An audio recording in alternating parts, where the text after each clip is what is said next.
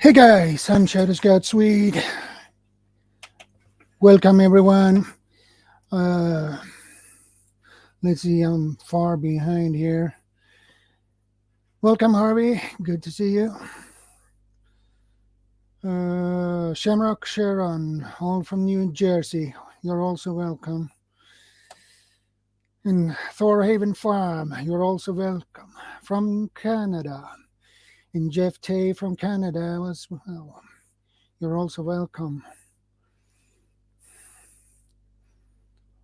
Let's see. Nope, I guess that's all. Well, I put, hey, Celtic Prepper, good to see you again.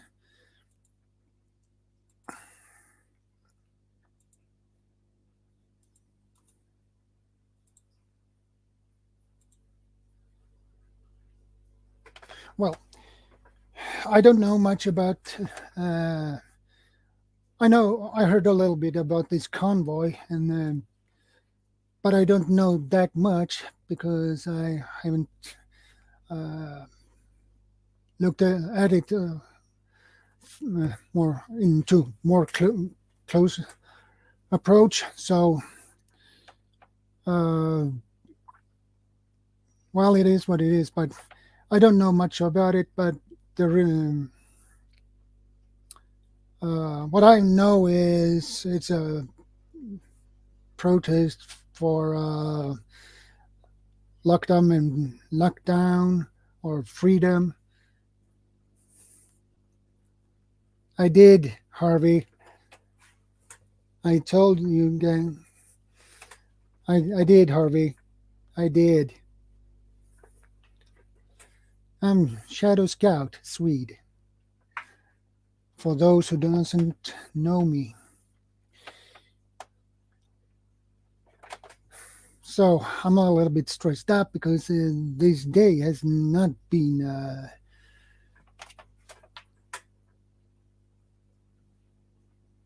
yeah, yeah, I agree. The mandates, yes, it's and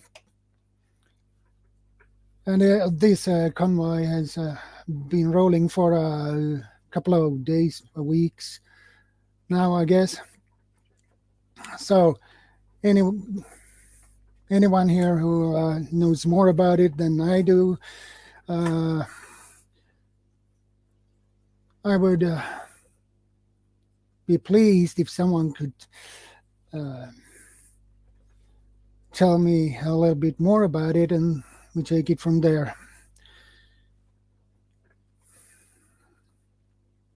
Um,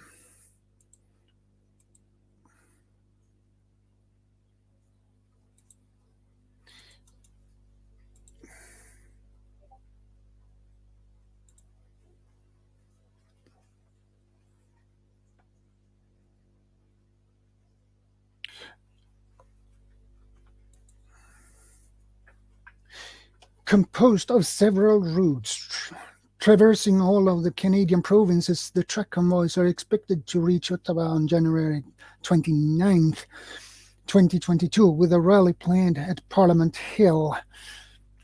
Okay, good to know. That is a long distance to travel with a convoy.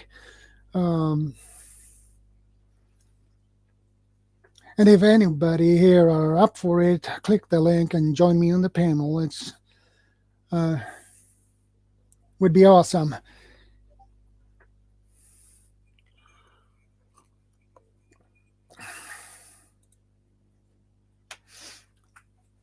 The Freedom Convoy 22 is an ongoing protest against Charlie Victor.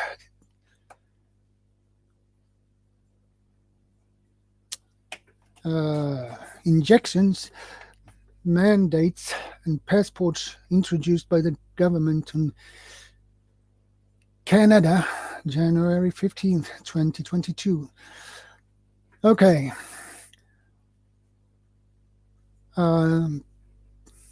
Yeah, it is a lot of protest against that. I heard about that. Even here in Sweden, there were protests against these Charlie Victor passports as well. So, and welcome, lads King. Welcome. Good to see you.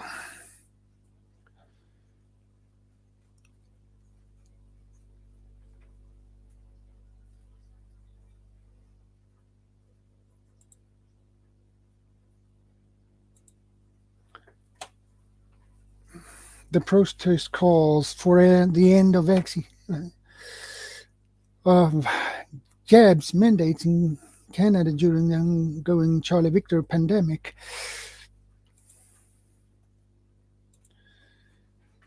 Freedom Convoy spokesperson Ben Ditcher stated on Fox News that we want to get rid of the jab mandates and the jab passports. And that passport, that's the really concerning one. Yeah, I believe it is for many people. Behoric TV, welcome. Much appreciated. It's good to see everyone here. Sorry if I sounds a little bit stressed up, but this afternoon has been really stressed up for me, so I try to do my best to keep the stream, because I'm not used to do these kind of streams, so I hope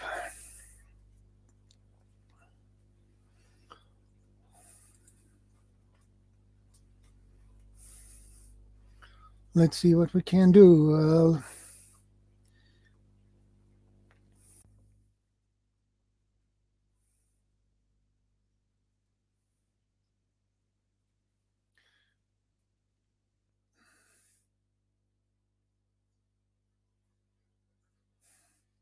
Geez, my computer are really slow today. Hey, Diable Frog, you're very welcome.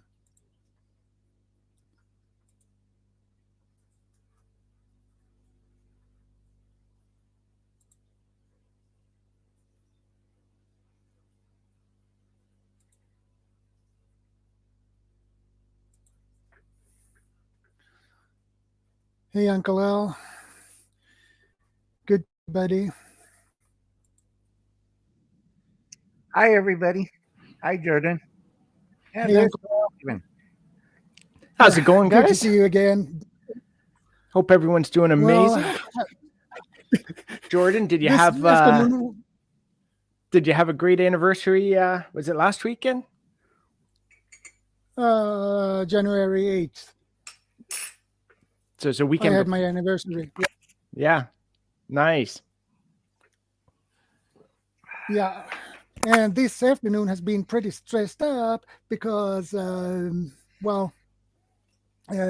got this information. So I got get recommended to do this, and this is why I'm so stressed up. I never done these kind of streams before, so I need a lot of help, actually, because that's why nothing works as it should be. Yeah, it's the government always. I have to say hello to Celtic Prepper and Klingon Princess and Jeff Tay and the other Al. Hi. Oh, are you guys enjoying the trucker strike? It's been pretty wild up here. So basically they've come from all across Canada, and we've had guys coming up from the US as well. So it's pretty wild to see, and seeing the reports basically on YouTube, as well as what mainstream media is putting out there. A lot of different reports, a lot of, I'd say, dumpster diving, trash looking kind of things. So you're getting,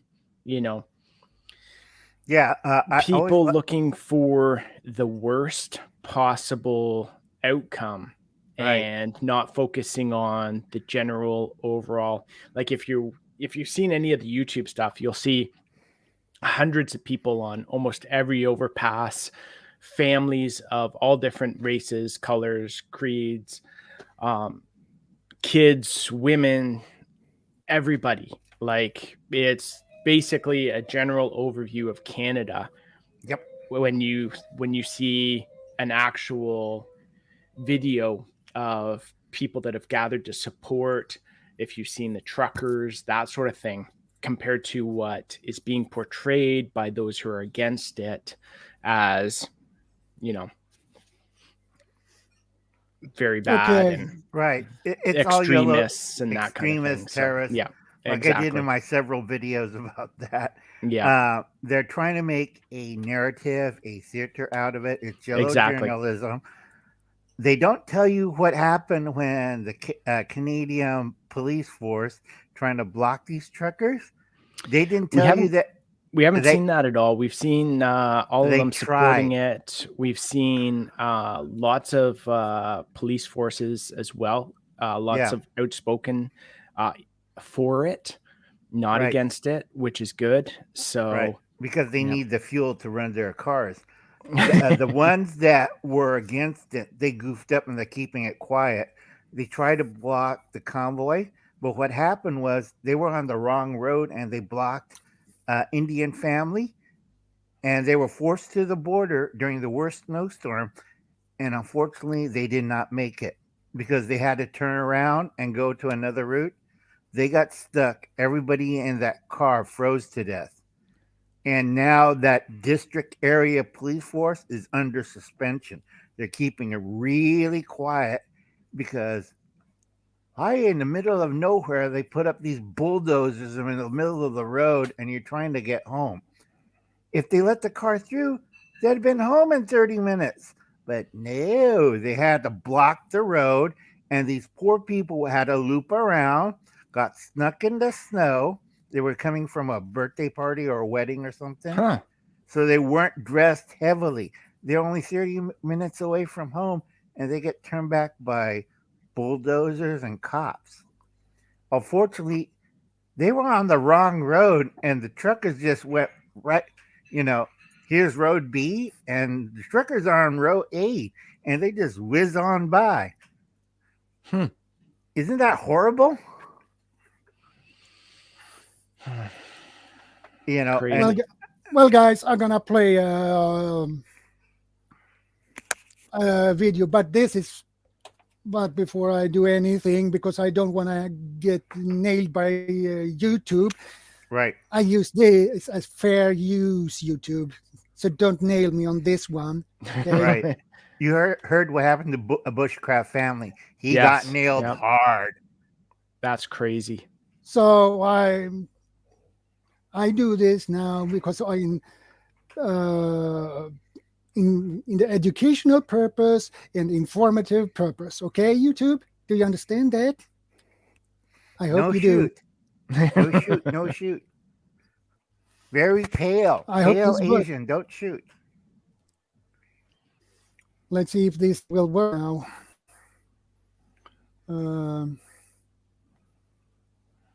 Or otherwise,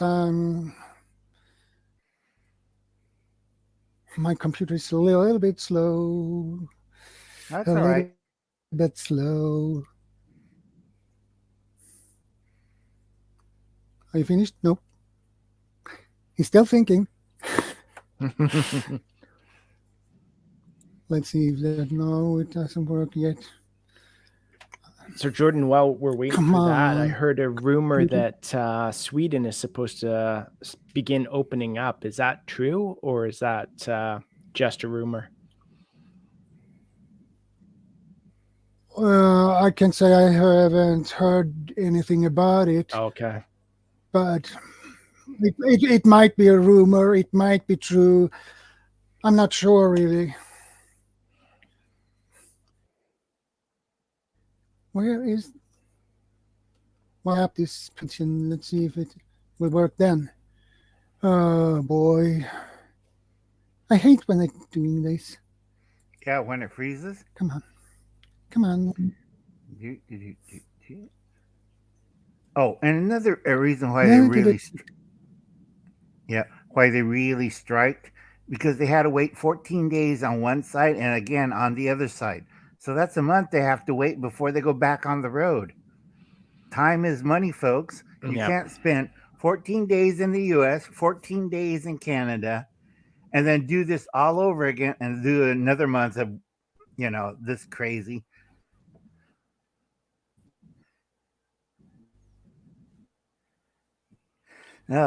It's more There it funnier is. when. There we go. Yay.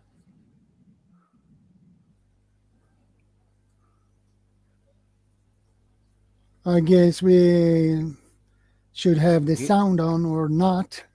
Not. Sounds are easier to copyright. Well,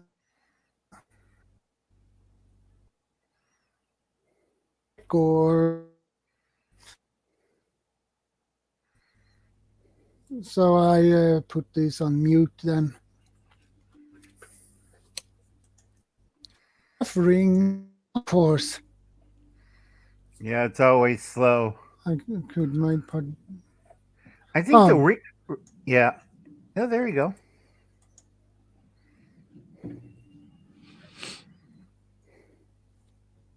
Yeah, the mainstream media is trying to basically play it I off don't know. as fringe, minute, small for their group own of cause. people. You're using comments from them to drive your own narrative to incite fear.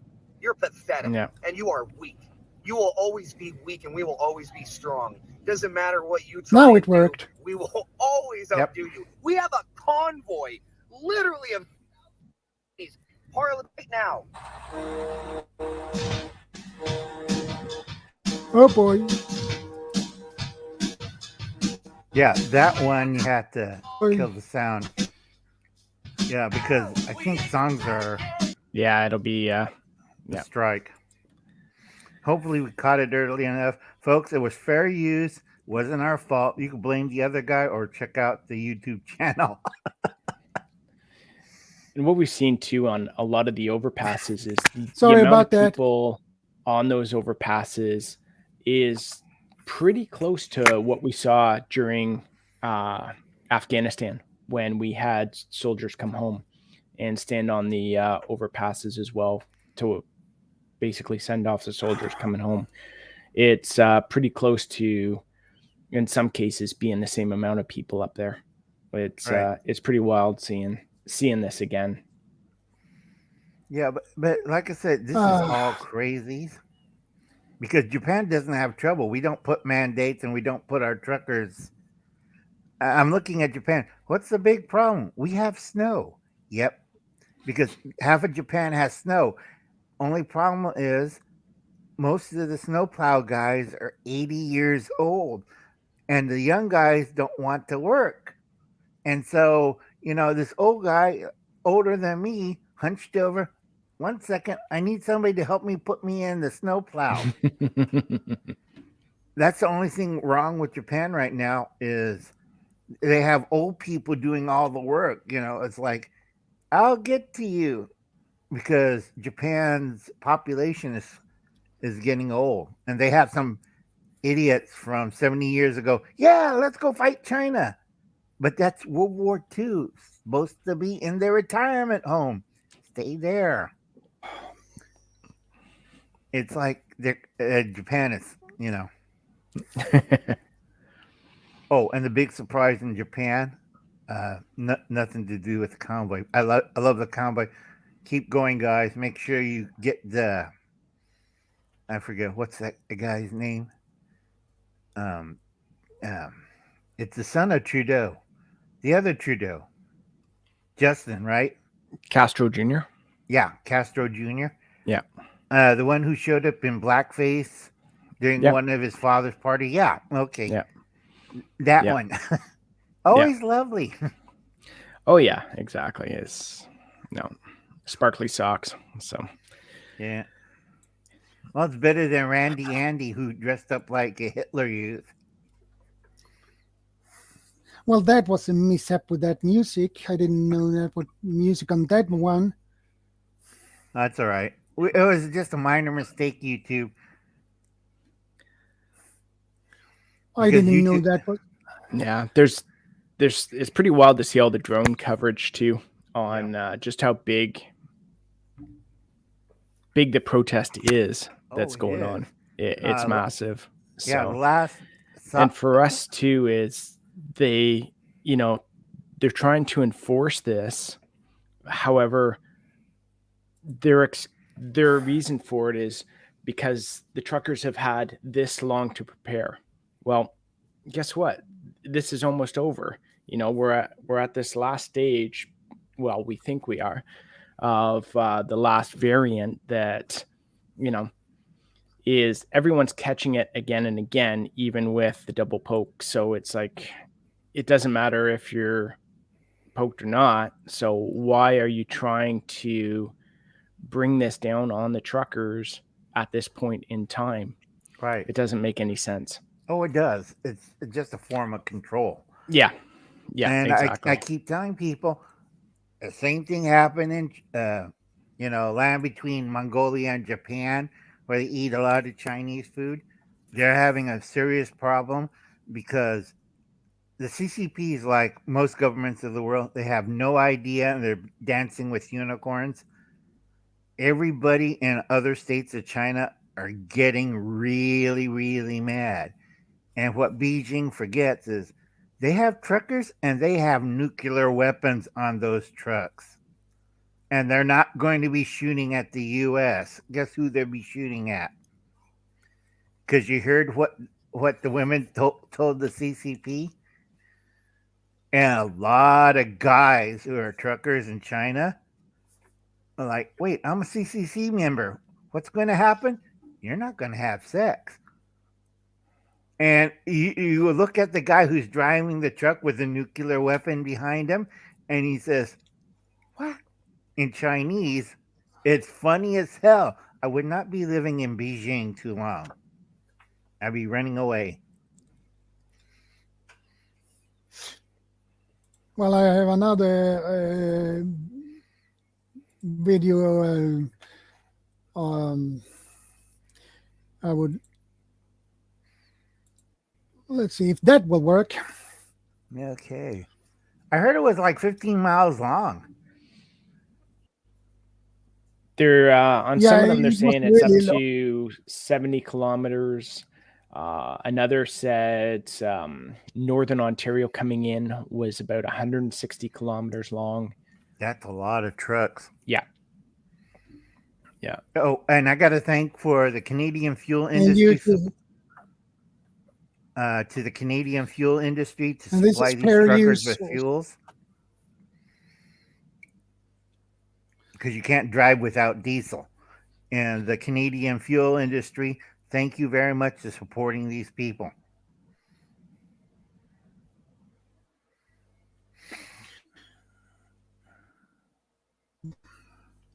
Well, if this will stop, be nice. It would be. And what we're seeing You is down. not just Where go the truckers everything goes themselves. so slow today. It's people are driving their cars. We've got This is local also truck drivers. We've got this is a local fair business use. owners. This is fair use, YouTube. Yep. And see all the people that support them? Exactly. And also I have to say That is thank a lot you of people. Yeah. That is a lot of people. It's everyone from all walks of life that Right. are right there supporting everybody. Right. And I have to say thank you for everybody who gave donations to the food stops that the truckers stopped by to get food and fuel.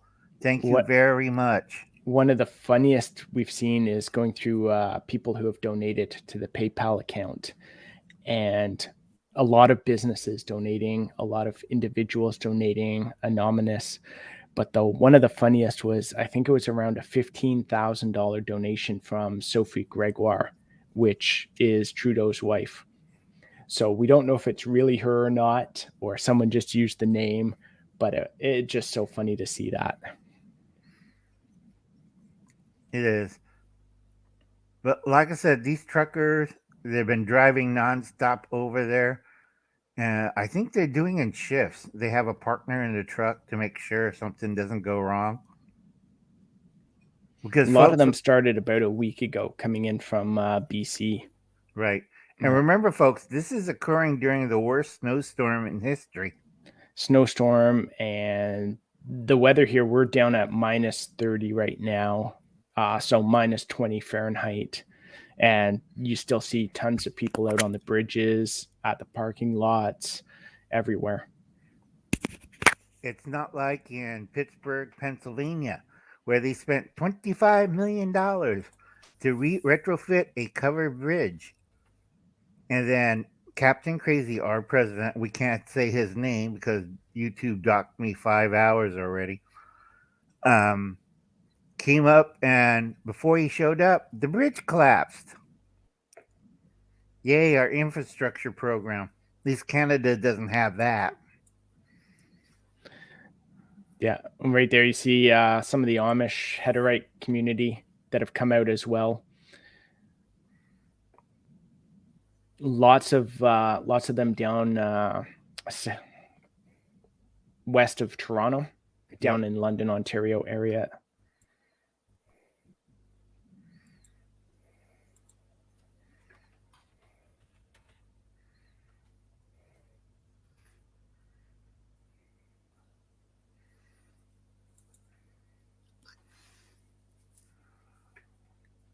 I believe it was all of this. Yeah, I think so. I think it's end.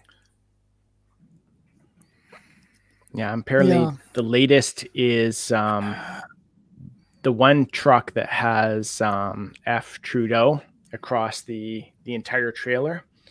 It is right at the main steps to the Parliament. So like any media cameras that are around there or drones or anything, you're going to see that truck. Apparently the police are trying to move it now, but he's not there at the truck. So, and none of the tow trucks are helping out, because if you ever seen a diesel tow truck, they're not doing it. It's hard too, because if you're going to move some of those trucks, you got to start at the front of the line to get into the others. So right, there's lots of openings too at the street lights. But again, if you want a certain truck move that's not right at the front, it's going to be hard. Right. Yeah. And Canada doesn't have like the Canada doesn't have like the U.S. the super heavy tanks on the East Coast, because I told people somebody stole one of those in San Diego, and diesel truck or whatchamacallit, semi rig, you can't beat Abrams M1A. It just flattened the truck. It's on YouTube. You have to see it. It's like, and he wasn't even pointing to the barrel. He was in reverse, and he clobbered the truck, took out the cab, took out the truck, and you see all these Hostess Twinkies all over the area. Just a cloud of it exploding. On purpose or by accident? No, the guy was drunk, and he was joyriding in a tank. And remember, folks, an Abrams turbocharged. It has a jet engine. And I don't think you want 27 tons of steel going. But like I said, I support the Canadian truckers and American truckers in Ottawa. Please support them. Call them. They're trying to block the calls because the Ottawa State House shut down their, whatchamacallit, where they answer the phones. They shut it down. You'll get a dial tone and like, we're sorry, at this time you cannot reach this number. Please call it again. Do.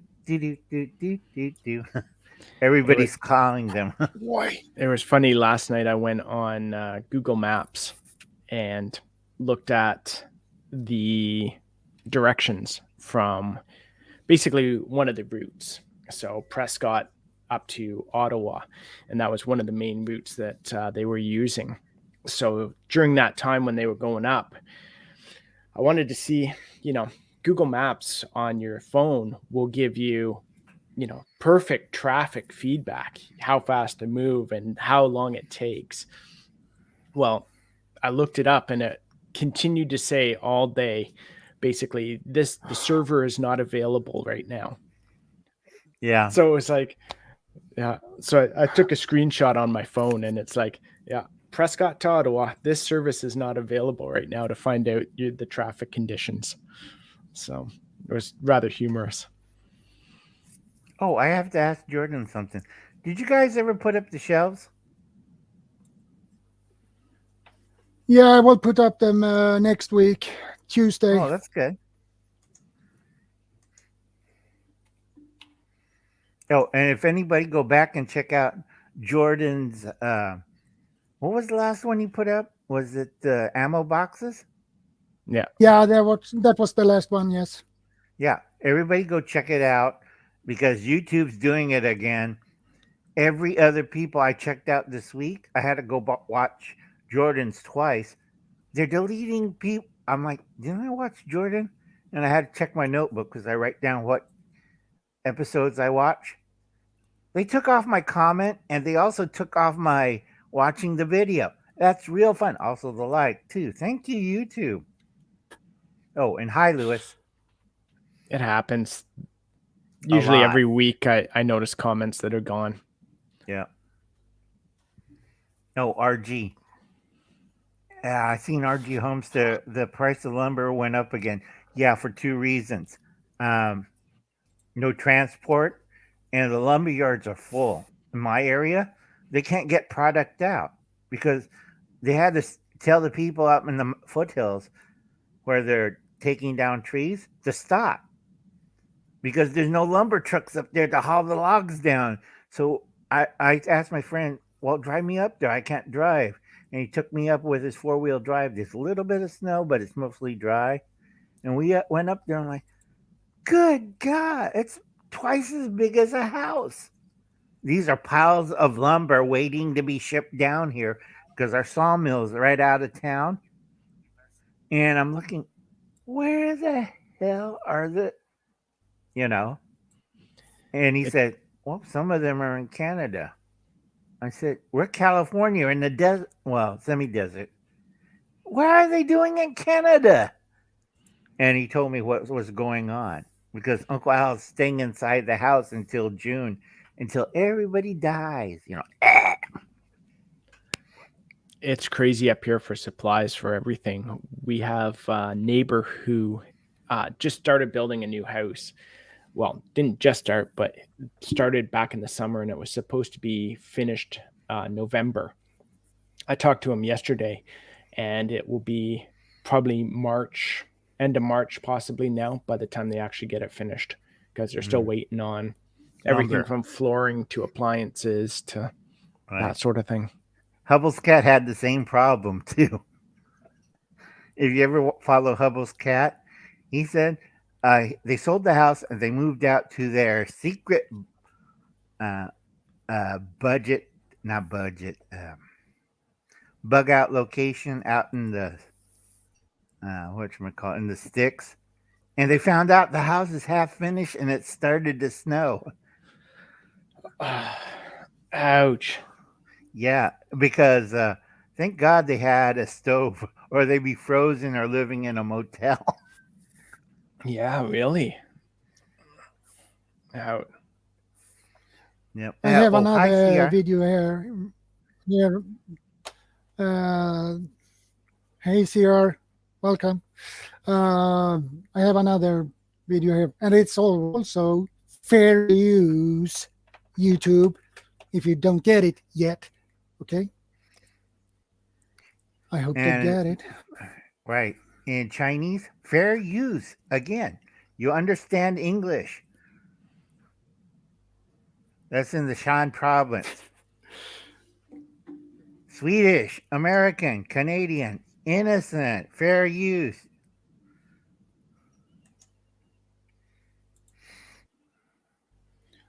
This is another. Oh boy. Why doesn't anything work today as I want to? Probably because I'm stressed up. Yeah. Okay, this is from the Parliament.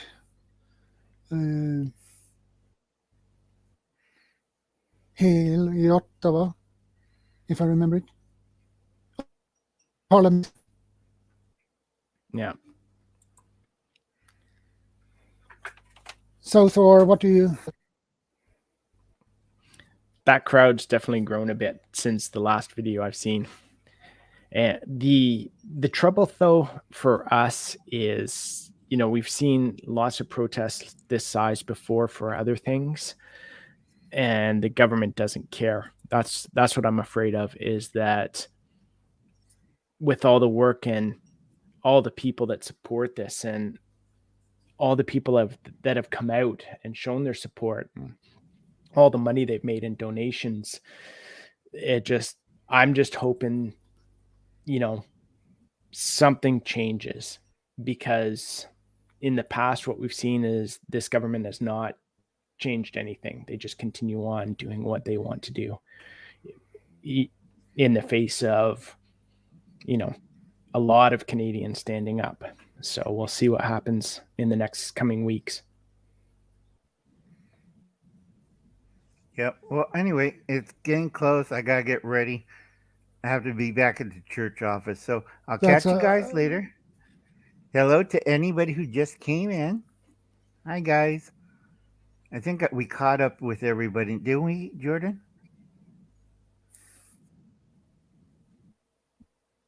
Yeah. Okay, I'll catch you guys later. Welcome, I gotta Bob. get Care, I gotta get dressed and I gotta go into office because it's Saturday, tomorrow, Sunday, and I gotta yell at a guy. So see you guys later. You have Take a care. nice chat. I'll probably stop by later today if Yeah. you're still feeling good, Jordan. This is going to be a good live stream, folks. Tell other people about it. Yeah. Yeah, if I'm not, I hope I'm not stressed up that much then. But You don't have to stress about it. It's all good. I hope CR can pop up.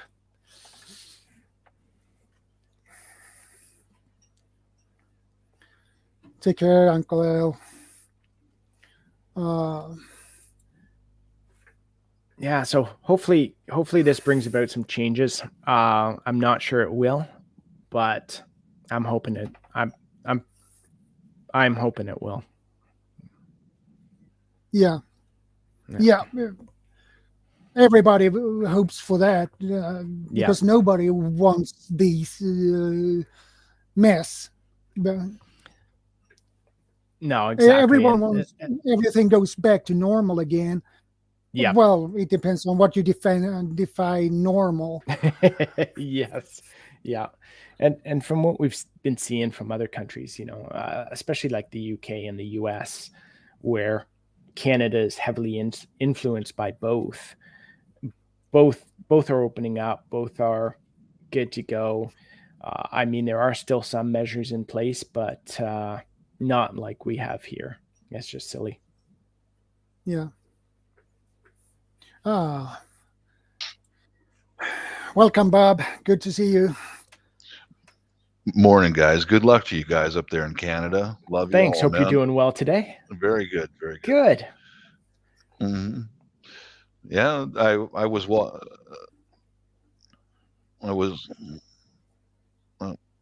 watching a live feed in Ottawa, you know, and yeah, good. You know, I left a few comments like, keep doing what you're doing, Canada. You know, that's looks to me like you guys have had enough of this, and so hopefully your politicians and all will listen up and take a look. You know. Yeah, we'll see. Like I said, we'll see. It's we've seen protests before in big cities and that sort of thing. Yeah. In the past too, for other issues, we've seen large protests at Parliament Hill, and you know, Castro Jr. goes surfing or goes on vacation, or now this time, you know, he came in contact with someone, so he has to be away for 5 days, which is not the actual wording of the regulations up here. So In other words, he run away and hide. Yeah, Well, exactly. our whatever you want to call him, he does the same thing. He goes down in some bunker somewhere and hides, sticks his head in the sand. And I was quite surprised that the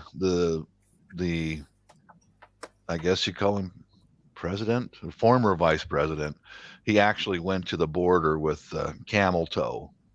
I was like, oh my God, man. Finally, the southern border is a disaster, man. Just they don't listen. I hope the Canadians will. I hope you guys are able to put a stop to what they want to do. You should have a choice. For God's sakes, we're free countries. Yeah, and I understand some of. I'm not going to say I understand the science, because it's not really science that they're using to bring in these regulations and stuff. It's based on control. It's based on a dislike, vendetta against those that do not agree with the current government's thinking. Yeah, so I agree. We've seen it with other stuff where if you're on the opposite side of their thinking, they will work to shame you. They will work to do anything to make you look like the bad guy. Whereas, so true. But then they come back and say, everyone has a voice, everyone has an opinion, everyone has to work together. We need to be inclusive and loving and stuff. Oh, but those guys, they're evil. It's crazy. Yeah, it is, isn't it? Yeah. Something right out of Stalin's, Joseph Stalin's Soviet Union, Oh my God, man. Yeah. Well, the good news for me and mine, my wife's Filipina, and the Philippines, they're open for tourism starting either the 1st or the 10th of next month. Okay. Yeah, which is, they've had enough of this. Just open the borders, let people in. The only restriction that I'm aware of is here's the restrictions, is if you're a Philippine former citizen or current citizen who has not had the jab, to be isolated for about 5 days. Okay. And tested, and then released back. And if you're a foreigner who has not had the jab, you can't come in. Which is a hell of a lot better than it was before. It's a small country, and they really thrive on tourism there. And so they've been literally starving. Literally, millions of people have lost their jobs, and I subscribe to some Filipinos, and they show the city streets of all these people living out on the sidewalks now because there's no jobs, man. All those jobs in tourism and services are gone. So it's like, oh, yeah. But at least now they're kicking the door open and saying, okay, come on, And they want it back, though, eh? They want it back. They want to go back to the way it was, because their economy is really staggered, and they want to bring the foreigners back. Come and enjoy, and go visit your girlfriend, your boyfriend, go surfing, all that is coming back. Thank God. It was interesting you mentioned that, because I was watching and reading a bunch on I think it was, I want to say Venice, Italy, where I want to say there's around 5,000 permanent residents, but the population during tourism and peak season gets up to like millions. Oh, I believe it. Yeah. So they said, I think we've all seen the reports where they said, the dolphins are coming back into the rivers, and, the channels and canals are clear. But apparently the residents now have been getting together and basically saying, if once we open up, it's got to change. because the city can't deal with that much wear and tear on itself. I get it. Yeah. You know, the historic buildings, the canals, it takes such damage with that amount of tourism that they want to try and, I guess, bring it down a few notches to something that is controllable and something manageable, that, you know, they can still have people visit, but be able to better preserve the history. Yeah, a clear indication of clean water is having all the wildlife come back. I hope they can do that. Put some kind of a cap on.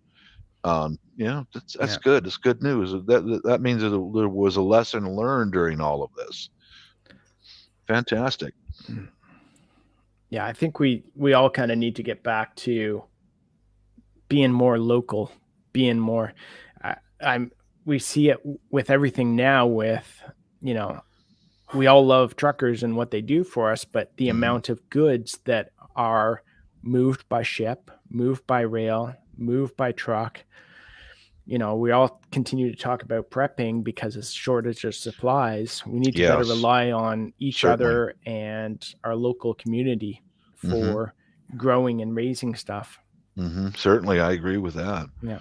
Yeah, that's one thing I was going to mention, is like that's another verification, because mine's basically a prepper channel combined with a bunch of other stuff. But yeah, from now on, man, anyone out there who's listening who's not thought of it, please put away a few days of necessities and guard it, you know.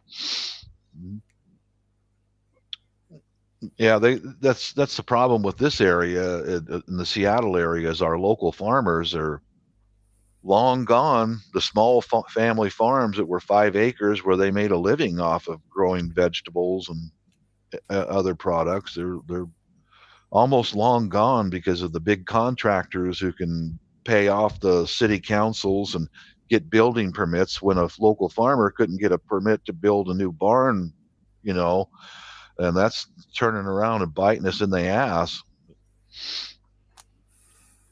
I just want to address a comment. Read some TV.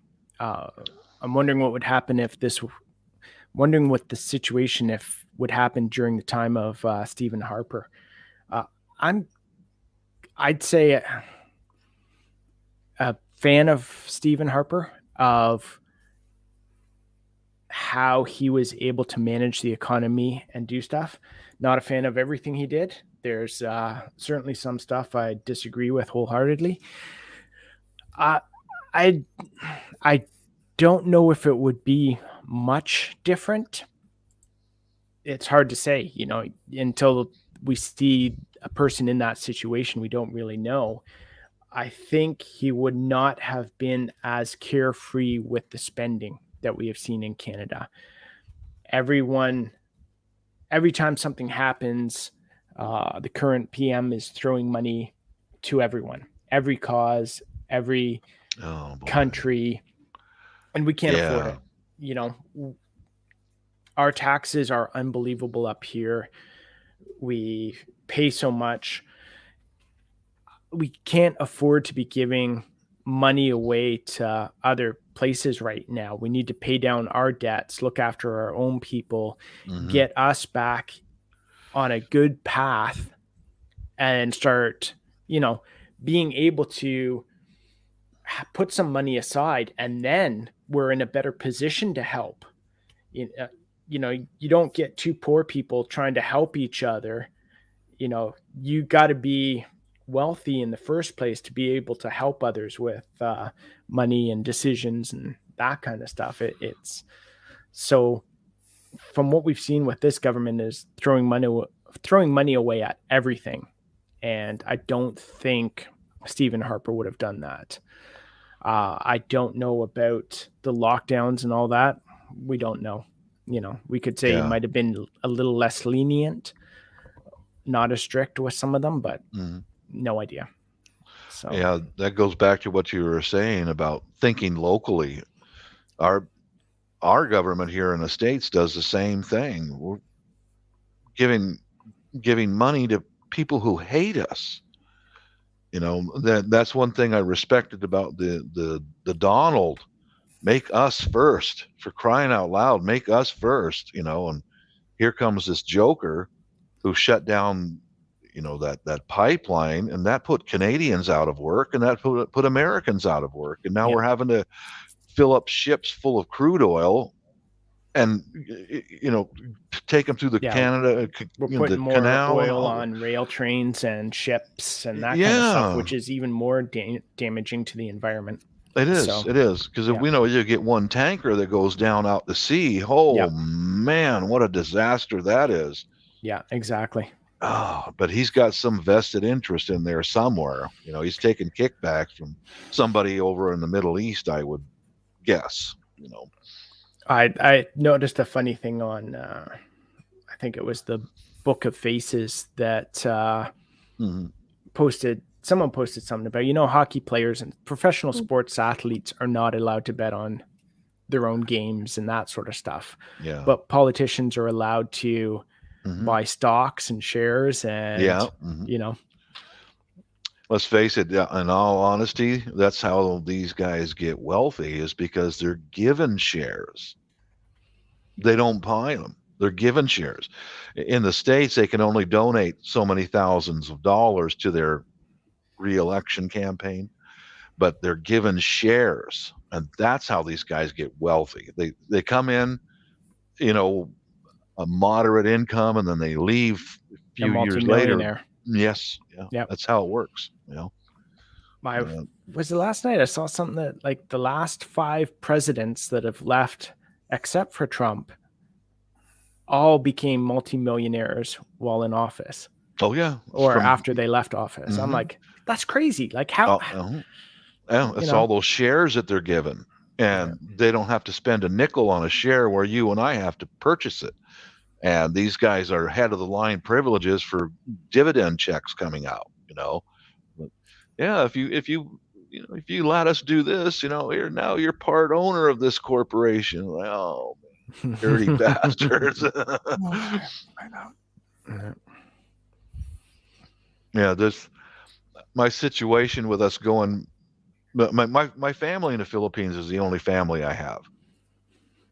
That's it. That's all and since the shutdown, the most harmful thing was my wife's dad passed away and we couldn't go.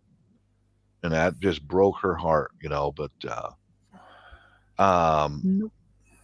with us going over and visiting soon, I won't say exactly when, but you'll see on my channel that my wife has dual citizenship. So we're going to start off on a 30-day passport visit. And we have a home over there now. So I'm going to have to go there and feel the vibe of the country to see if I can get a 6-month or a year visa, because I'm married to a national. So that gives me some privileges with being able to stay longer than just a tourist. Right. But like I said, there's so many millions of people over there who lost their jobs. So I'm going to have to get a feel whether I want to stay there by myself. You know, just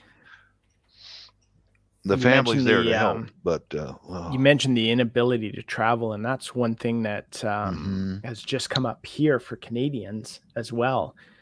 A bit of what this protest is about as well. Just like our Constitution. And it's funny because Jordan Peterson just did an interview with I'm just trying to find his name, Brian Peckford, who is the last surviving person who worked on our Charter of Rights. And he's basically getting back into politics now and looking to sue the government and challenge the government on all of these lockdowns and all of these measures, because he says they go against the Charter of Rights. And he's one of the ones that basically helped shape and write this Charter of Rights. So it's very interesting to see that, you know, it would be like someone coming back from the US, one of the founding fathers, and saying, you know, Yeah, this is not what we intended. Exactly. Yeah. Yeah, good Did for you him. really mean muskets or not?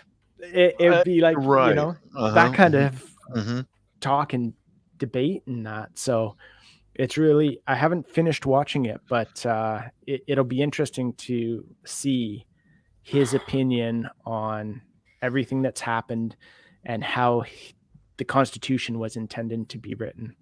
Oh, fantastic. I Yeah. hope he can get in there and start banging heads, Yeah. Hey, Guardian prepping. Yeah, good luck to you guys up there in Canada, man. I don't know the whole situation, but that Trudeau guy, I don't know him very well, but I will just say that he sure leans to the left. Yeah. I'm gonna share another things here, and it's supposed to be Hillcam, Canada's parliamentary Nice. precinct. Yeah. But I don't know if that works or something. But it's fair use YouTube. Okay, Mhm. I'm not sure if this worked because this is what I got. This is supposed Yeah. to be a cam, but Mhm. a live cam, but Yeah. Is Yeah, that that's, Ottawa? Yeah. So that's our Uh-huh. parliament buildings right there. So Okay. basically, similar to, I want to say it's similar to your White House. No, it'd The be Capitol building or the Capitol building. Yeah. Yeah. Yeah. So Yeah, there's a Filipina I'm subscribed to, and she's got a live. She's up there right now in the crowd, and man, I never seen so many trucks. They started it, and now the whole population is coming out to protest. And I hope they Yeah. listen and they take notice that you can't piss all the people off all the time and get away with it. no, exactly. It's something that, they're going to notice this. Mm-hmm. And thankfully, the organizers continue to put out the word about what it's about and how many people are involved.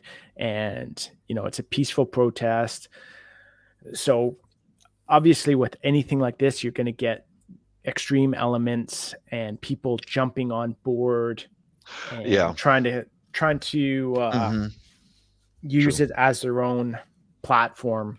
Yeah. However, the Yeah. organizers have been very outspoken about, it's basically about the mandates. It's peaceful. Yeah. It's, so again, the fact that we see so many people on overpasses, on the highways, on the sides of the roads, showing up at truck stops and other places, bringing food, bringing supplies, bringing water, standing out there in the minus 30, minus 20 weather. It's just, it's all walks of life from Canada. Fantastic. Yeah. I'm so glad to see that. Keep doing what you're doing, guys. If Canadians out there, I'm with you, And it's funny too, because we see, I want to say Finland, Germany, Belgium, lots of other countries, from what I've seen, have now started truck convoys as well, just in support of what's happening here. Yeah. It's really neat. And I'm gonna share another video. If I can find it. Yeah, here it is. And this is fair use YouTube, so don't mess with me. Magellan, thank you, Magellan. I'm from the States, but I'm with you guys. I'm telling you. This is obviously a Freedom Convoy 2022 truckers today in Toronto. Yeah, fantastic. Yeah, look at all those people. It's like, man, that's enough is enough. Yeah, so that would have been yesterday as they went through Toronto, because they're going Toronto to Kingston. Wow. Yeah, that's what I mean. It's like, the roads are shut down. That's it, Yeah. Oh, wow. That's fantastic. Fantastic but to see. From what I understand, they're keeping the left lane open, basically, for people to go by. Certainly. They've made it clear that emergency vehicles and others will not be hampered, will not be hindered. Mm-hmm. they will be there to help at any time if people need help. Mhm. So, oh, fantastic to Yeah. see this. The hard part about doing that down here in the States is there's, well, you know how it is in Portland, Seattle. I'm in the Seattle area here, and there's always just those few who turned it into a disaster. You know, that's the problem. Is I think some people have already jumped onto that, especially on YouTube, where people not involved in the convoy but are pissed off at the government decide, we're now going to jump on, we're going to express our feelings. So there's probably some stuff that they've said where the news media has picked up on it and be like, oh, look at this is how bad these people are. So, oh yeah, they'll always focus in on those people, not you and I. No, exactly. That's just it. So. That's a shame. Yeah. But there have been some good reports. I saw one the other day where they basically went down a line of truckers and interviewed them. And it was basically they were listening to them. It didn't look like look at all picked those and people. choosed who was speaking. Mm-hmm. And they asked the truckers, it was against the mandates. However, a lot of people have jumped on board and are kind of expanding what the protest is about. And a lot of the truckers were like, yeah, that's okay. We're all pissed off. We're all in this together. We all want to get back to normal. So, as long as, again, they stay civilized and respectful, then. But, that's the media is so evil here in the States because all it takes is a few. Yeah, look at those overpasses. That's just all it amazing. takes is a few people to start breaking windows here in the States, and they focus on them only. But I did see a few clips where some of the protesters, the regular protesters, were running right up to those Antifa people and the BLM and putting a stop to it because they're but the news will only show maybe 2 seconds of that, but they'll show a half an hour of these people lighting fires and beating people up and all that. It's just a shame. Yeah. I can tell you a story about, the Philippines. Okay, this was way back before my wife and I were married. We had a 4-year courtship over Skype, and I'd go there once a year to be with her and all that. I took my family down there to meet her family and all. And the price of gasoline went through the roof. And then and I'm telling you, this trucker stuff works because the Filipinos all took a day off. That's it. It was called a transportation strike. Every taxi, every jeepney, every tricycle parked for a day.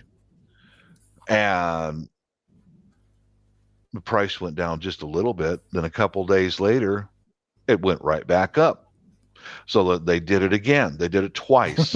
And this time, by God, the price went way down because they stayed home for days. The politicians got a hold of the oil companies. No one's going to work. No one's going to school, So they finally brought the price down. But these truckers, they're on the right path, man. I wish we could get organized enough down here in the States to do this, But unfortunately, in the States, if we do the same thing, there will be no news media coverage, only private YouTubers, and then those videos will be removed eventually. Basically what I'd say is our mainstream media has not covered this at all. No, they've downplayed it to making it to be only a few trucks, or as Castro Jr. said, the fringe minority, that sort of thing. Oh God. And we've even seen, we have, down in the States as well, you have it as well, but you have newspapers that swing far right or far left or that sort of stuff. We have one that is in Toronto that's extremely left wing, and basically do a cartoon, one of those political cartoons of all these trucks in a row, and wrote fascism on each side of them. Yeah, It was that's what like, they do to us too. White supremacy, neo-Nazis. You know, I'm hoping that somehow, some way for your country and mine that changes, because that is.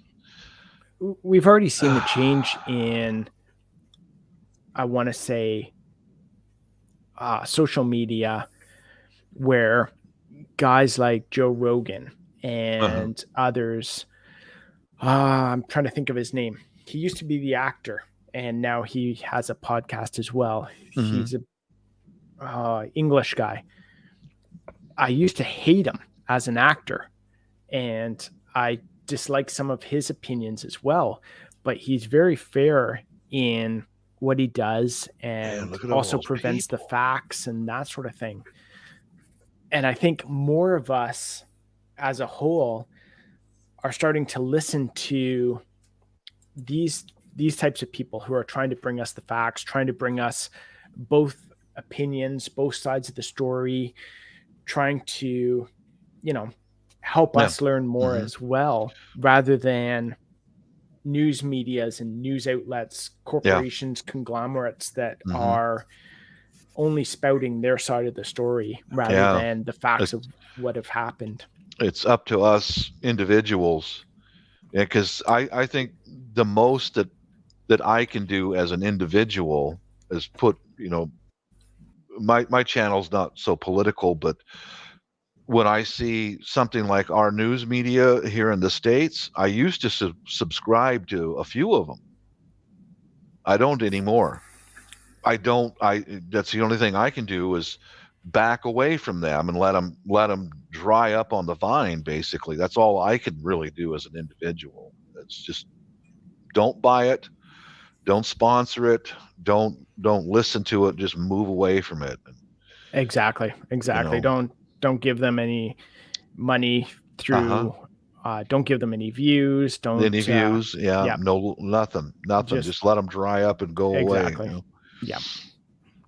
Well, Canada, I'm going to go. Mrs. is going to start making some breakfast here. So, Canada, I'm with you guys. I'm hoping it spreads down across the border and if it does, I hope there's some YouTubers out there who will post it up. So, look at all the people. My God, man. Yeah. I didn't think you guys had that many people in Canada. That's all of them. That's all. It's funny because kind of what I do for a living as well. We deal with the US quite a bit.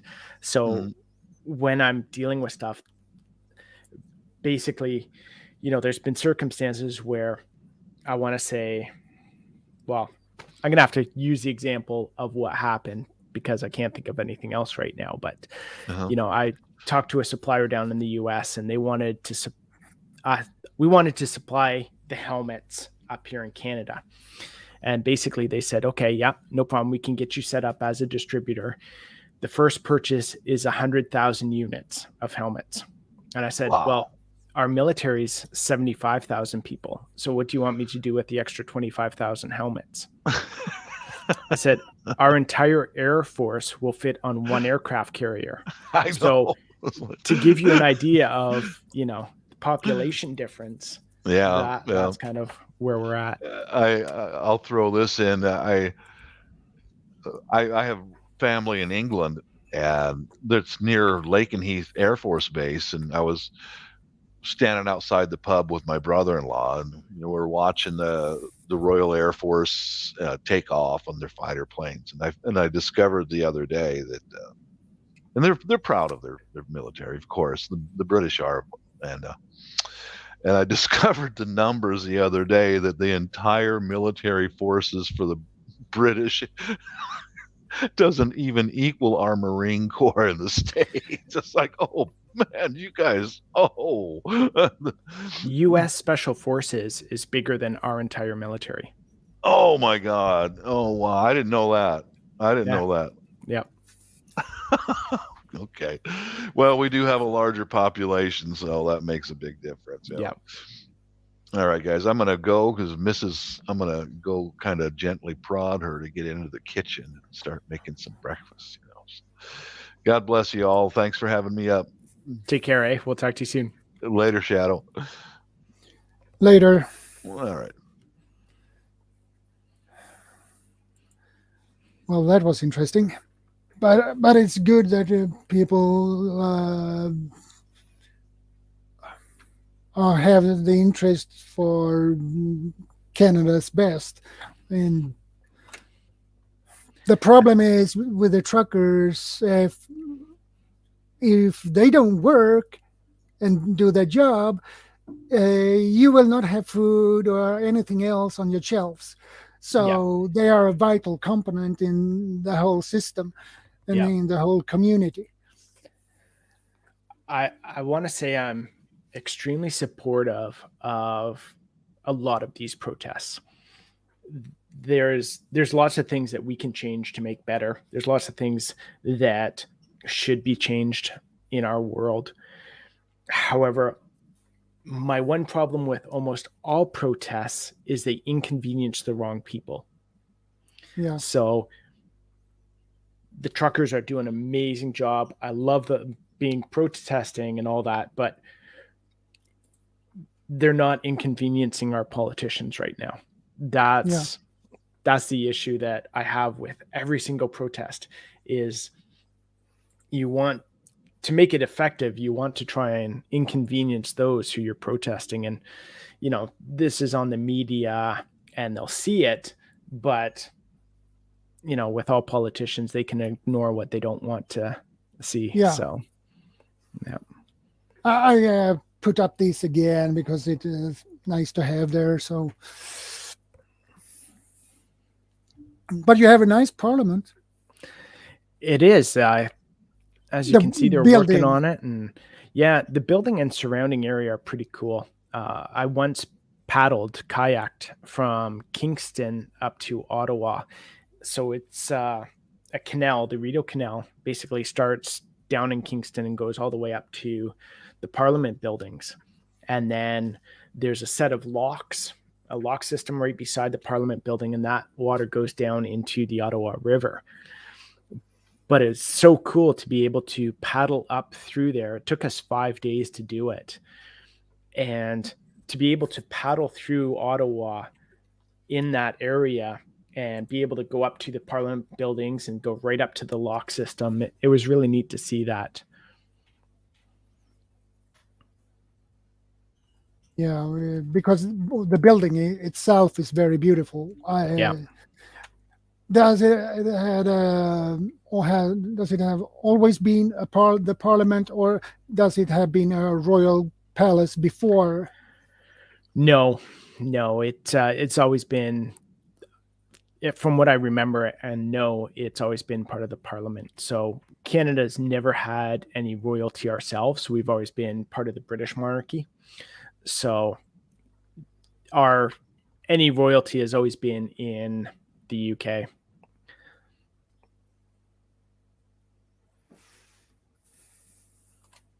We do have our Governor General, which is supposed to represent the Queen here in Canada. And I forget where she lives. Somewhere in Ottawa, I think. I can't remember. Yeah. But anyway, I think the world has turned upside down. A lot of we see a lot more protests everywhere. Yeah. In Canada and probably in US soon too. I believe it was in Germany. They had the truckers were did the same thing. I believe. They protest as well. And I believe we had some protests about those who were against the jab. And I think what happens here, the way that this whole situation has been handled, is going to be a problem going forward as well.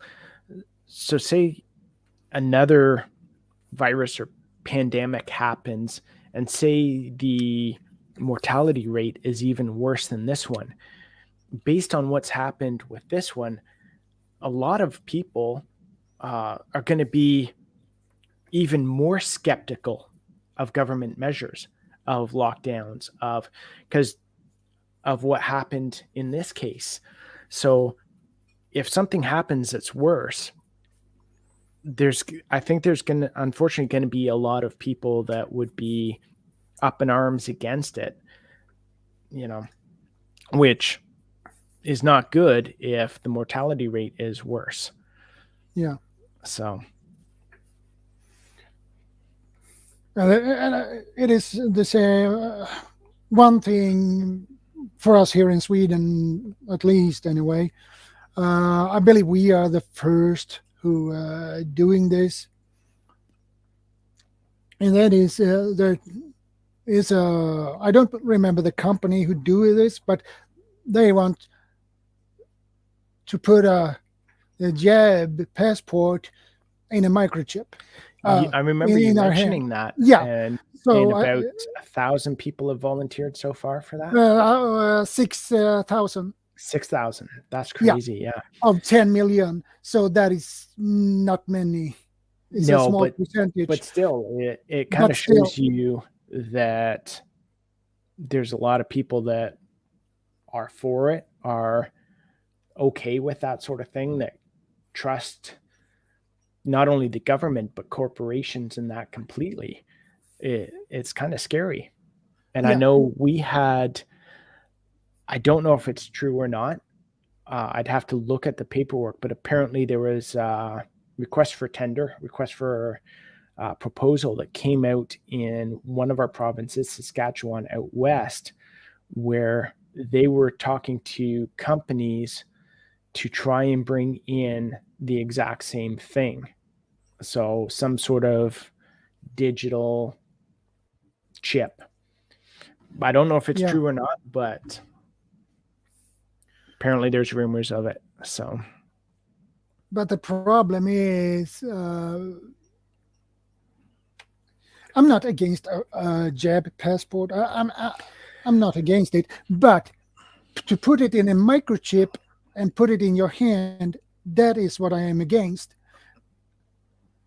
Because they plan to do it mandatory. Yeah. That's something that is really bad, because that turns that is a dangerous thing to do, to put microchip in your hand with personal information, because that passport is personal. And if you have the right equipment, you can hack that thing if you're skilled enough and have the right gear and everything. So you can lose that. So that is a dangerous path when you put your whole life in a microchip, even the jab passport. Yeah. So you can open the doors, you can have access to your bank account and everything, your driver's license and everything in that. That is a dangerous path a country is going to. Very dangerous, because if that would be an EMP or a CME, which creates a similar thing like an EMP pulse, so that would knock that ship out. Yep. And the skin doesn't protect you from the EMP. If you have a chip in there, it will knock that out. Even the pacemaker would be knocked out. So I think there will be people who wants to have that and some people who don't. So I think we will see more protests when that they suggest that as a mandatory. Oh, exactly. Yeah. My problem when they brought the whole thing in too was the flip-flopping on it. So in Canada, you said you were in the military, right? And I was for 10 months. So you did MBCD training, basically nuclear, biological, chemical training. So you got to play with the gas mask and all that? Yeah, I learned to handle a gas mask. Okay. Yes. So when I was in, we went through that whole thing, and you kind of got a good feel of what bacteria does, what viruses does, what radiation can do, and what steps you have to take to protect yourself from those. Yeah. And then when this whole situation started in Canada, at first they were like, no, you don't need the masks. They don't protect you. And then it was like, oh, actually you do need the masks because they protect you. And then it was like, we only told you because we were short in supply of the masks. And it was this back and forth. And then it's like, oh, you got to distance this far. And there's so many things where, if you've kind of gone through some sort of basic training of that kind of, you're like, okay, a cloth mask does not protect you from viruses and that sort of stuff. So it's like, it was never about the science. It was feel good measures. It was control measures. It was stuff that, and then it was also the flip-flopping of, yes, this is good for you. No, this isn't good for you. And then it was like, no, you can't eat indoors in a restaurant, but you can go outside to an enclosed tent and eat. It just, that's not science. That's just dumb. So these types of things were, if it was all based in science and they said, okay, look, here's how viruses transmit. Here's what we have to be careful of. We need to take these steps no matter the situation. So in an open area, it shouldn't be an issue. If you're come in contact with someone or something they've touched or something they've sneezed on, or, more education is needed, not mandates. Yeah, and exactly. With the jab as well, my feeling has always been, okay, we have this available. Let's give it and make it as available as possible to those who want it and those who are actually vulnerable, instead of trying to mandate everybody to get it and force everybody to get it.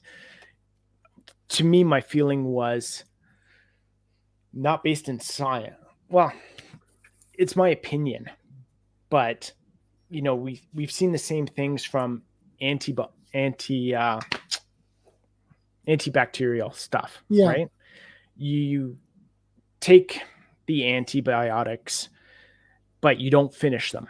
So it doesn't kill the bacteria that's inside you, and the bacteria mutates. My feeling is the same thing happens with the viruses. If you don't kill it outright, it's going to mutate and change.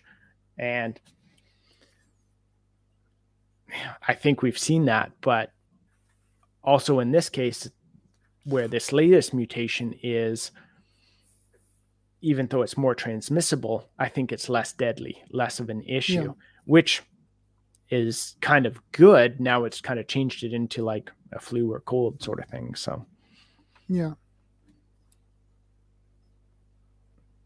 I have another with video here I would like to share as well. And it's always fair use, YouTube, so don't mess with me, please.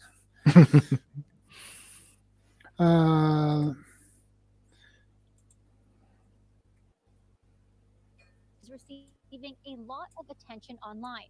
She posted a video to Twitter while in uniform showing her support to hundreds of truckers heading to Ottawa for a freedom rally against the vaccine mandate. Yeah. There. So I'm Constable Erin Howard, coming to you from Ontario, Canada. I really wanted to give a shout out to all the truckers. I think what you guys are doing is incredible. You're fighting for our rights and freedoms. Constable Erin Howard posted this Twitter video this morning showing her support to transporters heading to Ottawa.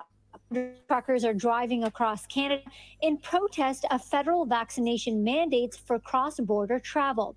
The new federal policy states that all truck drivers who cross the U.S.-Canadian border must be fully vaccinated to avoid testing requirements and a 14-day quarantine. I will be in Ottawa when you guys roll in. I'm going to be speaking on behalf of Police on Guard, and we are thrilled and honored to be able to be there. I can't wait to meet you guys. Hope to talk to a lot of you in person. On Guard is a group of retired police officers who are the public health regulations regarding COVID-19. Howard is a member. What are Durham Regional Police Service's thoughts on Constable Aaron Howard's Twitter video regarding the truck convoy? All I can say really is we're looking into the matter now. Her views do not, and expressed in that video, don't represent the views and opinions of the Durham Regional Police Service. Do you find it problematic that she's showing such a strong view while wearing a police uniform? I don't want to get into the particulars of it. We do have a code of conduct and policy that we expect of our officers to abide by, and we'll look at this with that same a lens as well. Posted tweets previously speaking against the vaccine. Eyebrows is her choice to speak out while in uniform.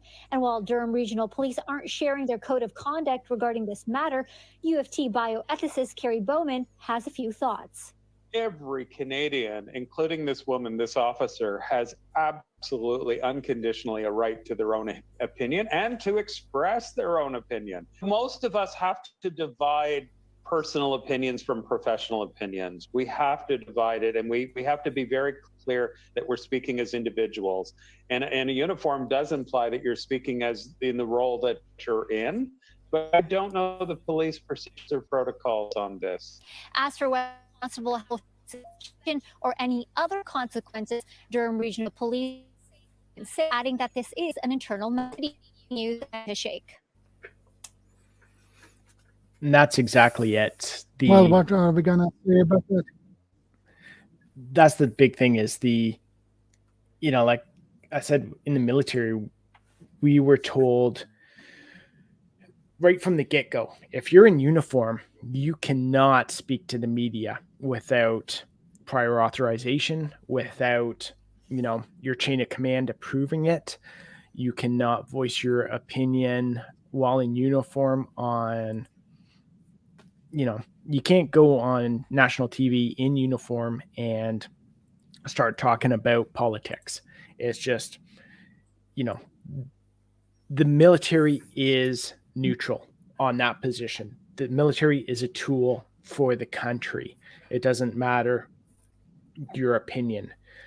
I don't know if the police have the same kind of ethical guidelines, that kind of stuff that they have to abide by. I would assume it's similar, but again, yeah, they are probably similar. Yeah, but again, it's like, it's the one guy said, all of us have to separate our professional opinion from our personal opinion. Yes, but also most of us don't wear a uniform that shows who we work for. So when you're wearing a uniform that's showing who you work for, you're kind of under their control. So great, she can speak out, and yes, she should be able to speak out. I'm definitely for her speaking out while she's in uniform or while military is in uniform. Speaking out, that's a whole different matter, Yeah, it is. She risked to lose her job because of what she said there. It's possible. I haven't heard any update on the story from her. I haven't seen any updates about what's happened or what's not happened. There could be in the worst case scenario, she would lose her job.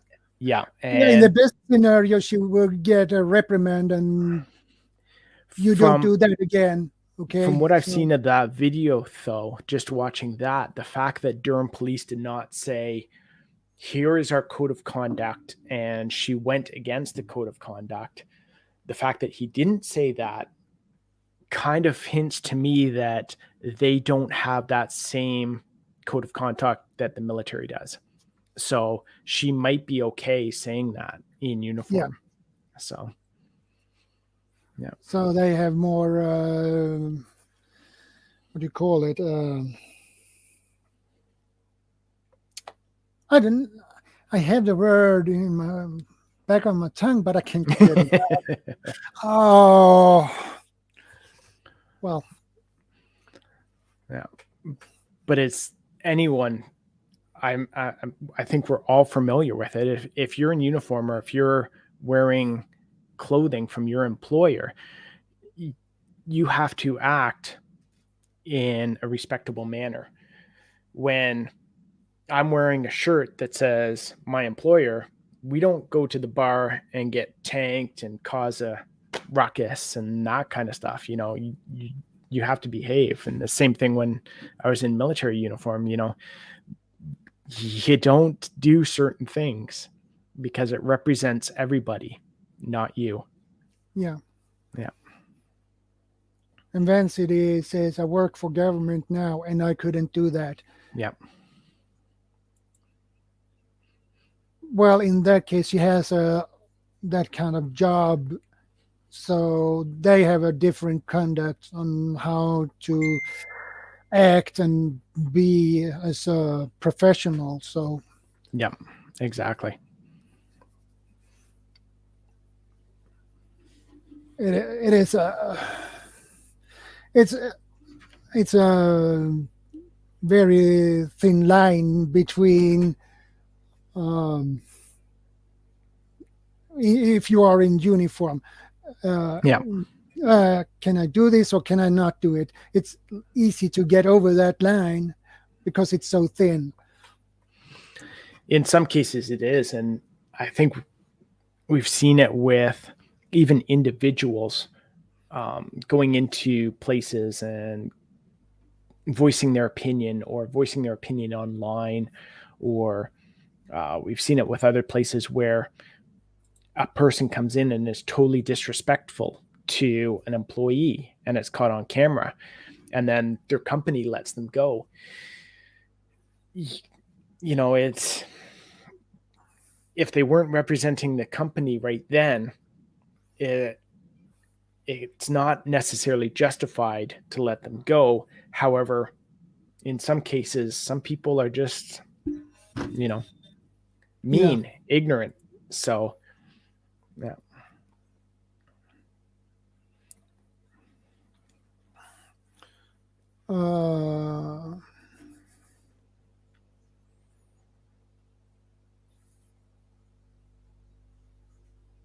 Okay.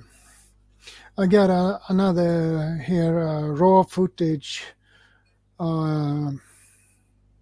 Ottawa. Let's see if I can find it again.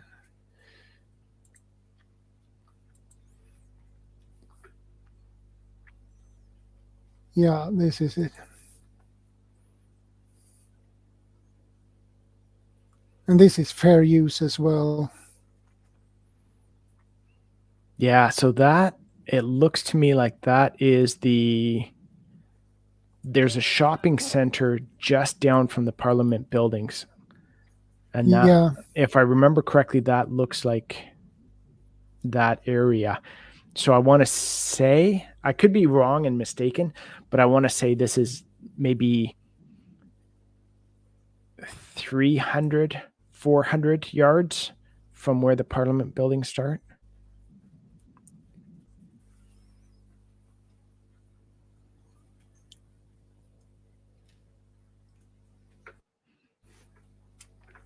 Yeah, because I believe that building there is on the opposite corner.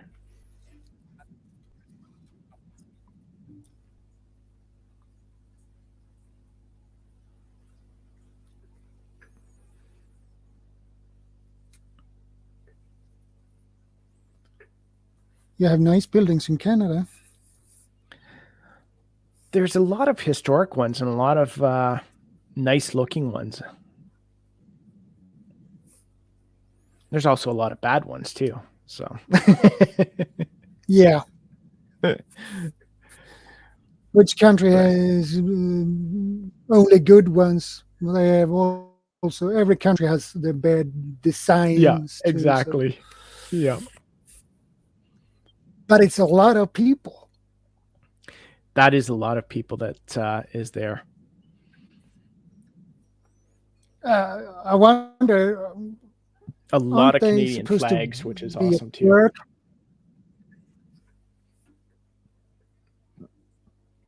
Yeah. Do people really have that time to be there? I mean, It's crazy to see because in some cases what I've seen from the videos is uh, there's like local business trucks and corporate trucks and that sort of stuff. So, for example, propane company, I saw trucks from propane companies where, you know, they look like they're local delivery guys and they're showing up there. So it must be that their company supports them or they've got a little leniency on using the vehicles. I don't know.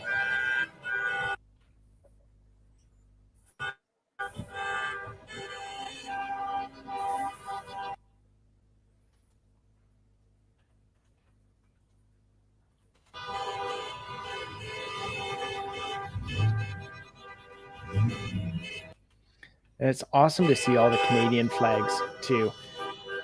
You know, normally in a lot of the protests, you see other flags and that sort of thing, but the majority are Canadian flags, which is nice to see. yeah. I muted it. It's a little bit disturbing to her.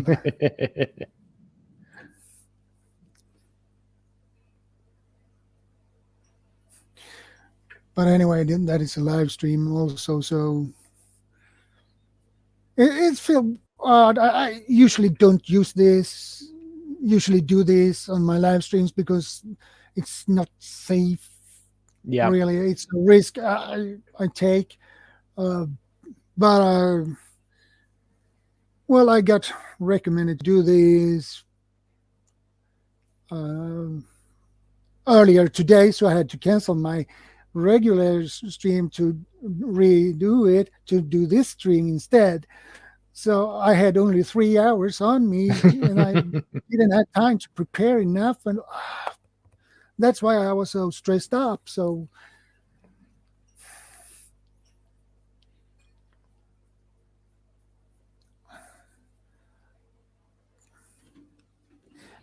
I wonder how far will will this go? How far and for how long? Because this can keep going on and on for weeks, months. Our prime minister's hid now in his cottage. So he said he'll be there for 5 days. So I have a feeling that it's going to be at least a week. And the organizers, if I remember correctly, said they are there till the mandate changes. So I guess if they're true to the word and everyone's there, then they could be there for quite a while. Yeah.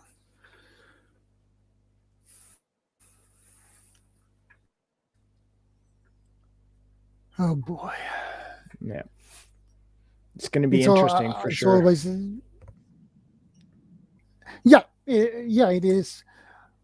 The problem is with things like that, this has a type of snowball effect. Yeah. It spread. Yeah. And at the moment, it's just didn't get the speed up. But when it gets the speed up, it will spread to every country all around the world. So probably if something happens in US or Canada or anything like that, it is a delay because we get it later. we will feel the effects later than you do, because that is the strange thing. Let's say if it's come a new product, it get to the southern parts of Sweden, it can take months before it gets up where I am. So Right. it's a weird delay. We see that here too in Canada. When something happens in the US, there's usually a delay as well. Sometimes it's just a few months, other times it's a couple years, depending on what it is. Yeah, and these truckers who are in the convoy, they don't have any goods. They have nothing. They drive with empty trucks. So there will be no goods delivered to the stores. Yeah, it's definitely going to be interesting. We've even mentioned at work if we're going to be affected at all with our deliveries of goods coming in. We don't know yet. We'll have to see over the next couple of weeks what plays out and how it goes. Yeah. I guess you have to take it day by day, I guess. Yeah. Oh, that church there's a good pub, I think, just up that street from that church. A good Irish pub. Okay.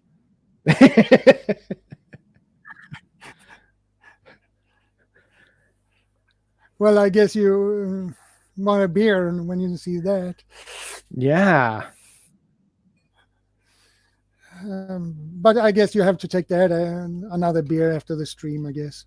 Yeah, exactly. So it's not popular to drink that on a stream.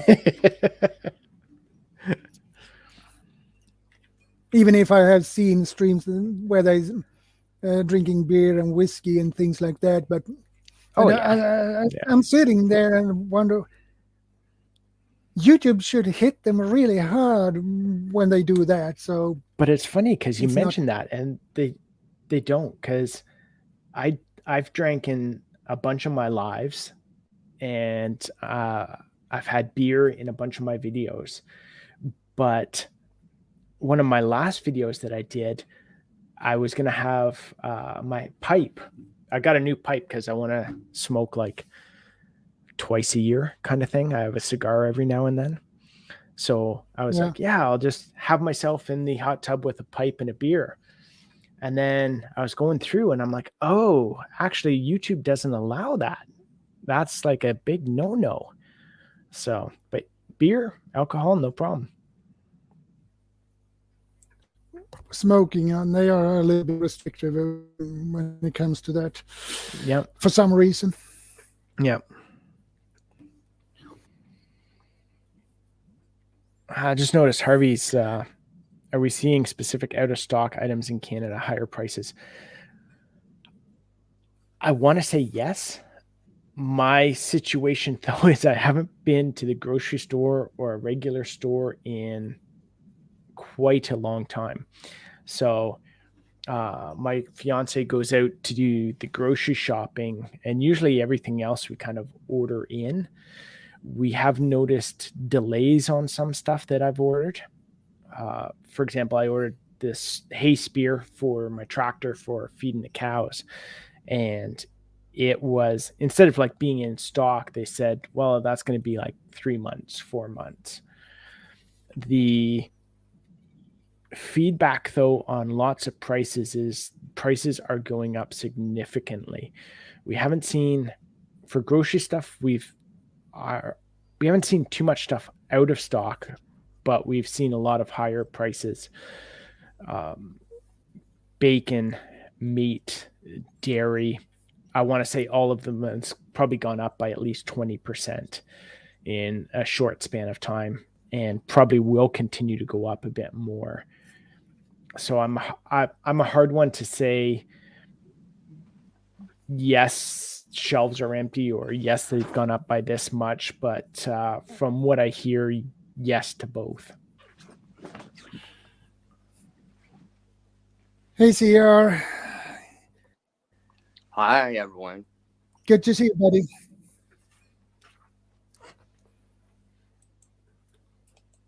Hope you're doing awesome today. Stage prop. It's a little bit, it's too wide to fit in your camera.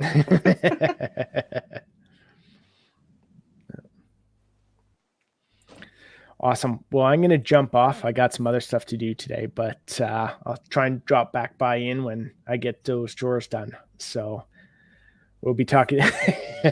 Yeah. Yeah. Yeah. I don't know for how long I will be here with this topic because it's pretty, well, a topic Tough if you... not usually, well, it's tough, yes. Yeah. And I'm not doing streams like this because that makes me nervous. Well, you seem to be doing fine. You can always come back to it. Yeah. Awesome. If I'll talk to you guys in a little bit. Yeah. Take care, care, Thor. Thanks for stopping by. See, I came at the right time. See, now I'm giving you support because I'm the only one here now. Yeah, that's why I send the invite link to you on your.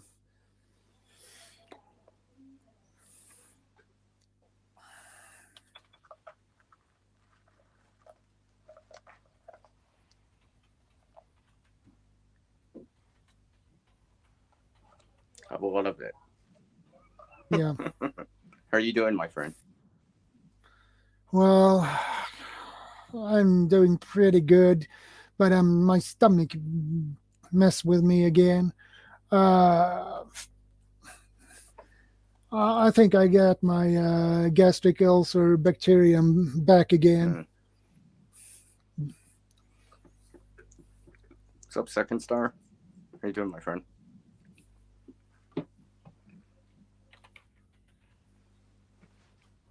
You know what's not happening again, Shadow?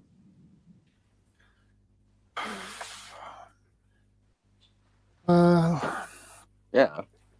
What do you think I got on? Again. Well, you always have a way to pop on, so. Yes. Hey, Second Star. Good to see you. Nice to see you, everyone. Let me just change my camera here.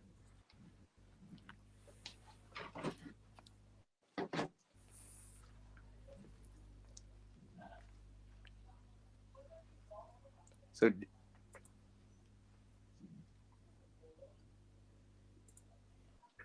well, that's good to hear, Second Star. Yeah, so you caught the Charlie Victor.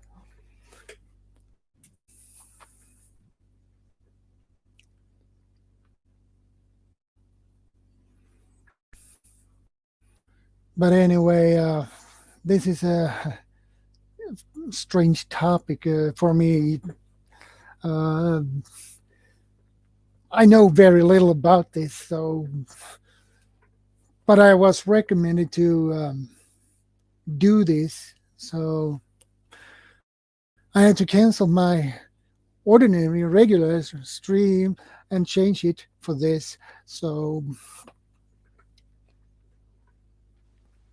Well, like I said, It jump feels back a little into bit this odd. topic. You don't have to talk about this the whole time. But it's an interesting, interesting thing. Well, here in Sweden, we mostly we don't protest the same way they do in US, France, Germany, Canada. We are mostly follow the stream.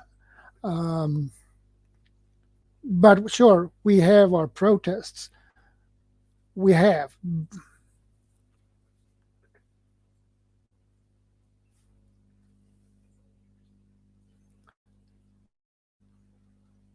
horns again. I guess he wants me to put the sound on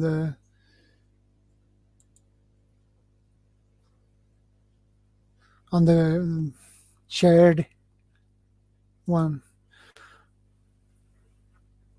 And it's buffering. How interesting.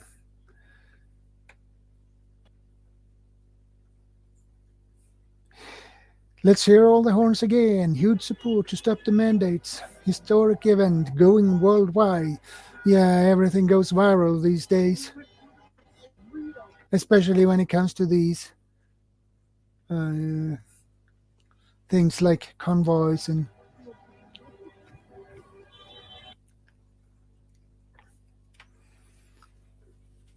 so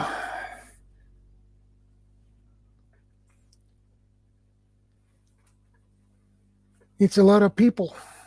A lot of people hang on their horns.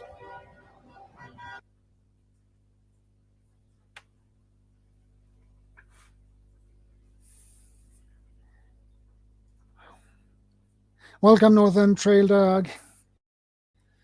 Good to see you. Actually, I'm not used to do streams like this, so you have to bear with me, guys. It feels a little bit odd and strange for me.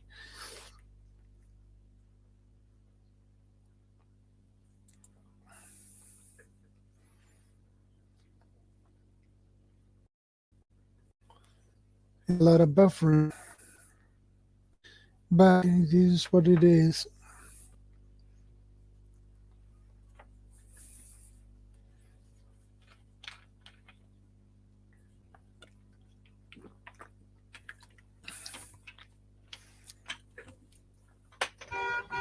Yeah, there we have the horns again.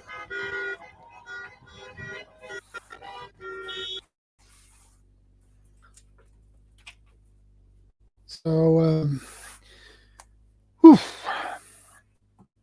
I feel a little bit stressed up still yet. So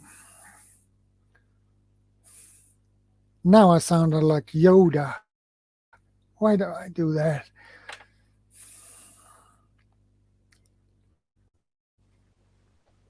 I don't know. Mr. Well,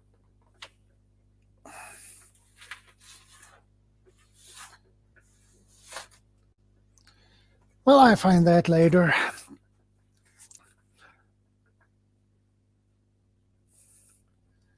Well, once I can start that, I had to change my stream totally today. I redo it this afternoon. I had 3 hours on me to redo everything, so I was a little bit stressed up. Ah, nice, CR. All right, sorry guys, I'm just gonna put you down for a quick second. I always have stage props for the streams. Yeah, you have.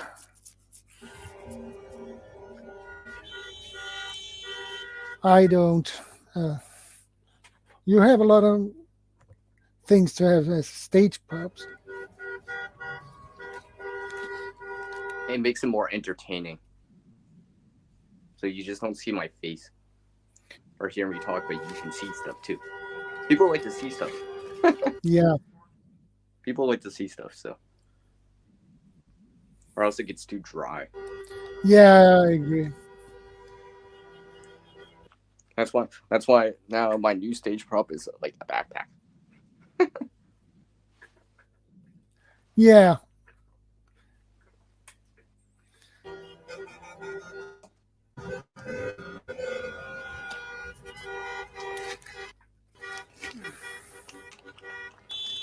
Okay, second star.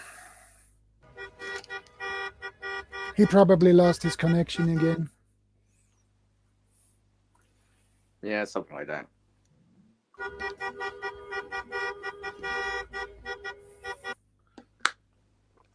But anyway, the interesting is to see what the result will be when these protests are over. That would be interesting to see how the government would react on this when this is over, what they plan to do.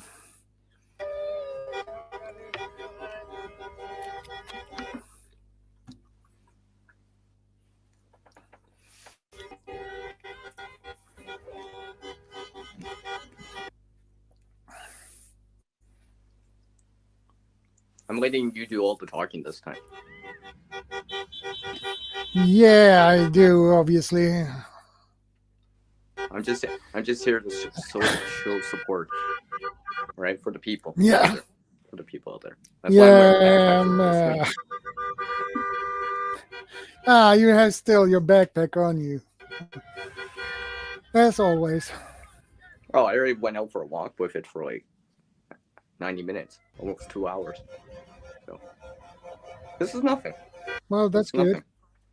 This will be nothing. I mean, I got coffee, so I'm good. Yeah, coffee's good.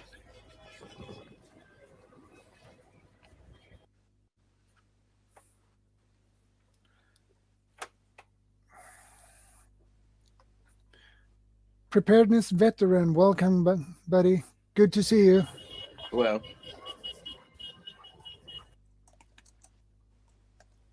we put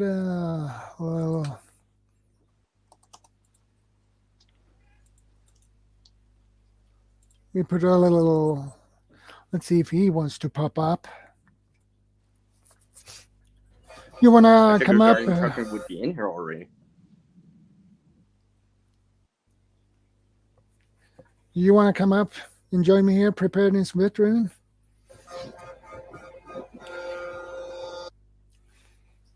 He has a good channel, by the way. Mm-hmm.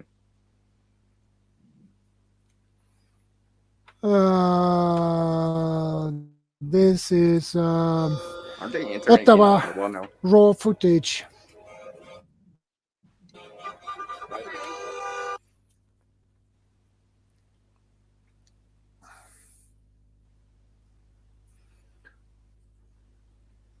It's in Ottawa, Canada. You know, guys, I got the power bank in. Seems to be working. Shadow, I was going to say, I've actually been in Ottawa. I've been in the nation's capital. I've seen Parliament here. Gonna keep this live going, or maybe another. I've seen it with my own eyes. Kind of miss seeing that. Hour. Go eat lunch. Thank you for that, preparedness veteran. It's good to see you anyway. So stay tuned. A temperate visit is good enough too.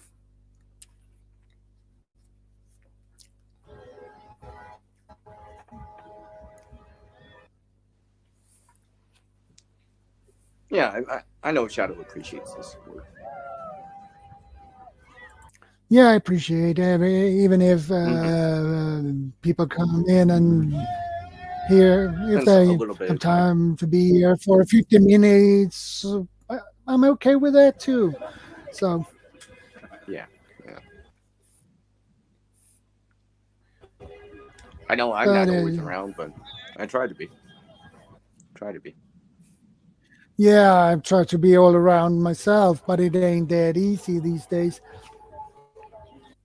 Well, do what you can, right? Do what you can. It's just like in any preparedness or any survival situation or any emergency, you do what you can.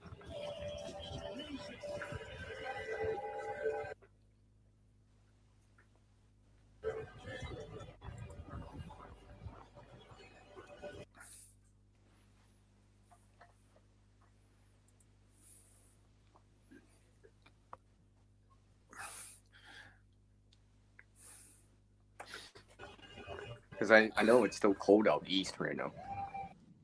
It's like -20, -30. So That's a lot.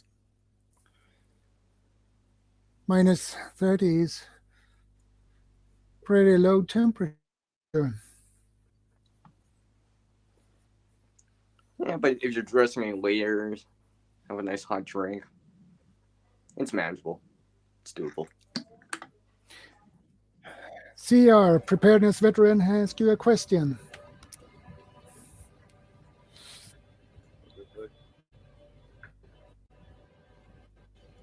Does this say it all? So, I guys gonna put you down. I think that says it all. Yeah, that says a lot.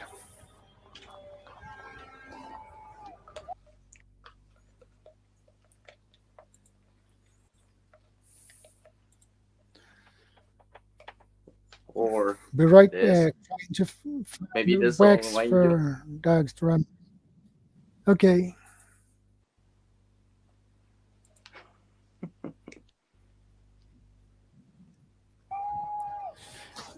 Nice. Been there many times.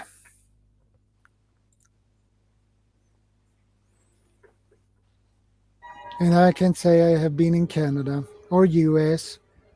I have been in Denmark and Norway. Well, I've never been in Europe, so I've never been in that part of the continent. Maybe well, one day maybe you will pop up here too.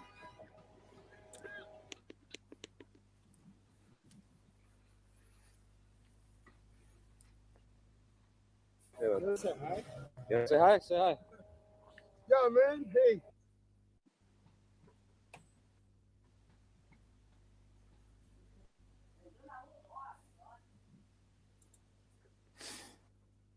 Plenty of wilderness to play with. Yeah, it is. Fucking warehouse. Yeah. Preparedness veteran. Yeah, Norway is very expensive.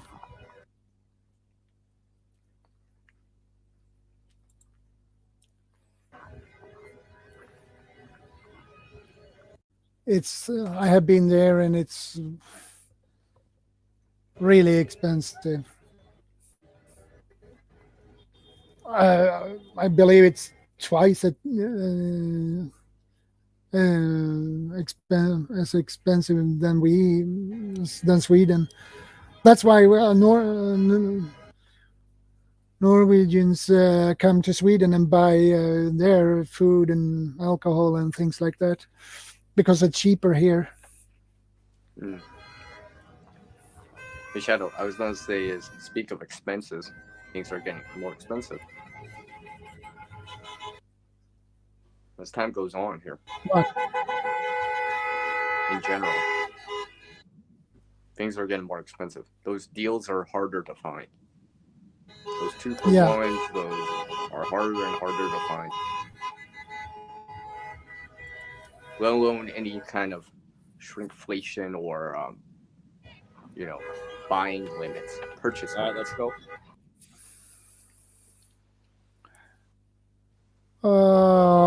How is the Charlie Victor situation in Sweden and Canada? You had the Omicron peak yet? Well, we have I noticed. Yes, sir. An increased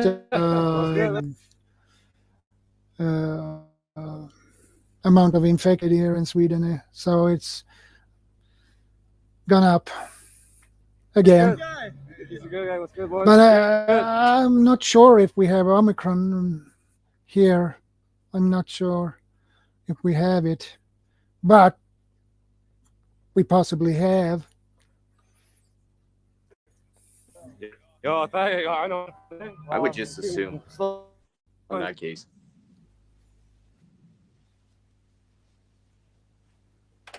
You haven't heard anything about it, CR? If you're infected, the amount of infected has gone up. Pardon me. You Say that haven't again? heard anything about if the you haven't heard anything about the amount of infected has gone up in Canada. Well, I mean, it's winter time here, right? So technically, people stay inside more often. In fact, because people don't venture outside as often. Yeah, it's wild. I mean, this is an exception, right? This is an exception. People are doing it for a reason.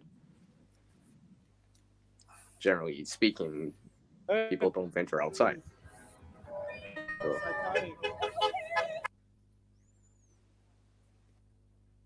Yeah.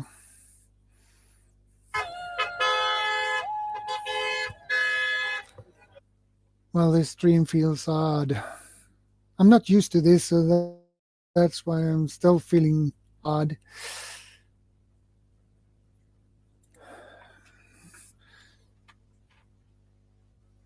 Gee.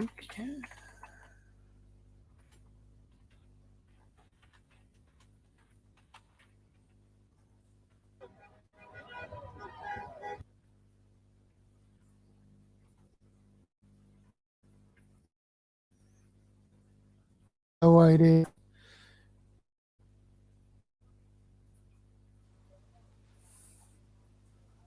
I thought they were heading into like Ottawa, into the nation's capital,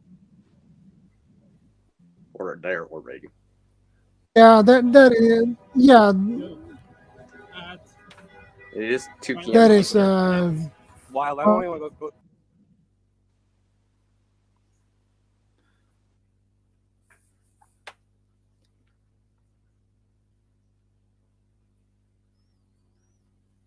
Go there. It's too much.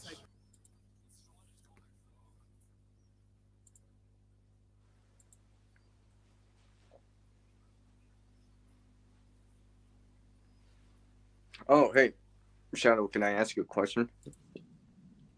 Yeah. How's your shelves? I will put them up on Tuesday. Well, that's good. Oh yeah, you're supposed to get some help. Yeah. Too. I get some help. Well, my are they like what, 10 feet or so? I don't know.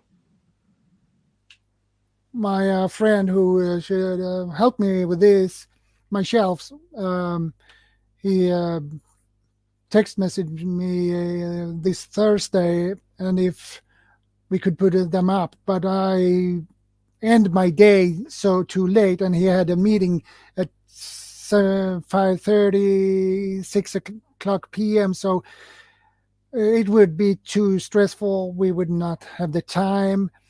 So we chose to take it on Tuesday instead. Yeah, get a full day for it.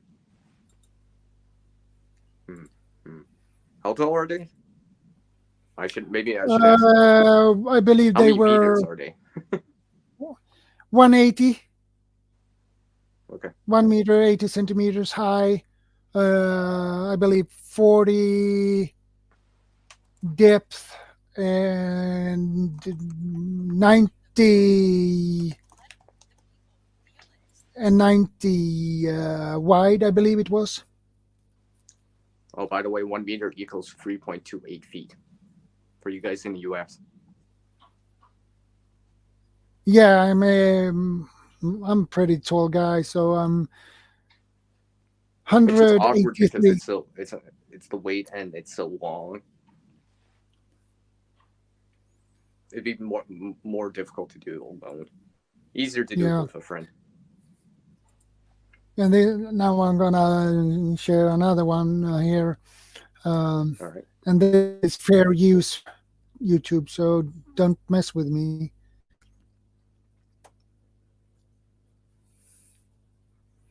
No, if I can.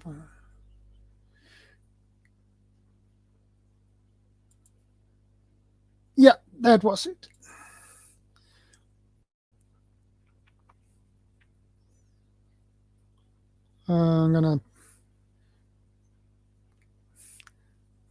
I'm impressed of people who can do things like that, streams like that.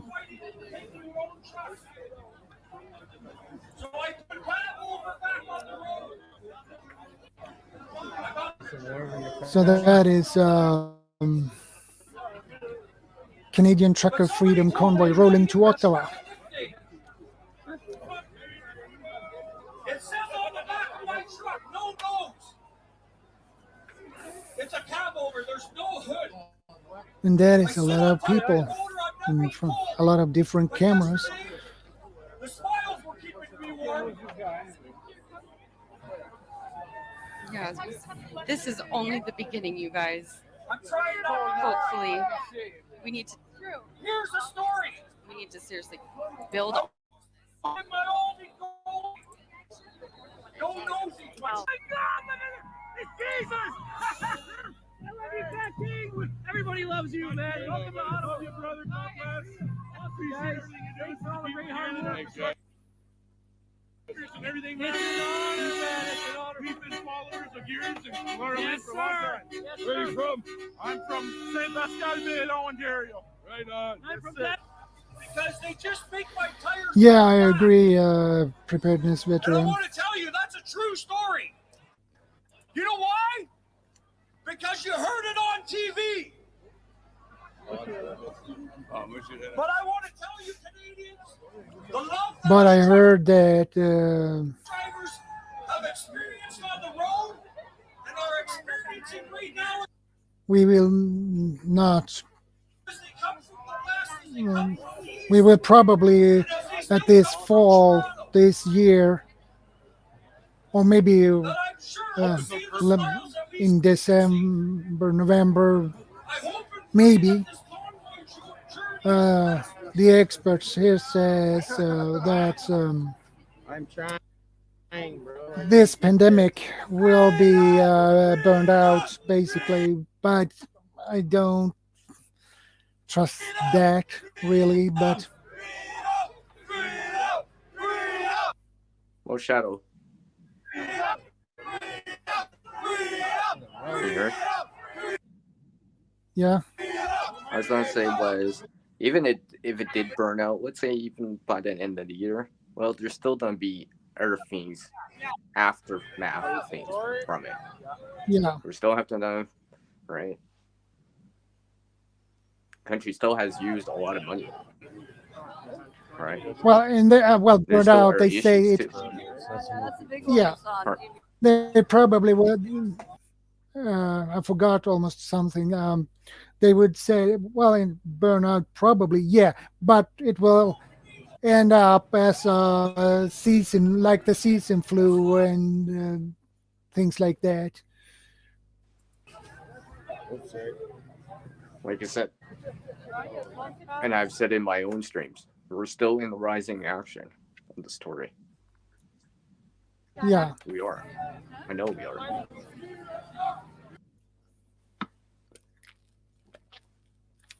This is just merely another chapter in the book.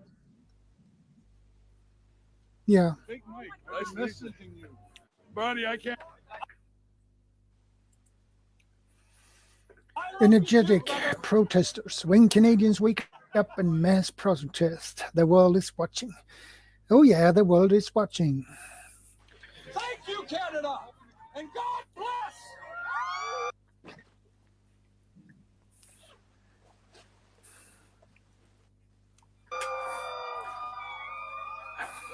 The question is, where will this end?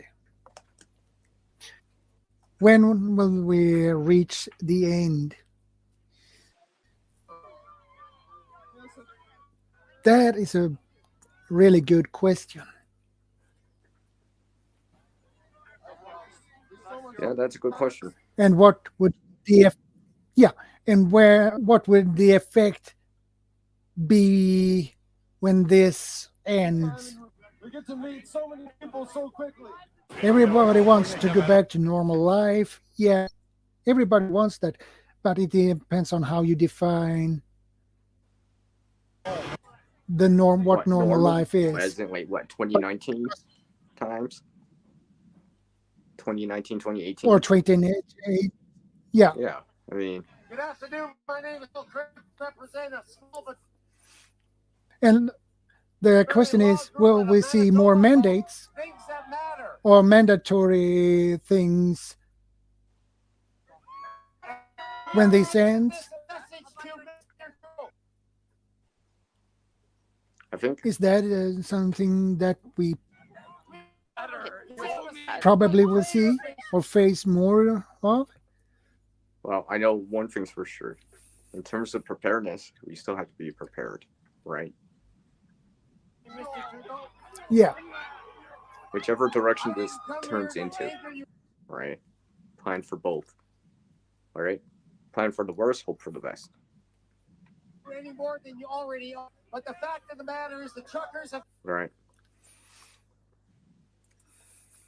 Because I'm really assuming that the shelves are going to be a little bit more sparse.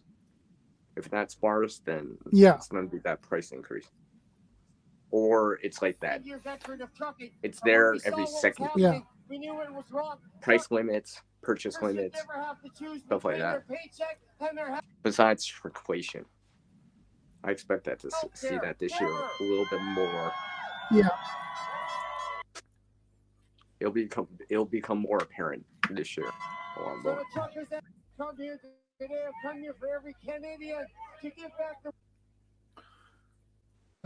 The organizers say they are not leaving till the mandate's end.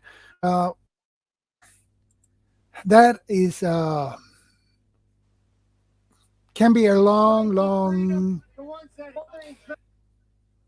process before that ends. to the Constitution. Those rights are always in place. And Mr. Trudeau, you are unelected. Yeah, I agree about that one.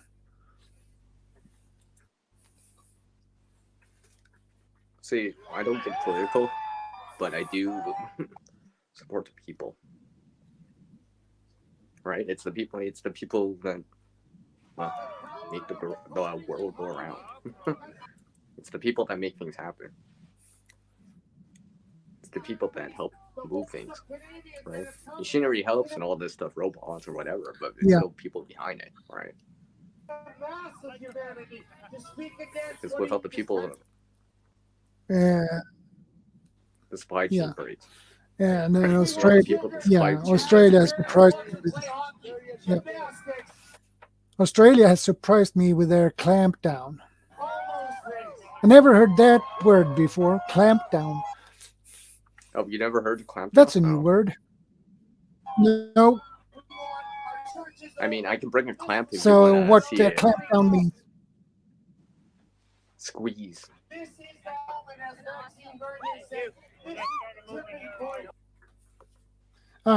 They tighten things up. Yeah, that's like they tighten things up.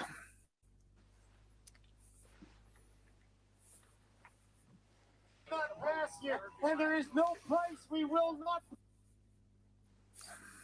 So these I guess these protests will keep going for a couple more weeks or longer. If well, it's up to the government to decide if they are on the do what the people want, or if they decide to keep pushing their mandates on the people. Can I add something in there real quick? Yeah. Like in any situation, right? Any situation, regardless if it's an emergency situation, an SHTF, survival situation, day-to-day situation, or something like this, always consider if it goes one way or the other and plan for both. All right. Always plan for those. Have a contingency plan, right? Because you don't know. You don't know. Frankly, you don't know. None of us know which way it'll go, right? You know, you gotta plan There's for like it really not best that you can. Kind of right now. Pretty odd. Yeah. Right now. Plan and prepare for things Prepare for it is a good idea. Be ready. Yeah. Right? They're all spread out in Be speeches. ready. I'm not sure if I want to hear speeches right now. And be prepared mentally Right. as well. Things can go south real fast at times. That's for sure. Things has a tendency to go south very fast.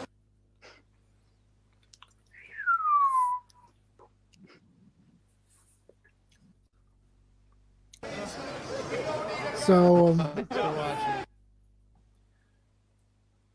if the government Because if I've learned anything from don't seeing accept things like this, is things can go so fast. It only things takes one can, one action, one thing to change things out. yeah, Right. Look at that. everything can begin Solid as backup, you let's guys. say something, a peaceful demonstration or protest, but at the end it can go south pretty fast. It depends on. See, like, look at the feet. Like I They've all know this is here in Canada, but it doesn't matter if this was in Canada or in somewhere else. I mean, all it takes is something else to change, right? Yeah. Mm-hmm.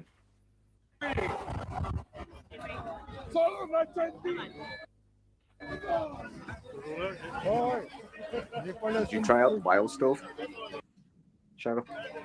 No, not yet. Oh, okay. This week has been a terrible week, actually. At work, I had 31 deliveries at this Monday. I was, and I'm the only driver, so the only chauffeur. So I had 31 stops with groceries, and that is including companies as well. And I had 10 deliveries at Tuesday, and Wednesday I had 10 deliveries. I had 16 at Thursday, and I had 10 deliveries yesterday. And this week I'm totally exhausted in my body because I'm the only one who do this. Because I lift a lot of, it's many my moments I have to do to prepare. First, I need to take Okay, here's some more. those This is what we want.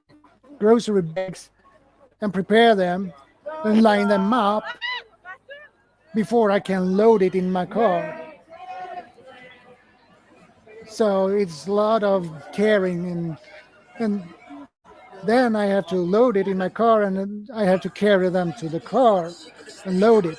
So that takes a lot of my. Oh yeah, then you gotta bring it upstairs.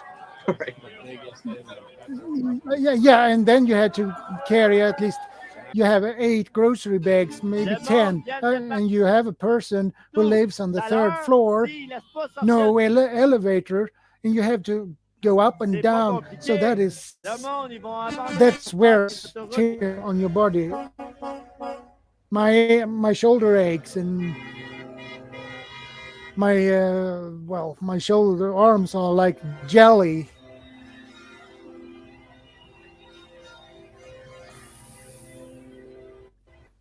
I mean, I've helped people move before, so yeah. You know, up and down stairs, Yeah, so stairs and stuff like that. So I know it takes a toll on the person over time. It's one thing to do one bag or one box, but you're not doing just one box one day. Sentence descend on Canada's capital. Huh. No. Thousands. I'm going to keep the global news feed on the top left so we can just keep watching how they're. See, or you probably can answer this. Why are the Canadians so mad? Isn't the Canadian government paying people to stay in lockdown? See, like, where'd all the people go? Well, like I said, isn't enough though. Look at this. Okay, Isn't where'd they enough. go? Where'd everyone go? Right? Yeah, I don't get political, but It is all I have because to of say the is mandate. isn't enough for people. You guys, George has lost his voice. Yeah. Right? Yeah, I'll follow you. Are we heading out too? I'm ready to get out of here. See, like, where's everyone going? Hey, watch the cops. Hey guys, give the cops some room. It's the mandates. The jab mandates and the Est-ce qu'on allume une chose ici, ben? jab passports, the mandates, the throwing on people. Very good. Huh.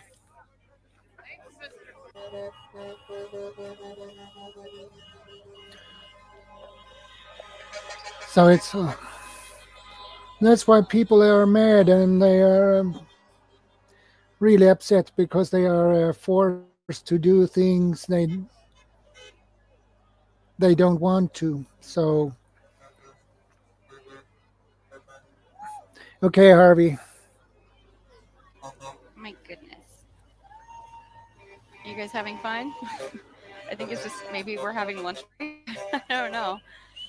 They just kind of disappeared.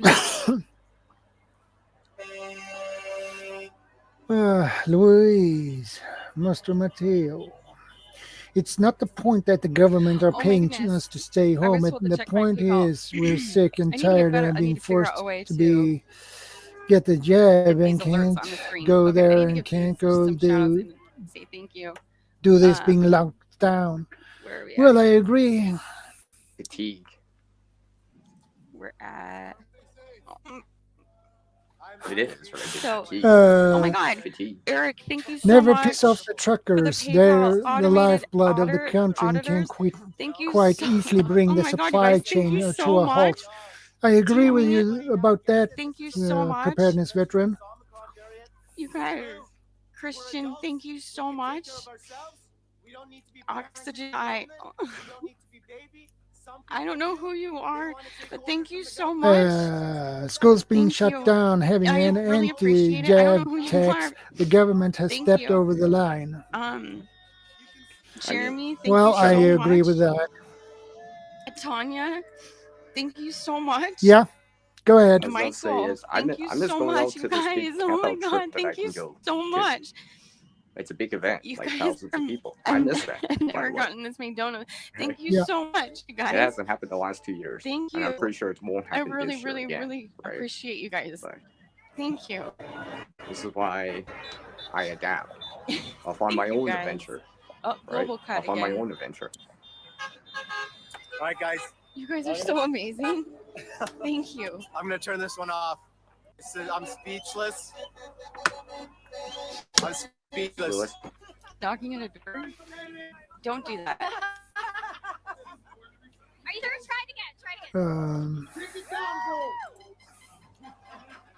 Uh-oh. You guys, thank you so much. Thank you. You're not invited in that one. The truckers are the ones that will cause the apocalypse. That's why Volvo is working on making computer-driven semi-trucks now. For sure. I know. Yeah, I heard Like you about said, that Shep, one. Right? You still need to be proactive and ready for this, Just say, regardless of the shy. direction it turns. Thank you guys. Right? Left or right, metaphorically. That's what preparedness is, right? Being ready in advance, in spite of what is going on. Yeah, I gotta warm All right? up the phone. Pay I gotta attention to charge what's it, and out then there, we're gonna right? come right back, you guys. I'm there okay? with the people too, but I also realize, well, That's fantastic. I'm really glad that you guys were able to if I want to decide to stay do with this, us well, today, and I so better that plan you for can that too. like and share it out so we can get the much as word possible. out. Right? Because like I said, I hope all these people out there are squared away. Thank you guys. Oh yeah, thank you. Yeah. as much as possible. How many of them are prepared? Freedom! Yes, sir! Party! Woohoo! Hey! Freedom! I would be there, but because the Look at that. They all Antifa is dropped there, at the same God time. only knows what Alright, give will me a happen, second. and I'll I go on don't my want to be caught up in it because of Antifa. Well, Antifa is Antifa. Camions sont là. Hey! Yes, sir! Thank you!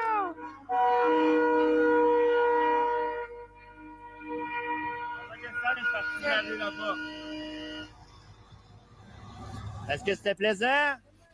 Moi, j'ai eu du fun. Tiens, prends ça, B. Yeah, it is a mindset. C'est un petit cadeau pour vous. Ça remonte les cœurs. Il faut que je remette ma mitaine. OK, un instant. On va descendre cette poule-là, B. Il y a l'air d'avoir du monde en tabarnak. My French is a little rusty. Yeah. C'est beau, moi? My français is a little rusty. On va mettre ça dans ma poche. Une chance qu'il nous a avisé que ça pouvait... Thanks for coming, preparedness veteran, and Take it care. is good to see you. Take care, stay safe, and God bless, buddy. Ça n'est fini plus de finir. Thank you. Merci beaucoup. The convoy pulling in. Well, as far as I see, so far it's pretty peaceful, but these things can turn the other way. Easy. 28 heures plus tard. It could Oh, look at that. That it is could so be cool. really bad. I don't think that's Like moving I said, it anytime can turn soon. itself real fast. Yeah, it can just flip. It from doesn't matter peaceful that to it's here in Canada with Canadian people, right? Because if anything you've seen in other parts of the world, things can turn south real fast. It only takes that little thing to change something in there. Yeah, right? that little spark. That little Well, I wouldn't spark. say spark, but more like a pebble. I hope you Causes guys are it to enjoying this landslide moment out. and soaking it all up Yeah. for what it is. No matter if you live in Canada or it doesn't matter. Feel the power of But the I people. usually call it that little This is what it spark who should hit feel like. who It's gonna hits take more than what we're the doing. You know, she said, But "Feel this the is power what of the it feels people." like Well, when we unite you know, as she one. said, "Feel the power of the people." Well, feel the It's incredible. feel the power of preparedness. Yeah. I never love that seen too. them that way before.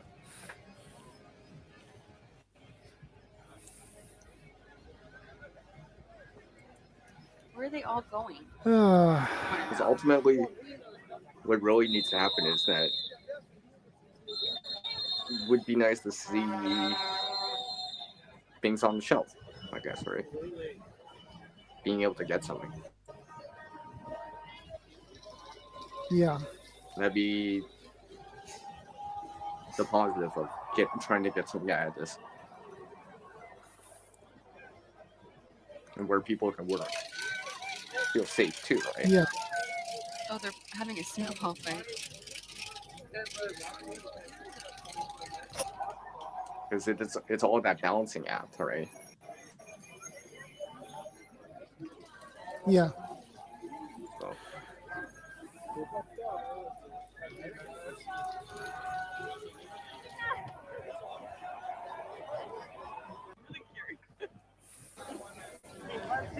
Shadow, can I bring up a story here? Yeah. This is actually Please related do. to Go preparedness ahead. and for people out there, right? I never shared this story on Yeah. my channel. Go ahead. Yes. I was gonna say was seeing people come together like this, right? It's a good thing. Generally, it's a good thing, right? Because I've seen Yeah. people come together many times in this country, many times, right? Not always for something like Yeah. this, but then there's the forest fires, the flooding. I've seen people come together. The snow that happened out east, I've seen people come together and stuff like that. Right? So if anything, right, I would hope people would still come together later on still, right? For another cause, whatever it is. You know?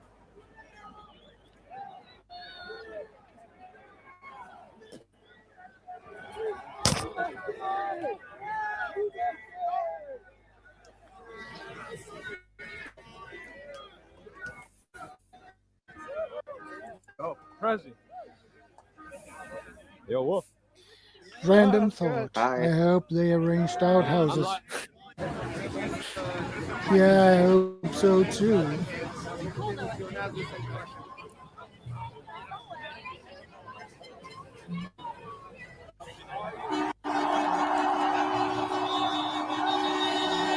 There's the people.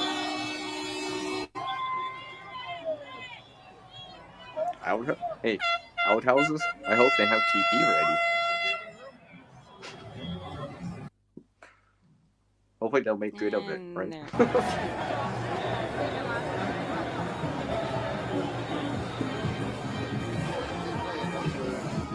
Yeah, outhouses and a TV. That would be something. Right? Not just hand sanitizer.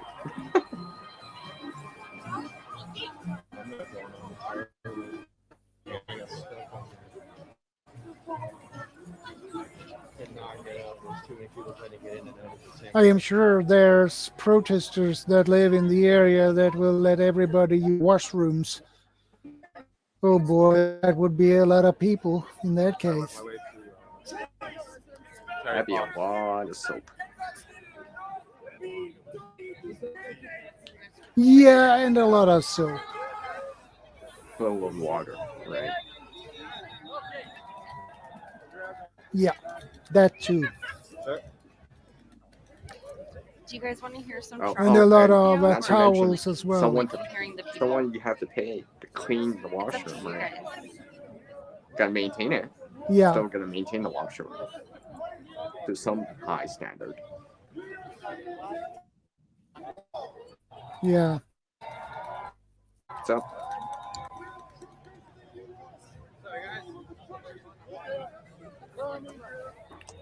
Oh.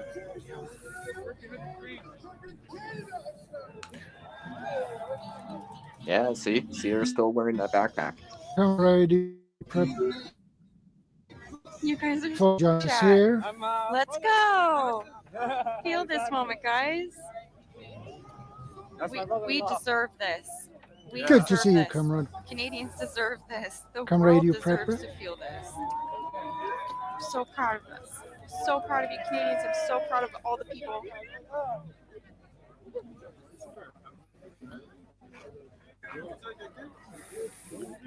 Yeah, Shadow. I was gonna say earlier was I've seen these relief efforts before for other things before, right? I've even helped And one I out. don't know why I'm having such a Yeah. hard time finding these again. So I've seen I people am. come together. I've seen Trying. people come together. Spare their time probably blocking them for all right something now. more than themselves. Thinking of more than just themselves. Yo, can you A sense of just press community, the right? the button in the middle? There's something about that.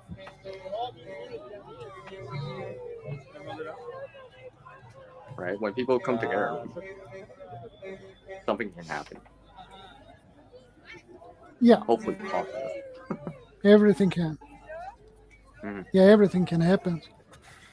I agree with that. Sorry guys, I'm just getting my pockets in order. And it probably will Yeah, that thing smoked like those caps you used to happen pop at things as well. So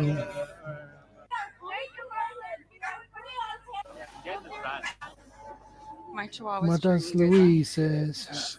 The truckers got over $5 million in the GoFundMe file. Okay. Where's the money going though?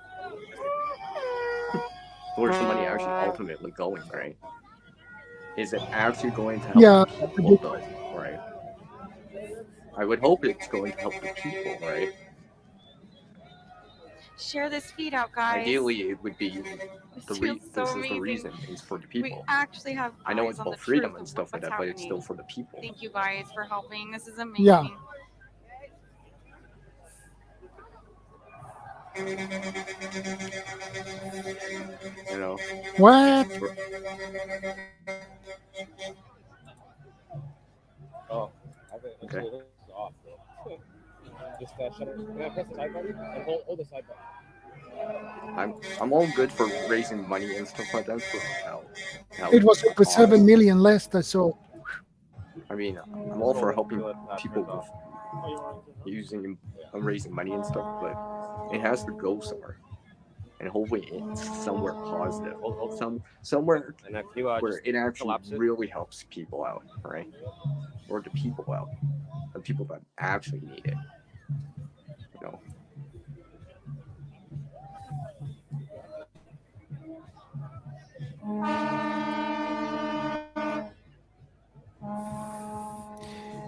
G. Cutler says, keep your eyes on the fake news. They're I up can't believe it. to The something. convoy, That's right.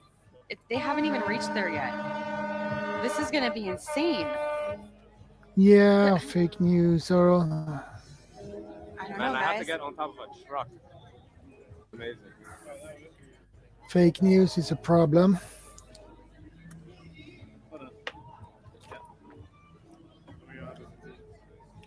Press it down. Turn it.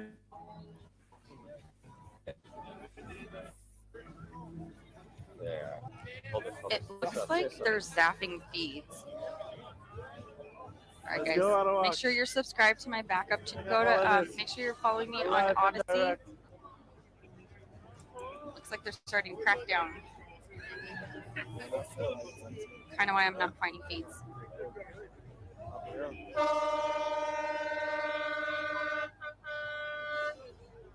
And I just got temporarily locked out of my Facebook account.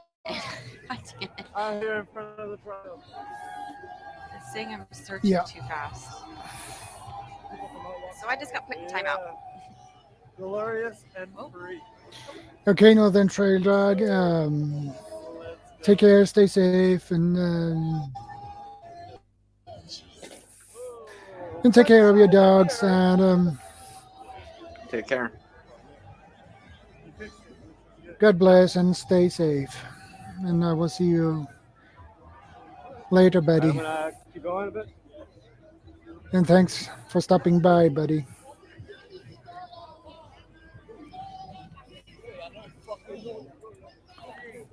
Well, it seems you have a woohoo. 19K. Let's See get our- to 20,000 people.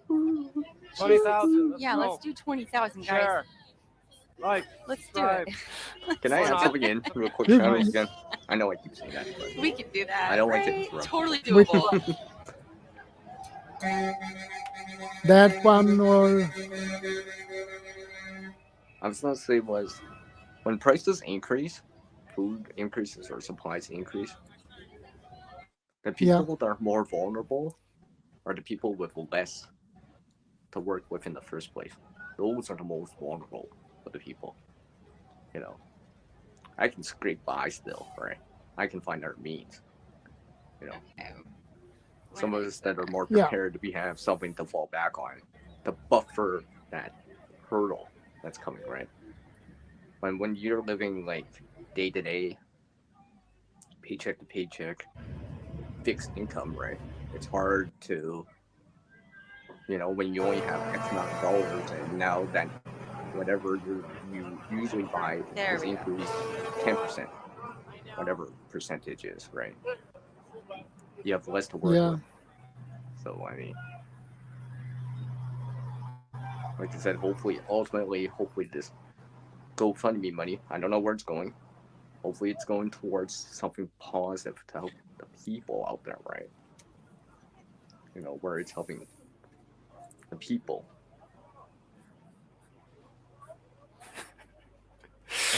welcome back, Harvey.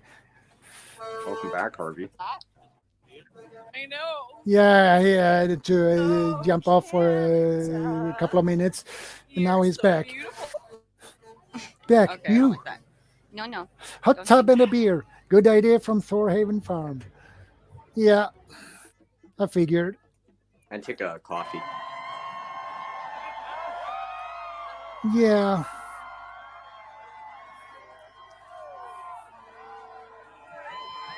I need to go to the bathroom I need a bathroom break.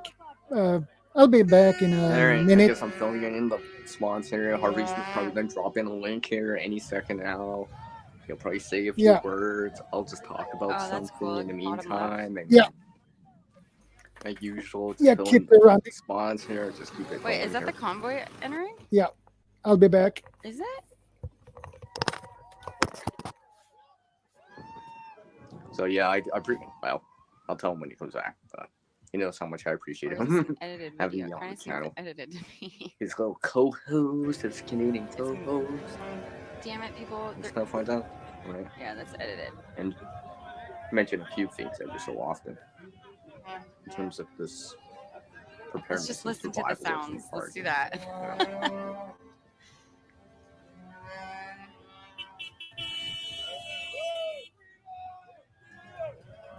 Yeah. Take a silence. Okay, Harvey. Okay. Sorry. Way to saturate the stream with that one. Did I just make a pun in there? I think I just made a pun in there. That's funny. Yeah, I just let that one go. And such.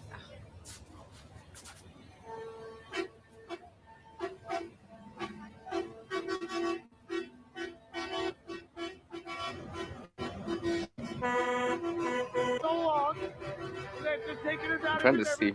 It shows like 3,000 people in the Here's chat. Pat King.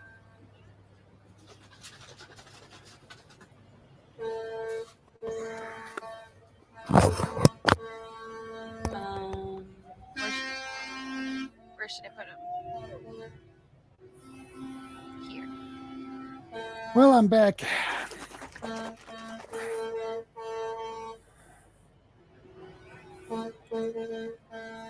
I hope you drive soon, Harvey. Okay, I think that this is the convoy that just arrived. All the people are. I don't want to assume. Thank you, Jeannie.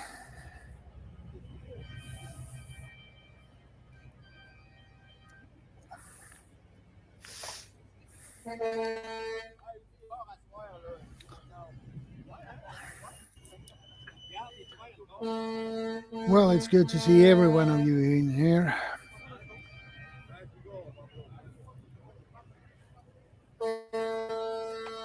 Hey, Shadow, I gotta go for a moment. I'll come back in a moment. I gotta take care of something. Okay. I'll still be in the side chat, but I gotta slip out for a moment. Oh my God, he hit it. Yeah, okay. That's crazy. 22,000 people, you guys. Hey,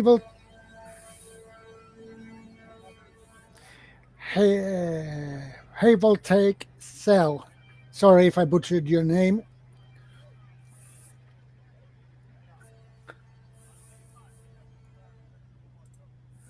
You're very welcome, Voltaic Cell.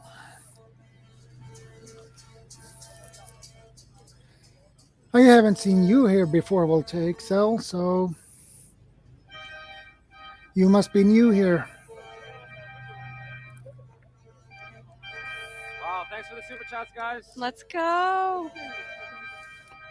Very kind of you. Yeah, I can't. Oh, whoops. Oops. Uh-oh. Was that the right one? I can't thank you guys enough for being here. This is Yeah, such I an can incredible see moment. that The you're fact that you guys still in choose the to be here chat. in my stream, it means the world.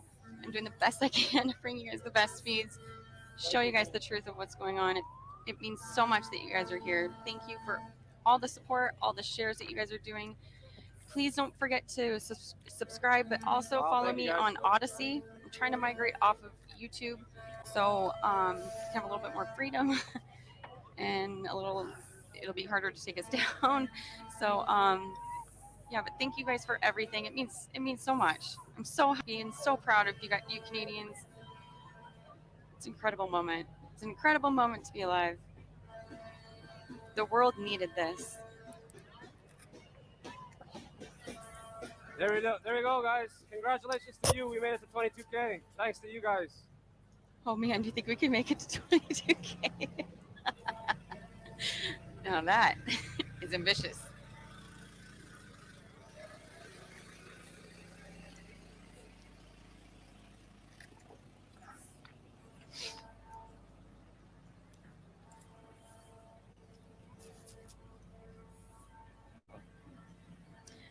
I'm really trying to find an aerial view. Yeah. Doesn't look like Jenny. there's one though.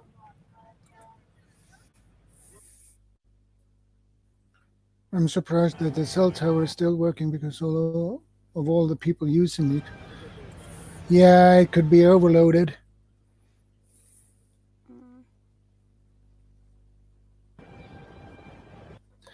That's okay, CR.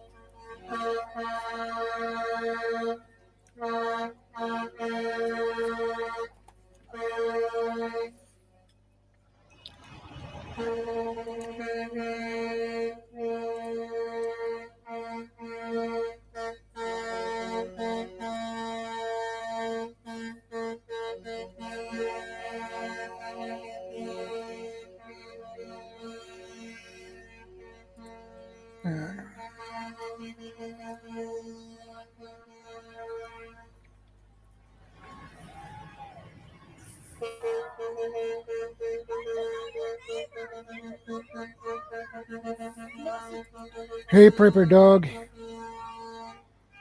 Welcome, buddy. Good to see you.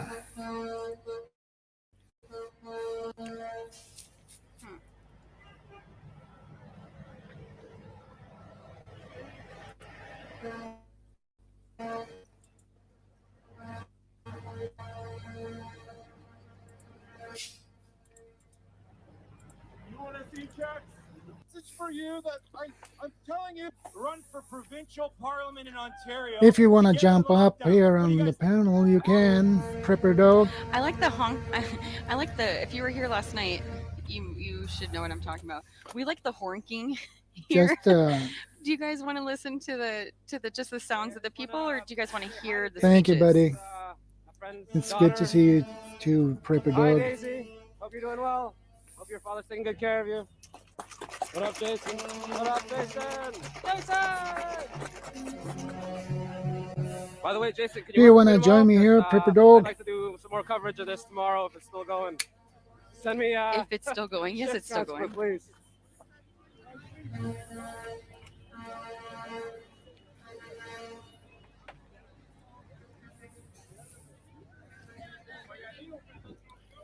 These protests will keep The going honking.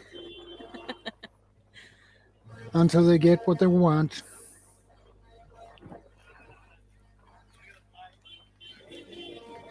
Speeches. People honking. Jeez, it's like a. Okay. Okay, Prepper Dog. No problem. It's like split. Hey, Ark Wildman Survival. Good to see you, buddy. Yeah, it is. Let's hear what they have to say. We have been listening to some honking for a little Yeah, while. it is a convoy and a lot of people.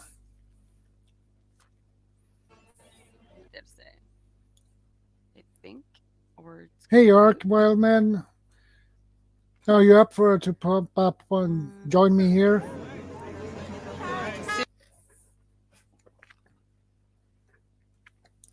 as soon as her feed comes back, I will definitely put the speeches on. I do this again just in case. But over where Laura is, where the speeches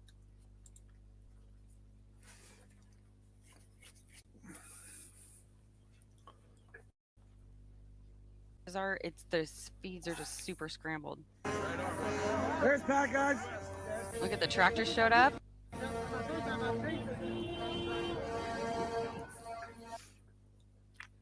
Laura's feed has dropped probably. I think I've loaded like 7 of hers just since I started streaming, so it keeps dropping. Okay.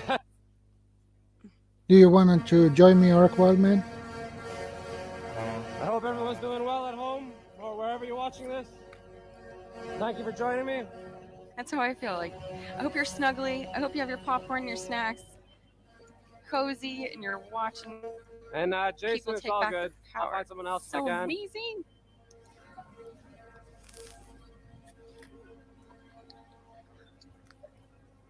Hope you guys are having a lovely weekend. Ottawa certainly is. Well, I just. It's pretty much. You're like very Canada is, welcome, Orc Wildman. but with less. Yeah, craziness, I guess. I can be tired sometimes. Oh my All right, goodness. 22K. Keep sharing. Keep sharing. Here's 23K.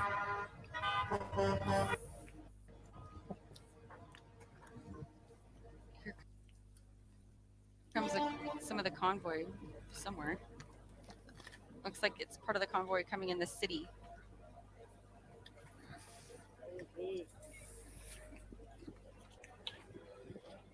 Welcome to Ottawa, folks. Welcome to Ottawa. What do you guys bring to this? I know, right? I'm proud of Pat. Pat's the man. Pat's the shit. We watched the whole convoy from beginning to end. Right on. Oh, yeah. So this is okay. So the It's convoy always that I'm nice to rolling see you in, it's a dropping by, Orc Wildman. Freedom Convoy slow roll, Grand Prairie, Alberta. So they're on their way. Hey, bud.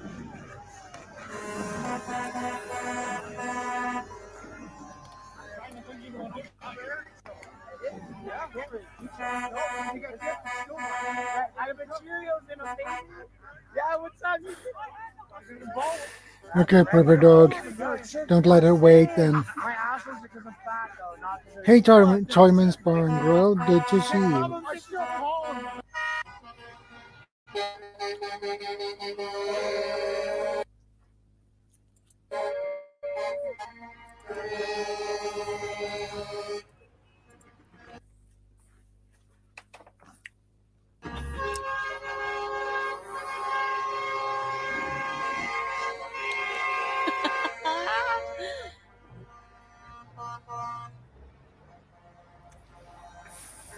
It's like we're sending them off to war.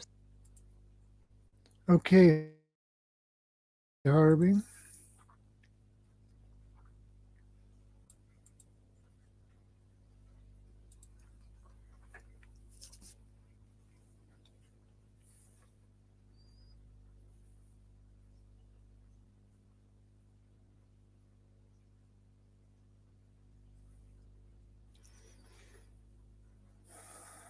Oh, let's see.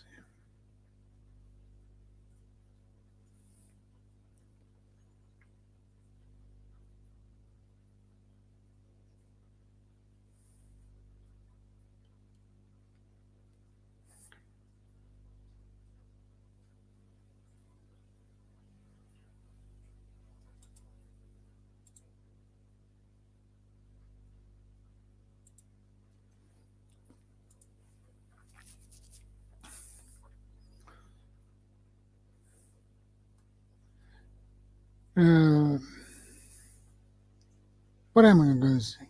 I will upload what I'm saying. Share another one.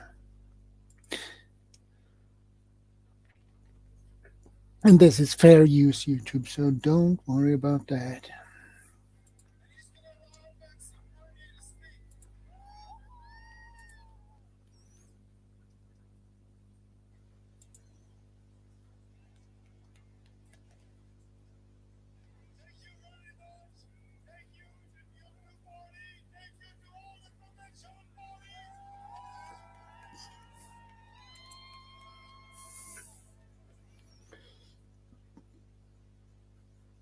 Yeah, that's the one. Yeah, that's the one.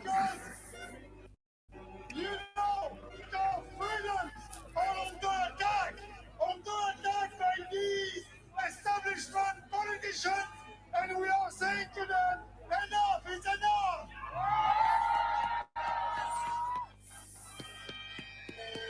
Because is the fundamental value that unites us all across this country.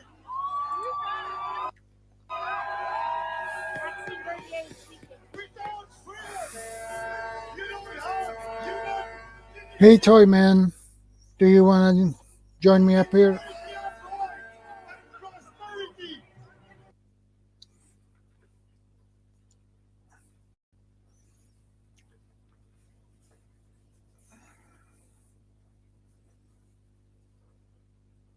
We need to regain our freedoms as soon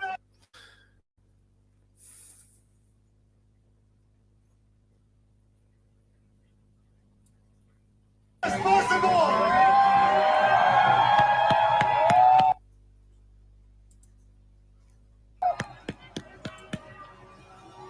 I put it on max, Harvey. What makes our country a great Good time, man. country is because it has been more than 100 years the freest. Thanks, Van City. Much appreciated. And no, that is not the case anymore. And that's why I'm mad, and you can call me mad back.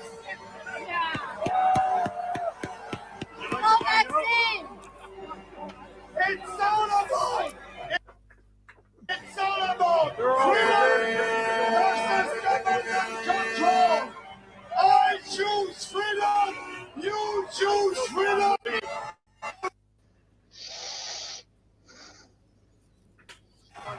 Hey, Time Man. What are you doing? I'm doing see you pretty watching. good. I see you watching those crazy Canadians again. Well, it's all about these mandates that are for Yes. the government pushing them and force on them. So, and the people who don't want these mandates. So I understand they are tired. Oh yeah, us truck drivers are tired of all their, all the restrictions they're imposing on everybody, including us truck drivers. Yeah. You know, And I think it will be more and more who will join the convoy. oh yeah, there's more on the way down. It's not. This is just the tip of the iceberg. Yeah, he's That is Trudeau's. huge. Trudeau's pretty much pissed all of us Canadian truckers off. Yeah, I can understand that. Every time we turn around, we got this restriction or that restriction. You keep tying our hands, but you want the goods to move. Yeah, they put government push it too far sometimes. Well, we've got some. And I think There are some American truck drivers over here too now, joining that rally, which is good. I guess it's gone around the world too. I don't know what your truckers are doing over there in Sweden. No, But I haven't heard know anything about. I know Australia was doing the same thing that we were doing, so and Brazil joined in as well. So kind of went around the world real fast. This kind of rally.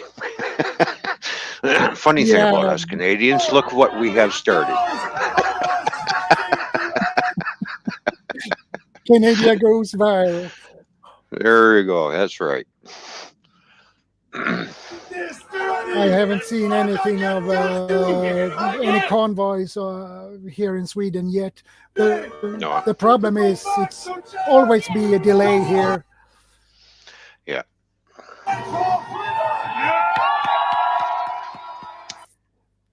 I believe it's in Germany. They have some convoys and protests as well. Mm-hmm. If I remember it correct. Well, they're complaining that we have a shortage of truck drivers on both sides of the border. Yeah, you're going to have even more of a shortage if you keep doing this. Yeah.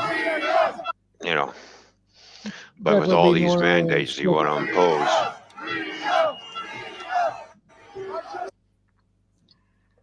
And they're all worried. Well, these truck drivers are going back and forth between, Canada and the States, and they're coming back. They could bring the virus. Well, no, you know what? The truck driver is actually one of the safest person on the planet right now because you're isolated in your truck. You haven't got nobody with you. When you go deliver your goods, you hand the guy your paperwork and you go sit in your truck. Yeah. You get unloaded and he tells you when you're done.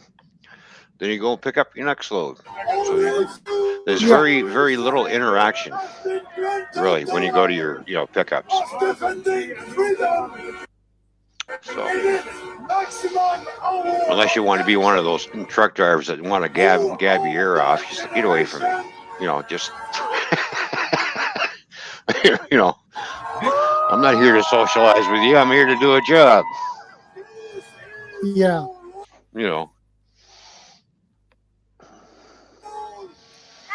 Australia convoy to Canberra, Victoria. Okay, so now they do the same thing. Yeah.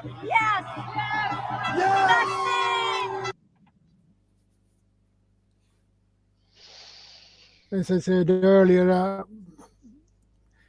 nobody knows how this will end. Well, hopefully it does something, but I have my doubts. If they really want something to happen, they would basically have to have every truck stop moving. That includes small delivery trucks. Everything has to stop moving for at least a week, which would bring the economy to a grinding halt, because it's us, the truck drivers, that make the economy run back and forth, make it all run around. If you didn't have us truck drivers, you wouldn't be having anything in your house, right? So we wouldn't have any food on our shelves either. So. Exactly. See, the government tends to. The government forgets that, right? They tend to forget. We need you truck drivers to move our goods around so we can, keep the economy rolling. Yes, you need us more than what you think. You really need us. A lot of people think, well, a lot of stuff comes in by train and by ship. Yeah, sooner or later, it's got to go into a back of a truck. Yeah. Get delivered. So, I don't think anybody would want a series of railroad tracks running all over the place through the city. Yeah. Yeah. The truck drivers are a vital part of the country. We need the truck drivers. It's a very important link. The truck drivers and the power grid is the most important things we have. If both goes down, we have nothing. And if one goes down, well, it could be a problem. Because this will affect the truck drivers because they can't refuel their trucks. So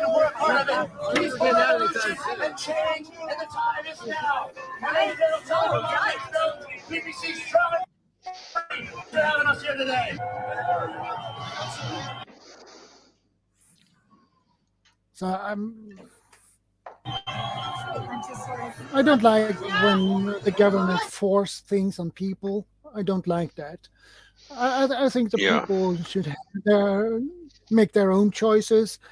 And if they want the jab, fine. If they don't want it, it's up to them. Yeah, exactly. You can't force any mandates on anyone who doesn't want them. Mm-hmm. Okay.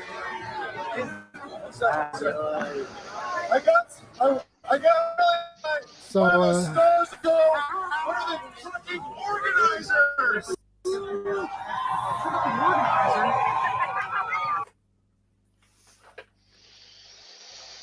so that is why people will be pissed off, because when they get forced to do something they don't want. Yeah, exactly. And that is what we see here now.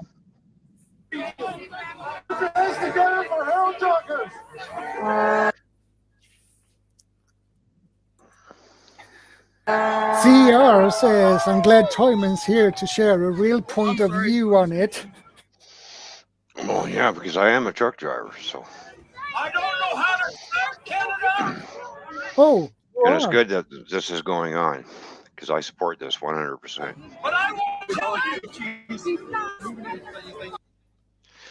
A lot of trucking So companies I have guess actually you signed don't have much. their drivers up. A lot of trucking companies here in Canada has actually sent their drivers up there. Driving my cab over. So I guess you don't have that much to do at work I don't know how many these times days. yesterday. Well, all I do is shunt trailers all night long, but you know, I was pretty busy last night, so. I have Yeah. But I guess you have, if you have long days and nights, you have the day off, the next day, I guess. Well, I work 8 hours a day, I work 40 hours a week, and then I'm off for the weekend.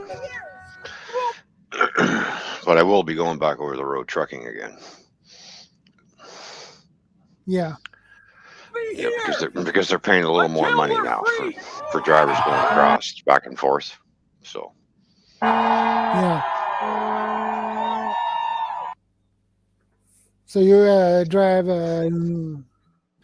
down to US and back? I will be. Yep, I will be doing that again. Yeah. I used to do that a long time ago, and then took custody of our granddaughter, and so we were raising our granddaughter. Now she's old enough to look after herself, so now I can go back on the road. Yeah. So I got 5 more years left before I have to retire, so I'm also spend the last 5 years going back over the road and make as much money as possible. Please be with me. So. Bear with me here.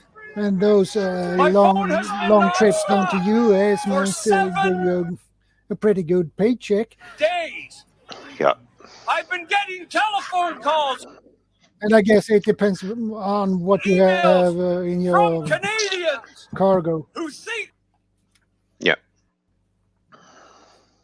So I believe food gives some amount of money, and computers and things like that must give a higher amount of money. Canadians And are the bringing diesel, hope to of course. Canada.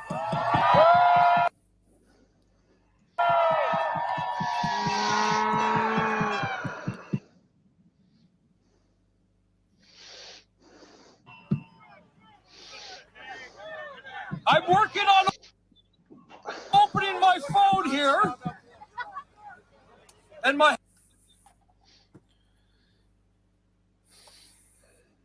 hands are shaking because it's so cold. I wish I had and that's what I couldn't driver license for believe truck, yesterday. The flags were flying on the bridges. but I don't. It costs a lot of money to take driver's license for a truck, so it's expensive. So I don't have that money.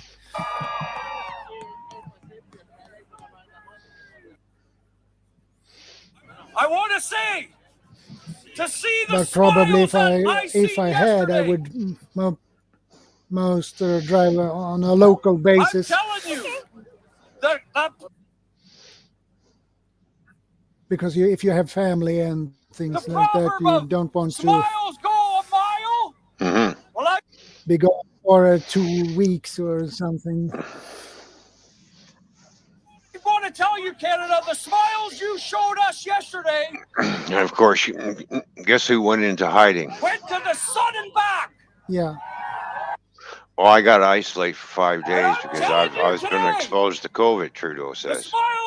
Yeah.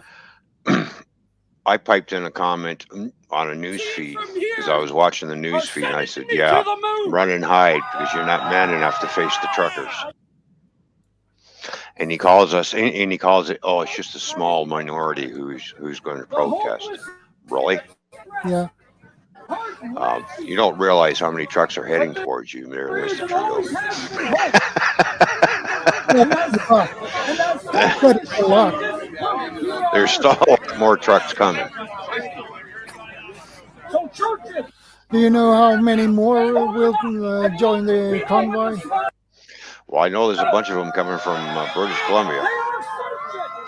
Okay. And from out west as well. Out west, and everybody's coming down. That's there must be a lot of trucks up there. Mm-hmm. I want to tell you a little story.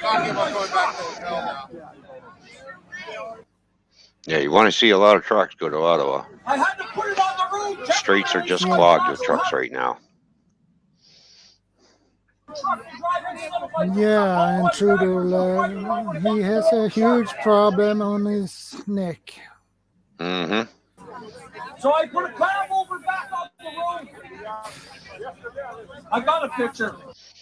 Well, he has a lot of problems now. So The truck's been on the news.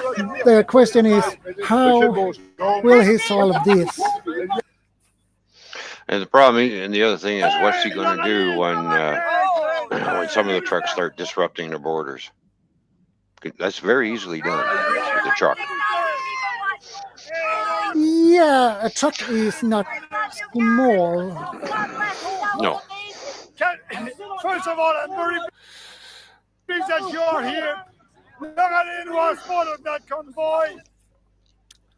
And I'm proud of you, Noraline, and all Louis says the states the truckers are sitting at the borders are as a part of the trucker convoy. Yeah. Yep. Oh yeah, there's a bunch of trucks parked on the U.S. side, just parked at the border, just sitting there.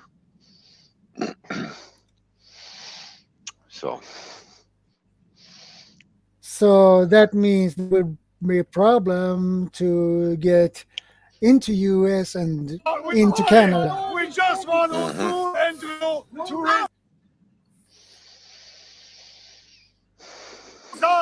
resign. We're ready for It's not easy to and we pass a huge truck to block the way. for what we believe with passion and Exactly. Unless you have wings. And if you got 500 trucks blocking the borders and shutting it down, is the government prepared to arrest 500 people? That is fighting for individual freedom. I don't think so. I don't, yeah, no. Respect and fairness. Arrest 500 truck drivers.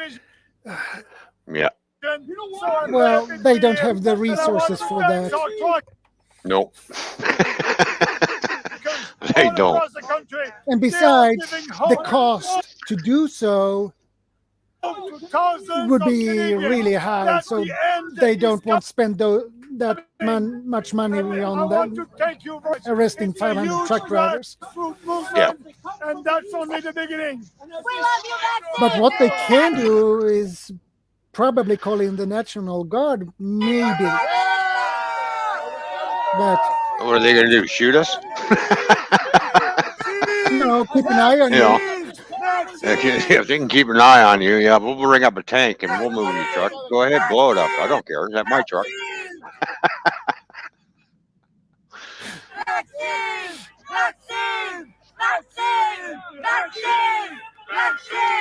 It's always a problem. So, and it would take a lot of cops to arrest 500 truck drivers, because they need, on every truck driver you need at least 2 cops. I got to talk to him about an hour ago as well. It's awesome. So that would on 500. That would be a lot of cops. Mm-hmm. Yeah. 2 cops for every truck driver. So Well, there's already a shortage of truck drivers on both sides of the border. Now, because of this mandate, you're even going to make the shortage even bigger now. It's just going to happen. Yeah. And I'm just guessing. I'm guessing on both sides of the border, because Canada and the U.S. together, it's probably going to be about 100,000 drivers out of work because of this mandate. Yeah, probably. That's a lot of trucks that are off the road. All of a Yeah, sudden, it is. And the shortages will be more significant. And of course, Canadian government's going around. Well, 90% of the truckers are vaccinated already. Do you really think I'm going to believe what you say? Because I know that number is a lot lower than what he says. It's probably only about 70%. There's still 30% of truckers that are not vaccinated. So 30%, that's a lot of truck drivers. Yeah, 30% is a lot of truck drivers. Yeah. Mm-hmm. But they want to make it look like, well, we've only got, we got 90% of them done. I don't think you're telling the truth there. And do you really think I'm going to believe what comes out of that man's mouth? Things that matter. Mm-mm-mm. The interesting things with numbers is you can manipulate the numbers so it looks better for the government instead of,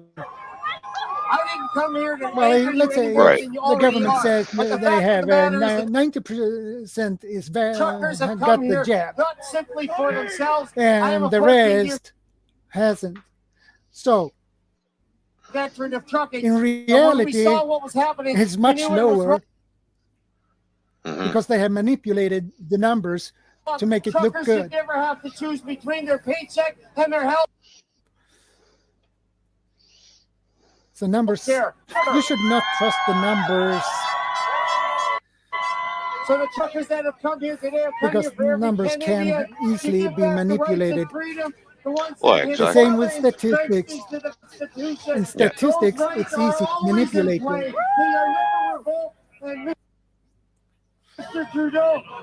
So I think he tried to manipulate the numbers to make things look good. Yeah.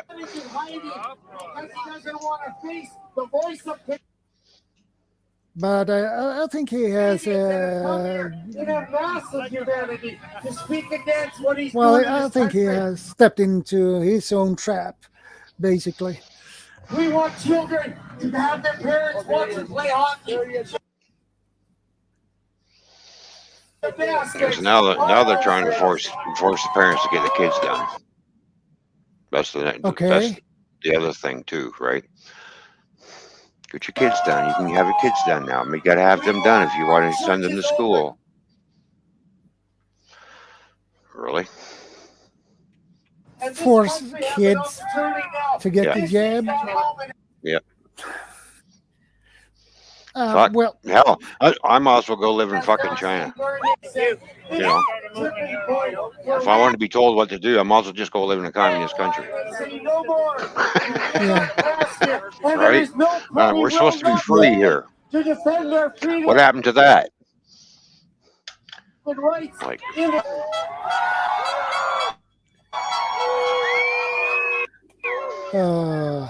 if the politicians aren't kissing the babies and shaking your hands, they're stealing your kids' lollipops. And if they ain't doing that, they're lying to you. Well, yeah, of course. Well, it's a good point there. Yeah. The social distancing ends today. Well, nobody thought this would happen. 2019. And I saw nothing less standing up, You know, shoulder to shoulder. Grandfather, gets to the point where and will mothers take so teaching much their kids before what there's a breaking point, patriotism before the is. Canadians get pissed off. Yeah. Now we're pissed off. Mr. Trudeau, Yeah. you have no It takes mandate to some govern time to So get any longer. pissed off. That's When you the get, people's yeah, mandate to you. it takes us a little bit to get us riled up, but when you when you start As has pissing us been off, said, things that if we tend to start start letting happening, right? people that respect our Constitution and our Charter of yeah. Rights, So we will turn when push comes to shove, I'd say we've had this enough of country this back government. in We're the going to way start it should. pushing back. We don't need a government to run us. We've had too much. The problem Yeah, is it's like you can get rid of this idiot who's running the country, and what happens? You get the next idiot that comes in and does the same exact same thing. So yeah. you know, and you want to sit here. Oh, I'm going to work for you. I'm for the people. And yeah, no, you're getting into politics and because you want to run the country, because you want to be rich, and you're getting rich off of us. That's the only reason why you want to be in politics. Anybody who says I want to get into politics, you're just looking to make your pocketbook and your bank account real nice and big. That's all you're looking at. You're looking at the money. Hey, I can get all these Yeah. people to pay for me to live here. Blah, blah, blah. Yeah, exactly. You and your doctor and God. It's all about the money. It's all about their game, not about you. They don't give a shit about you. It's Yeah. all about what they want in their life and how much money they can stuff in their pocket. Purpose. The truck drivers are not So, going to leave empty-handed. We want a deal and we Louis want it says now. we should throw everybody out of the Parliament House and the truckers should be in Parliament House. Stay here as long as we Well, have that to. would be a Stand sight. together. yeah, what the hell? Yeah, let us run the country. We'll show you how it's done. Message to Trudeau. You, sir, have for the Yeah. people. No Fuck. more. God bless you all. Okay, ladies and gentlemen, we're just got to keep peace on the stage. But look at how many of you. Do you think it's time for a little round of O Canada? All right, I'll try and choose a Well, good note. I please, don't want to have a street fight behind well, me. she get But we'll keep go. it the protests peaceful is a good thing, but as I said before, it can flip over pretty fast. Yeah. It's if 2, 3, or 4 hotheads do something, begin to throw rocks or things like that, you have the herd mentality. Everybody do the same. So it doesn't need much to make a peaceful protest to flip over to and turn to a riot. Yeah. God keep our land glorious and free. Is that Canada's national anthem? Yep. We stand on God. Never heard that one before. Here we go. That's our national anthem. Canada, we stand on God.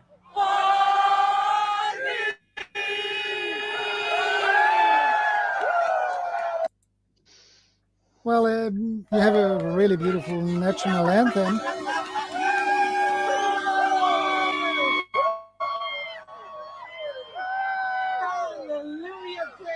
Well, it changed over the years, so still the same, but it's got different wording now. So So they changed some words. Yeah, just a wee bit, not a whole lot. So How many times have they changed it? twice. Okay.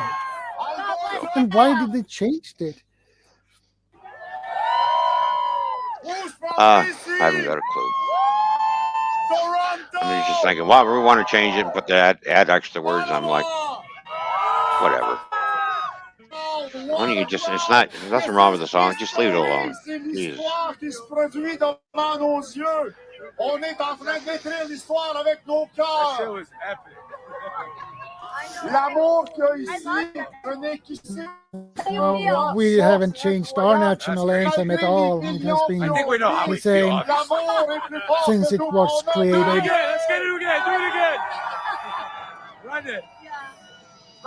That's it. Fight for freedom, baby. You gotta fight. Drop your knees. Get over here. It's rude.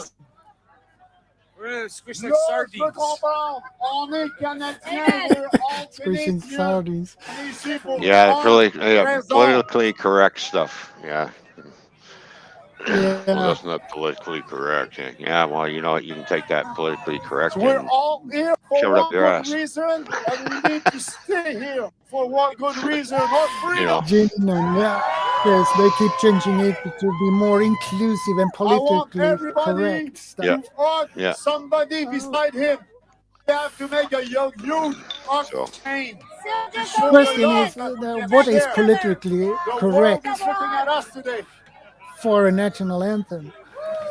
Nobody had a problem with anything back in the 60s, 70s, 80s, and 90s. And then all of a sudden, 2000 rolled around, and then around 2004, everybody started getting buffer all of a sudden. Well, what the hell is your problem? Oh, you beautiful people. I've got a couple more speakers. But wants to talk? Does anybody have any music that we can plug into this thing? Because, has anybody got a patch cord? We need 18. Oh, boy. All right.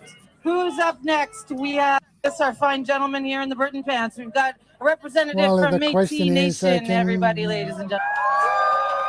If they play music, I can. Calling Big Bear Ross I here can't. from I need to mute that one in that case. So this is what a small fringe minority looks like, hey? Wow. They got served on the news, don't they? Well, if they sing a Apparently, cappella, I don't mind. 125 But trucks showed up today from Alberta. This looks like about 500,000 to me, doesn't it? But to get down to business, ladies and gentlemen, this is about freedom. This is about the future generations. This is why we're here. All right? This is a global problem. We got big pharma pushing all these pharmaceuticals on us. Our body, our choice. This is where we make our stand. All right? This is where we stand up for the future generation of Canada. I like how they call this racist, eh? And a Métis guy's on the microphone. Yeah, fuck you, Trudeau. Fuck you, Trudeau. No, we just want to get the mandates dropped, but I think we got to take it up a new notch, right? We need to ask Justin Trudeau to resign once and for all.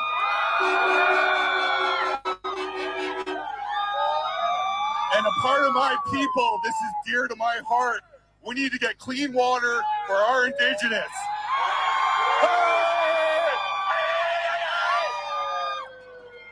well, he's at least a good speaker. Women and men Indigenous as well.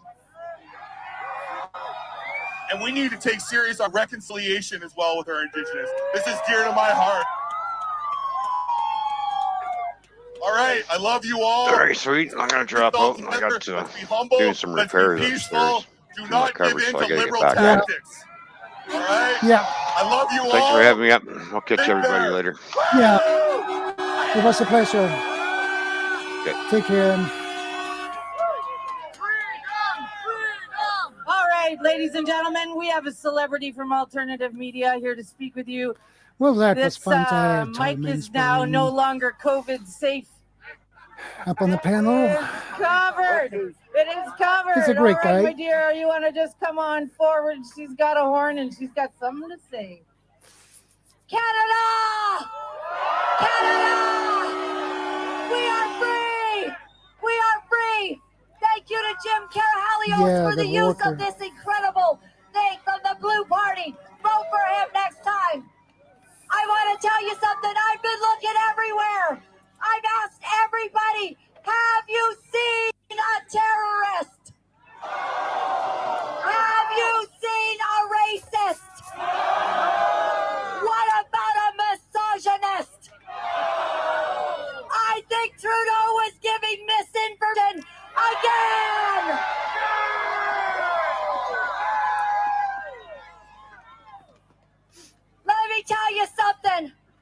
grandparents fought for our freedom.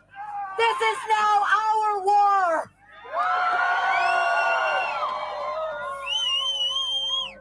Today we fight for our children and our children's children. I need to take a bathroom They will not break. wear I'll be back in a masks. minute. And they will not be forced to take a shot that has already killed 300 children. No! This is what we say. Today we unite the East and the West. All the Canada! Trudeau has divided our country for 2 years. It took the truckers 2 weeks to put us back together. Christians, we have atheists, we have Jews, we have Muslims. We have... Is that my water? My water? Yeah. People, we're all united. TV truckers from Ontario. TV truckers from Quebec. All right, folks. Would love to have many doctors here. Many doctors we can hear from today.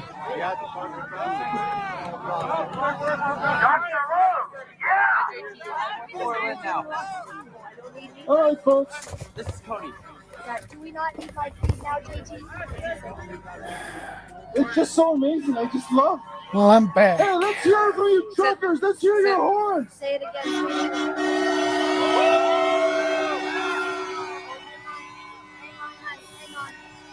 Living in the people in the house. If you're tired of Trudeau, let's hear your horns.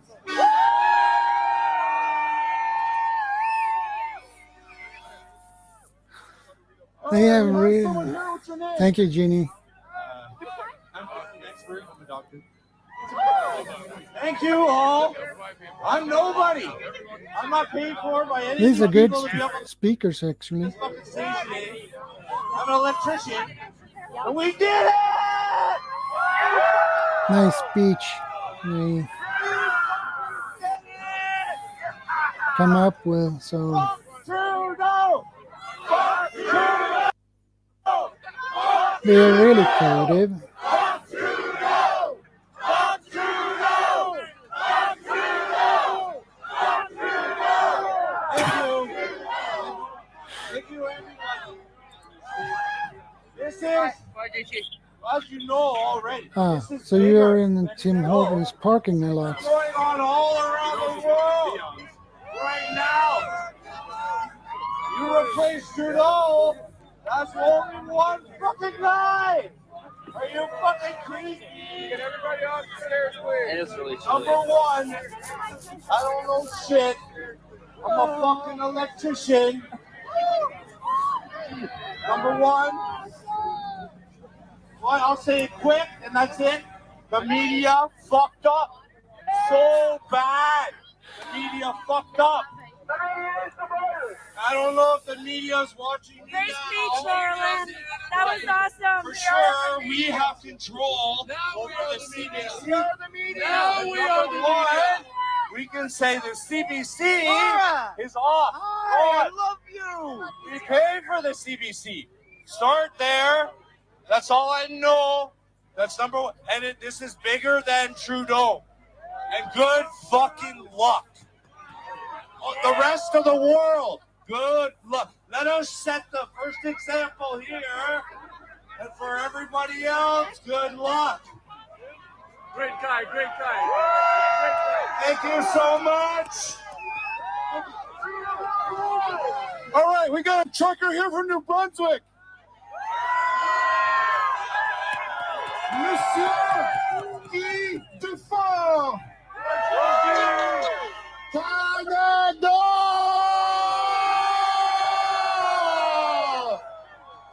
Canada! Oh! It is a lot of hot feelings over there.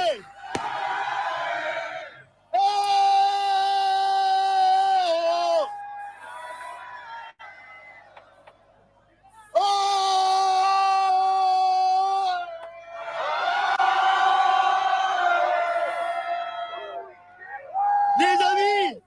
Okay, Ginny, go and grab We you all have some kids coffee. going to school with masks. We have parents at the new aux gens avec des soins enfermés dans leur chambre. Nos parents, contre la guerre, sont délaissés. On est ensemble, on se unit, puis on va faire une différence. Okay, I don't understand French, On but va faire une différence. Tout I think ensemble, that is on va chanter une petite chanson pour Trudeau, puis qu'ils vont s'en rappeler. Tout le monde au a translation of what he said on va before. chanter. No, no, we won't go. No, no, we won't go. No, no, we won't go. No, no, we won't go. No, no, we won't go. Une chose, on est tous là-dedans ensemble. On va enlever nos trucs. Well, On I va should montrer à learn M. French. Trudeau.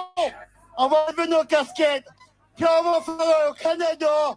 Puis pour nous autres, pas pour lui. On va chanter. On enlève nos trucs. Pour nous autres, on enlève nos casquettes. Puis on chante au Canada. Au Canada, on met les deux aïeux dans ton sang de fleurs glorieux. Oh Lord, there's a lot of people.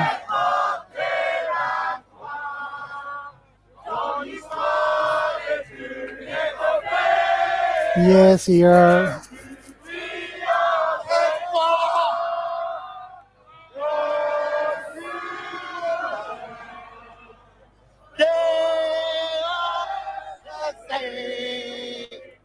Oh, Canada, we stand on guard for the Lord.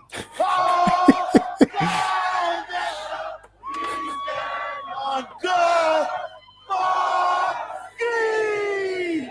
Thanks, Jenny. Yeah, we got this. Thank you, everyone. Thank you for the support.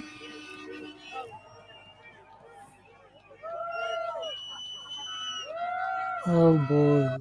All right, folks, it's awesome. We have all this excitement. There's a gentleman here. He seems pretty intense. He wants to say something. I can't hear what he's saying. I'm going to give him the mic for a second. Okay, I don't know why whoever the authorities here have only got room for about 2 people to go through that gate at a time, and there's thousands of people in there, and it's a accident waiting to happen. So guys, people what do you think need about to these allow men? for some room by that main entrance up to the Parliament Hill.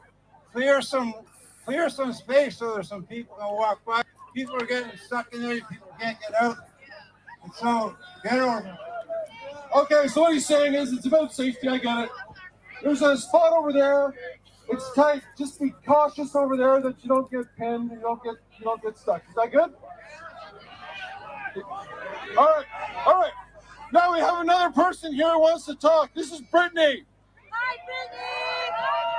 Brittany from Coburg. She's the daughter of a truck driver. I just want to thank everybody for showing your support today for all these truck drivers and what they do for us. As a truck driver's daughter, it means a lot. Can you hear me now?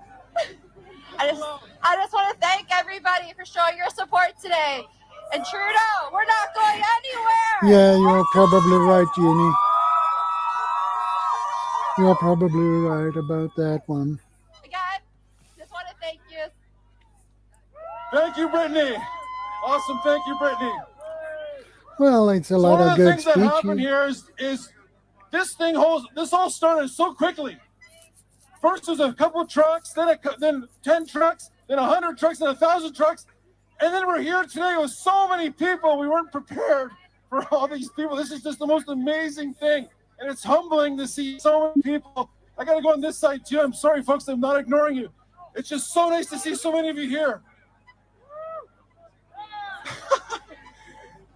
Do we have anyone else? All right, we have another speaker here. There are always people who want to speak. What's your name, ma'am? All right, we have Stacy Payne with Feds for Freedom. Hey everyone! Good morning, Canada! That is the normal procedure in My name is Stacy Payne. I am the daughter of a truck driver. it's the normal standard routine procedure Ontario. I'm a graphic designer when for the it's federal government, or I was. these types of events. 13th, Justin Trudeau made They his first don't threat. take any chances, so that's why I they called my move them. doctor. She said it's safe and effective. I call bullshit. For the military with little to no PPE being provided for me. What is that? I represent 6,000 federal public servants on leave without pay right now. We have sent letters to the Prime Minister. We've sent letters to our unions. We have served our unions with a court case because we are taking them to the labor court. We have also served the entire core departments of the federal government a cease and desist because we're filing a Yeah, it class action probably lawsuit is, against them. Jimmy. I filed a whistleblower disclosure complaint and they don't give a crap at all. They think it was done ethically and balanced, even though there was no sitting house from June 24th to November 19th. It was all dictatorship. No law, code, oath, directive, policy, or procedure matter to our employers anymore. Only this COVID policy. It's ridiculous. I'm here today and I'm so proud to be a Canadian for the I have first no time in idea, years. CR. As we move forward, rebuilding democracy and our policies, we need to become more involved in our local communities. Yeah, you are probably right about that. For Get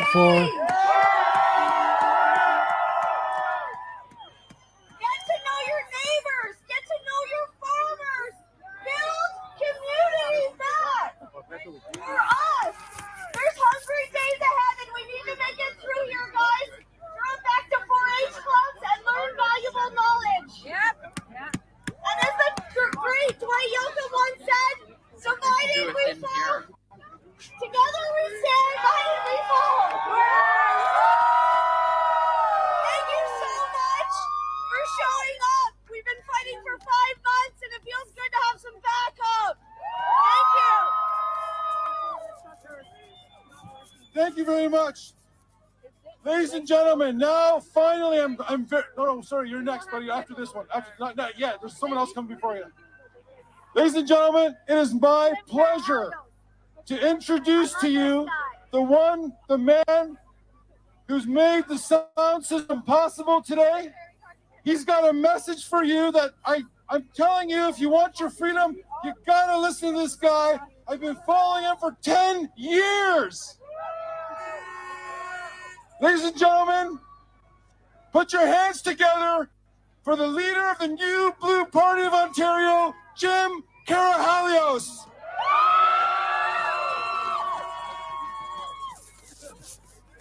Is Rod Stocky not the best? Is this guy not awesome?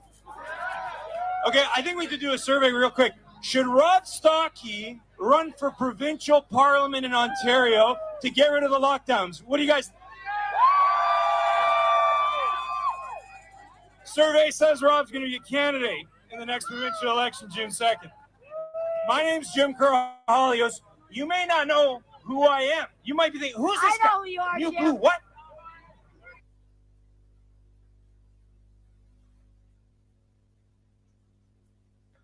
I never heard of that dude either, Jeannie.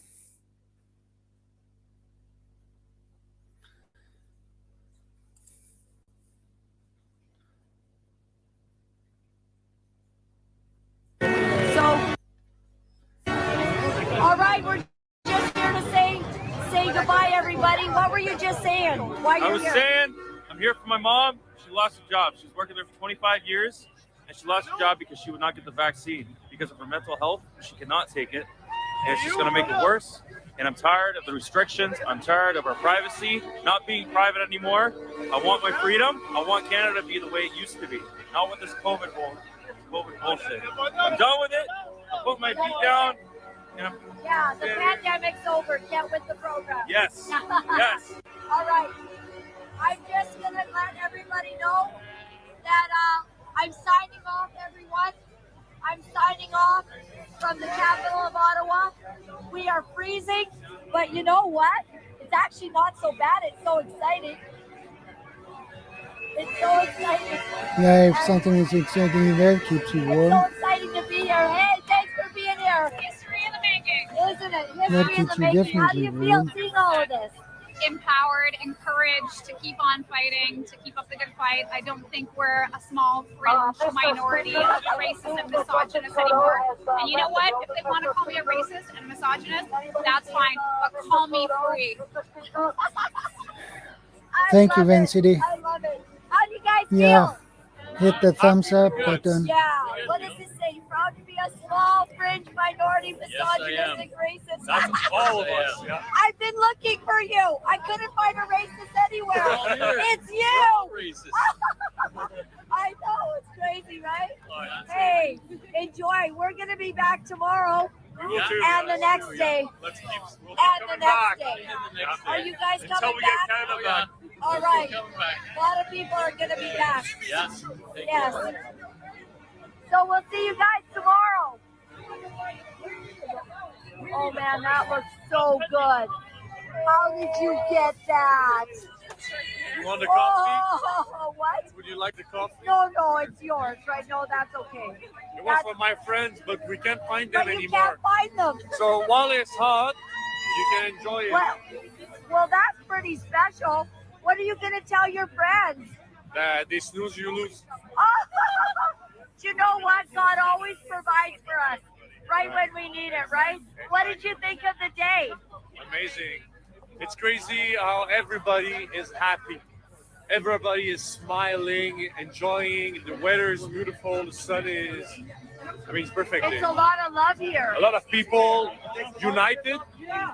French, English, East, West. Everybody's here. All religions, all races. Religions. Yeah. It's beautiful, right? Exactly. It is. It is. God bless you and thank you for the coffee. Enjoy it. You're welcome. You just made my whole day. Seriously, thank you. Thank you. All right, guys. I'm gonna find Cody. Cody and the lovely Liz. Cody, would you be able to have? Here's warm coffee, Liz. It's mine. Don't drink it. And Yeah, drink something hot would be nice too. Don't worry about it. Are you all right? I just want to say goodbye to everybody. Okay? All right. Signing off from Parliament in Ottawa. I want to let you know we'll be back tomorrow, 11 a.m. The pastors are standing with the truckers. That would be the pastors that did not sell out the people and demand vax passports to go to church. The other pastors are going to be here, standing in solidarity with the truckers from Parliament. I'm Laurel and Tyler Thompson. Thank all of you. Thank you for those to help pay for the gas and lodging to come here. You also bought me these gloves, and it helped me to be able to withstand this day because it is freezing. Check out my pants. I love you. I love you too. Thank you. Thank you. Look, it's ski pants. And you all bought those for me so I could be warm and stand strong. And I appreciate all of you so much. So from Parliament, how are you guys liking this? Did you love it? I see you got your Well, girl that lady here. would not have any voice tomorrow. Next generation by fighting right now. To be wholesome again, to be free, to be all together, and not being separate. Are you from here? Okay, CR. Yes, actually, I'm from Gatineau. Okay, Gatineau. Yes. Maxime Bernier is from Gatineau. Yes. I love him. Could I have a hug? Of course. Everybody, Justin A lot of dudes I Trudeau has don't got to go. heard Justin anything Trudeau about. has got to go. Justin Trudeau has got to go. Justin Trudeau has got to go. Justin Trudeau has got to go. Justin Trudeau has got to go. Justin Trudeau has got to go. Justin Trudeau Yeah, he has go. messed things up. Justin Trudeau has got to go. I can hear you.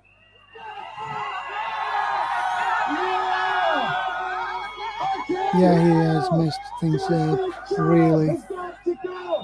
Justin Trudeau has got to go. Justin Trudeau has got to go. Justin Trudeau has got to go. Let me ask you something. Are we a small? Yeah, keep pushing, Canada. That is all you can do. Keep pushing.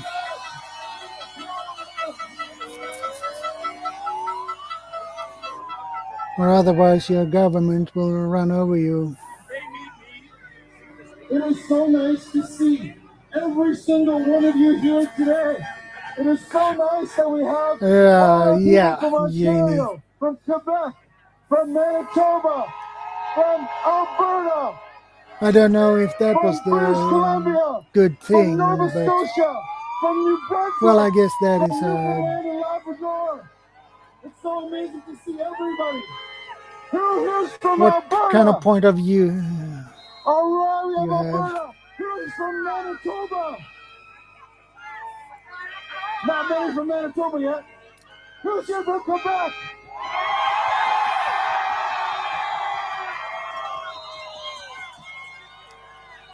Liberté! Liberté! Liberté! Liberté! Liberté! Liberté! Freedom! Freedom! Freedom! Freedom! Woo! All right. I'm going to take the mic over. Yeah, absolutely. I got a special friend here today. Her name is Maggie Segunis. Maggie, take it away. Wow, hello, Ottawa! Okay, Jeannie. If you need to take the dog out, you have to do it.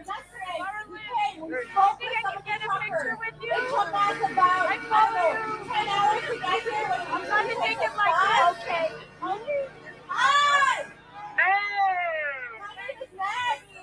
I just want to let you guys know that you don't have to answer to anybody.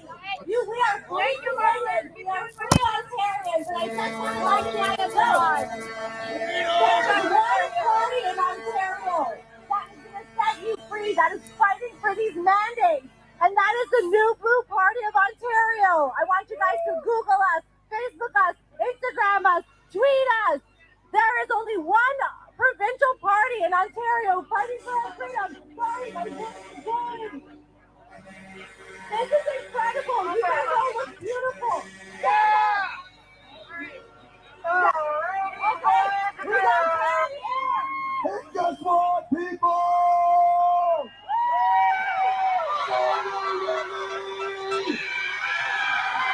I have a special guest, and I know you know who he is.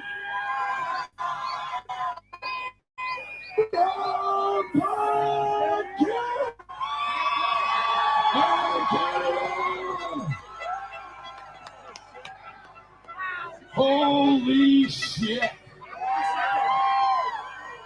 I want everybody, my throat's shot, so I gotta say sorry, but my throat is shot. You guys are the ones that drove these boys here. Your love, your support for the rest of these guys is amazing. And to finally see you guys stand up and say no is the most amazing thing I've seen yet.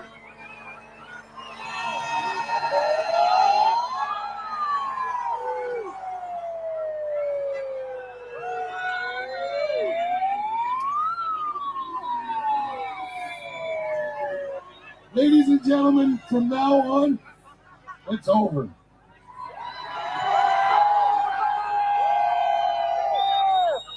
I've stood here on these grounds many times trying to fight for everything we love and endear as Canadians. I've stared and shouted at that office right there to get my answers heard. Do you think they hear you now?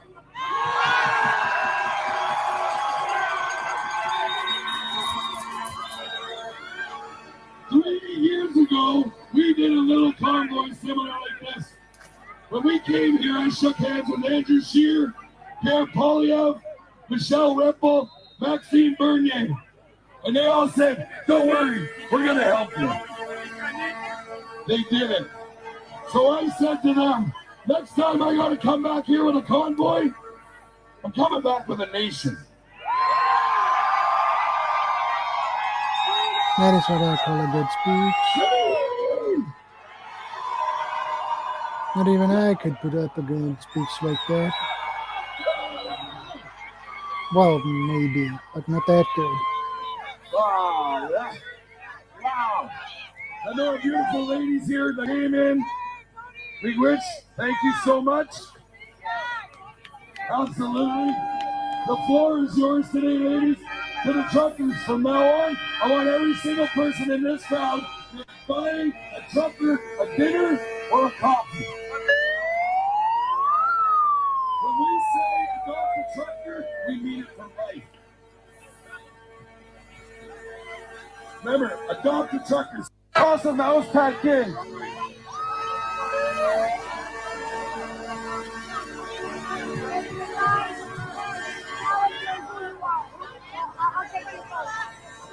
Hey guys,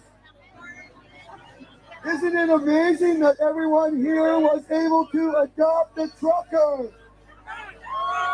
Isn't it amazing that you guys have poured out your love to these beautiful men and women that drive these trucks that bring us everything we need? We are the people. We own Canada. We own Canada. We own Canada. We own Canada. We own Canada. We own Canada.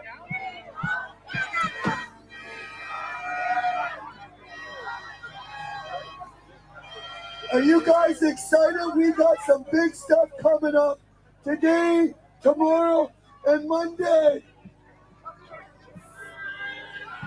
Well, it sounds like he is losing his voice and all that screaming he doing. And they are special.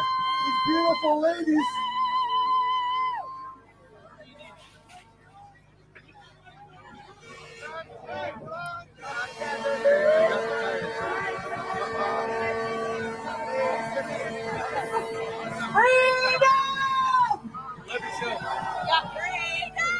Give her a horn back. What do we want? Oh, big wish, big wish for seeing all these faces. I love you all. And now we will dance for Yeah, you. 3 drums. Listen to the big drum and send our prayers. Back to her room. Can we get All that right, back? can I get this back? You. Thank you. Freedom. This is awesome. That's good.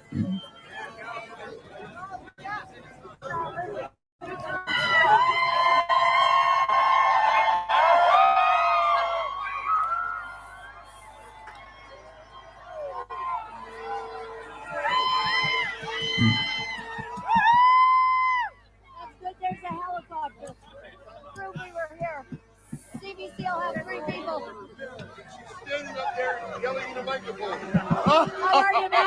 I'm good. I'm sorry, sweetheart. I gotta get Yes, to my mother. I'm good. Thank you for being here. God bless. Yeah.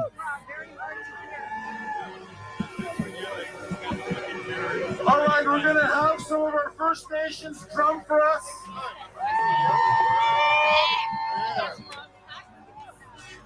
Don't worry, guys. We're going to get the scene. Folks, Hang on. if you're on the trailer over there, could you please come off the trailer? Folks, guys, the trailer's full. Can you please come off the trailer? I'm good. How do you like this? Yes, very much so. Well, we need you to come off the trailer so we can get the show going. How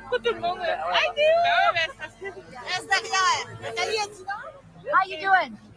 Yeah, PPC right now. Folks, All right, Maxine, so Thursday lovely all to the see way. folks Amen, that brother. are exercising our right to civil disobedience peacefully. We are telling and reminding our government that we don't work for them, they work for us. Amen.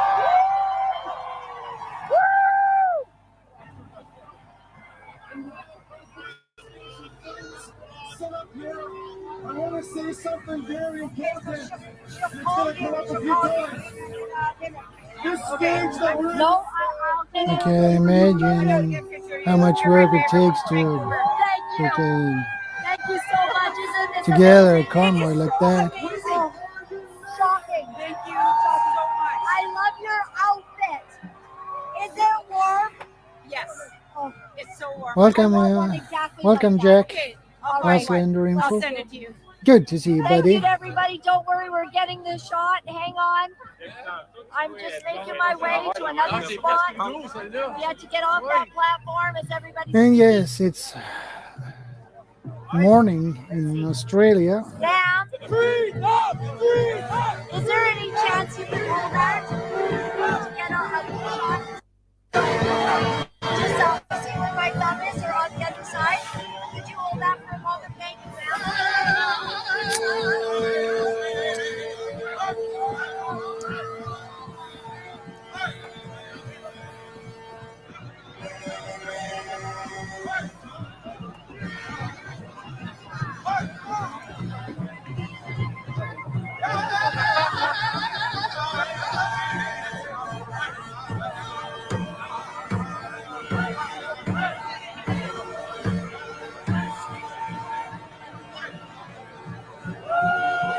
Okay, Jack.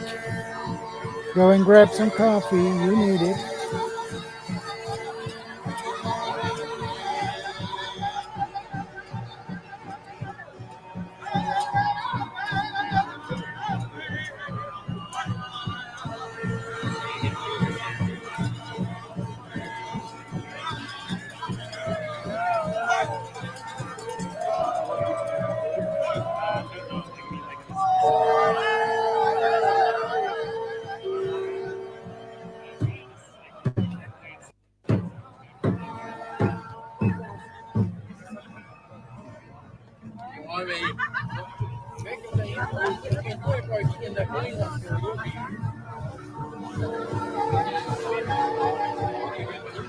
Yeah, so can I, Bob?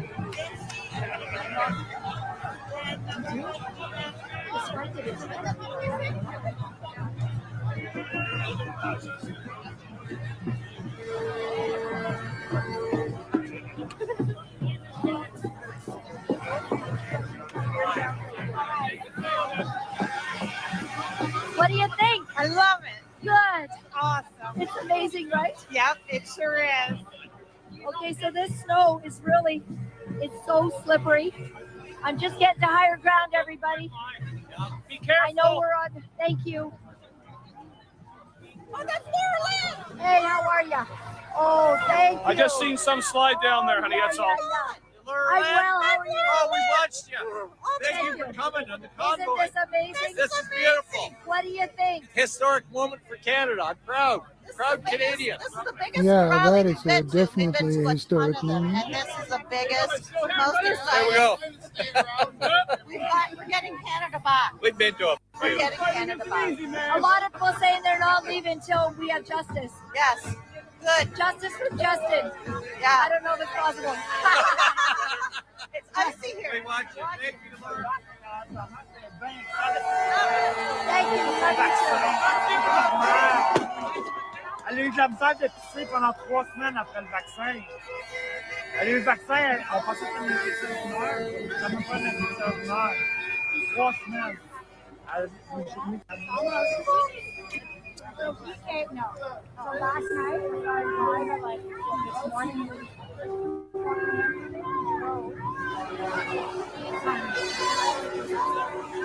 All right, folks, so I gotta be serious about things for a second here because it's very important. If you want your country back, you gotta listen to what I'm saying.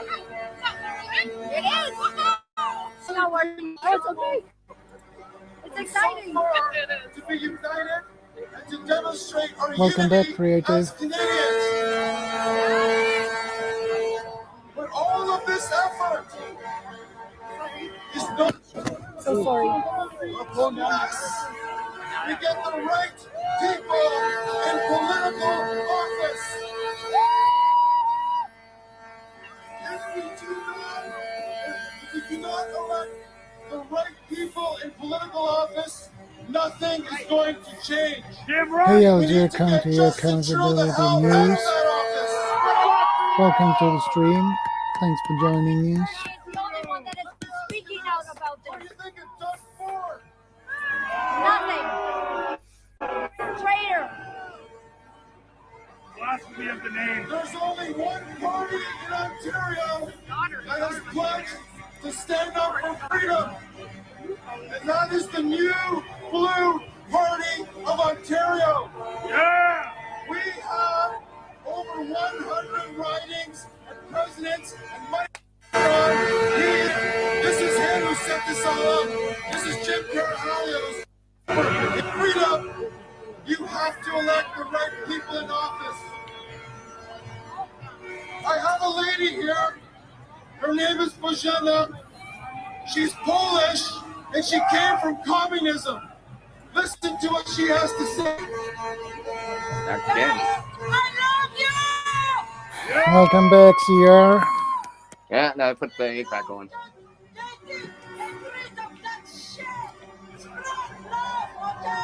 Listen, guys. We Polish, we abolished colonies. We did solidarity movement. We made revolution. We abolished communism in Europe.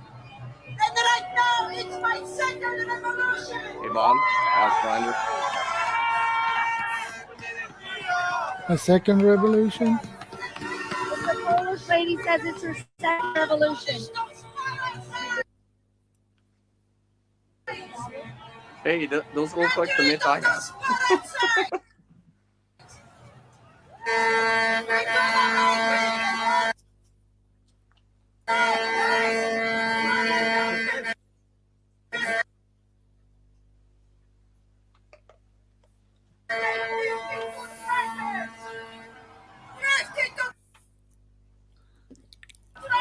So if I can do it, you can do it. Go! We need your help. We need your pen. We need your time. This is the time to finally move your asses and do something for this country. That's French, right? Yeah. I believe so. I believe it's français. I wish I could speak French. I wish I remembered it when I was young. I want you to sing that song with me. All we need is love. Well, CR, you're still young. I'm back again. Yeah, you are.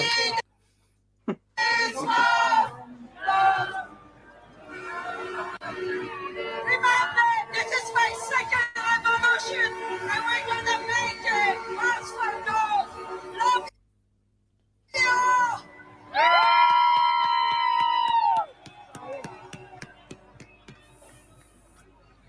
Vborg 001.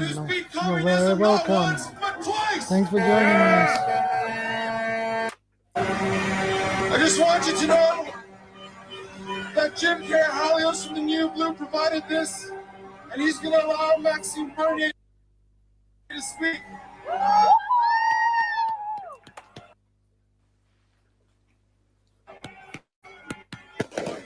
Thank you very much. Thank you to the New Blue Party. Thank you to all the provincial parties.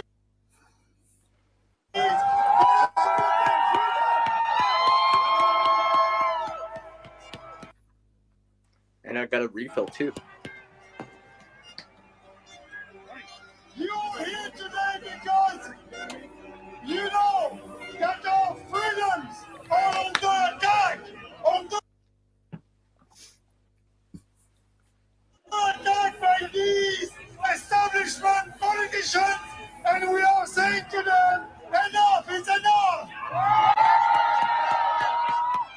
Well, that's great, Jack. You get your machete. That's cool.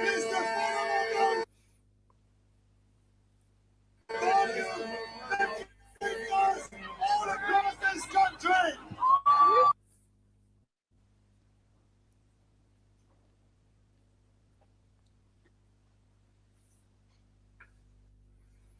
Yeah, now it's buffering again.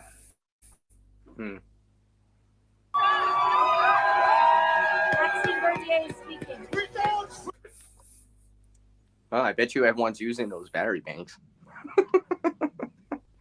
They're sure coming in handy. Well, probably the one who makes that stream there, I believe that person do it with on her phone, and that would suck a lot of battery. It would drain the battery pretty quick, unless. Well, I mean, even at 10,000, 20,000 milliamp hour, it'll eventually go down. But well, you know, it's probably okay. This battery's almost dead. Switch it over to another one.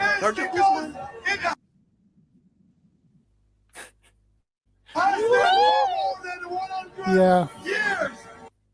No, I wasn't on. But I'm there for the people in spirit, though.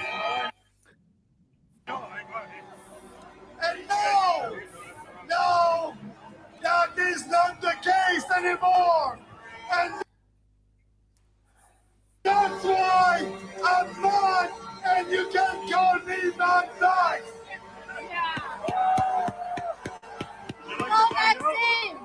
For you.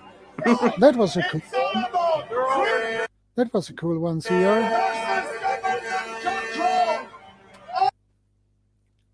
I know. For anyone that hasn't seen this, I've shown this before. Now it's more fun.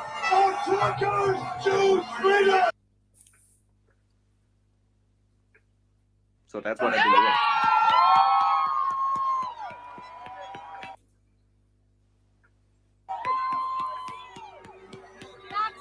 Says, I choose freedom. You choose freedom. Yeah, freedom is important. I choose prepping too. I'm just saying. I choose prepping too.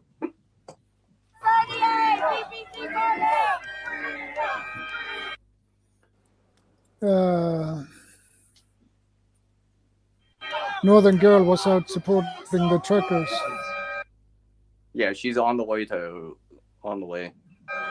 don't know if she's there yet.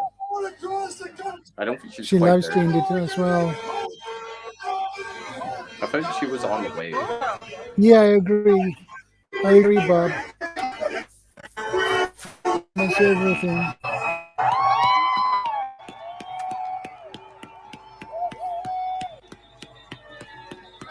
Go, Liz, go. I was arrested and cuffed and put in jail in Manitoba last summer because I was fighting to end this tyranny. But I can tell you, I'm ready to go to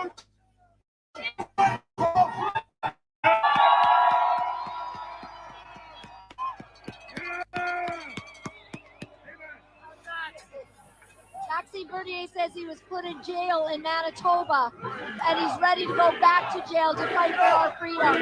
That's a leader. That's a leader. He cares about the people. Well, that would stir things up in the parliament.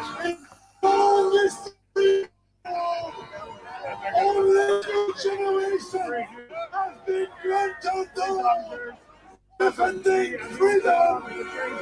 Speak of stir, I should have stirred up the cookie bag. You are that generation.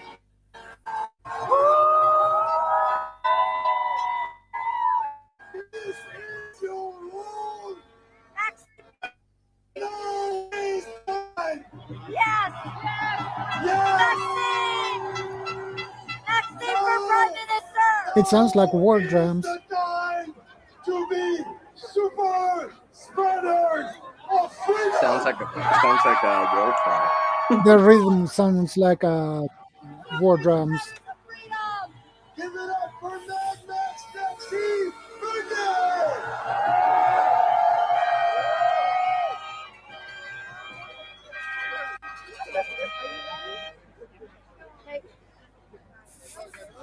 Yeah, more red.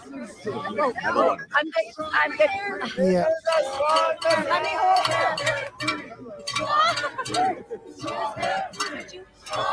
Pardon? Oh, I'm sorry. I'm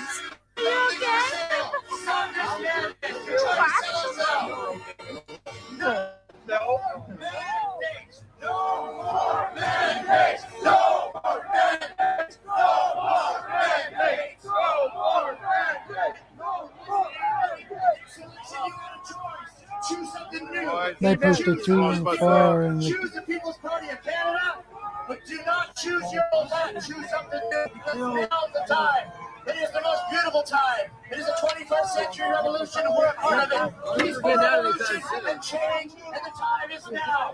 well, do you think it could be a revolution of this? Strong and free. Thanks for having us here today.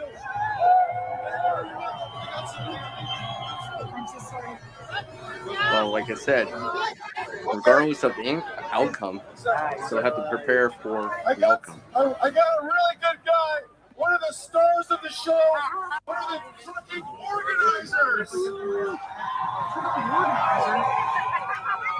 Mr. Harold Jonker is one of the organizers, and he's the road captain from the Niagara region. Put your hands together for Harold Jonker.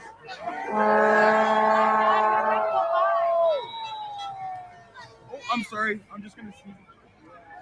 I don't know how to start, Canada, but I want to tell you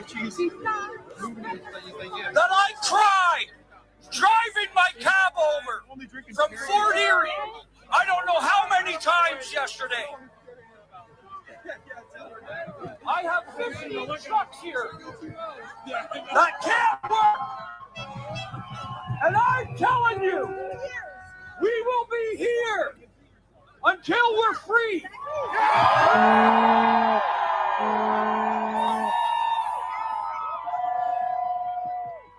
If you have 15 trucks that can't work, he will lose a lot of money.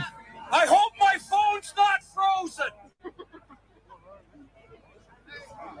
Please be with me. Bear with me here. My phone has been nonstop for 7 days. I've been getting telephone calls, emails from Canadians That's a lot of battery bank. who think that the truckers are the only one that are bringing hope to Canada. But I tell you, Woot woot. Canadians are bringing hope to Canada. Woot woot. Yeah, Harvey says woot woot. It's the people, right? I'm working on opening my phone here, and my hands are shaking because it's so cold. And that's what I couldn't believe yesterday. The flags were flying on the bridge. The hockey sticks were waving.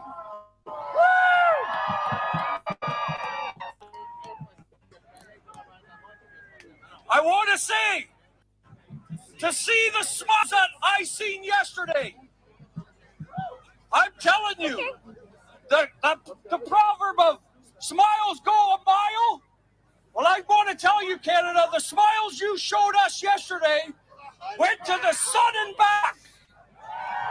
And I'm telling All you of today, these, to me, things are quiet before the storm, too quick, the twisting policies and approach. Each and every tyrannical system gives the dog people a little extra chin, and then after that, all hell. but there is and always has been You hope. get that right, Jack. And as COVID has shown, it isn't coming here on Earth. Like I said, regardless of the outcome, right? still gotta prepare for it, one way or another. Open up people with the smile. They are Jesus is our hope. I want to tell you a little story. I had to put it on the road temporarily so I could actually have a truck to drive instead of my pickup. All my drivers were fighting over taking their own trucks. So I put a cab over back on the road. I got a picture. The truck's been unused. Monsieur le Beaucheron. When somebody told me, Hey, Lorraine! How are you? Who's that? Like 6,000 people watching. God bless you. That was amazing.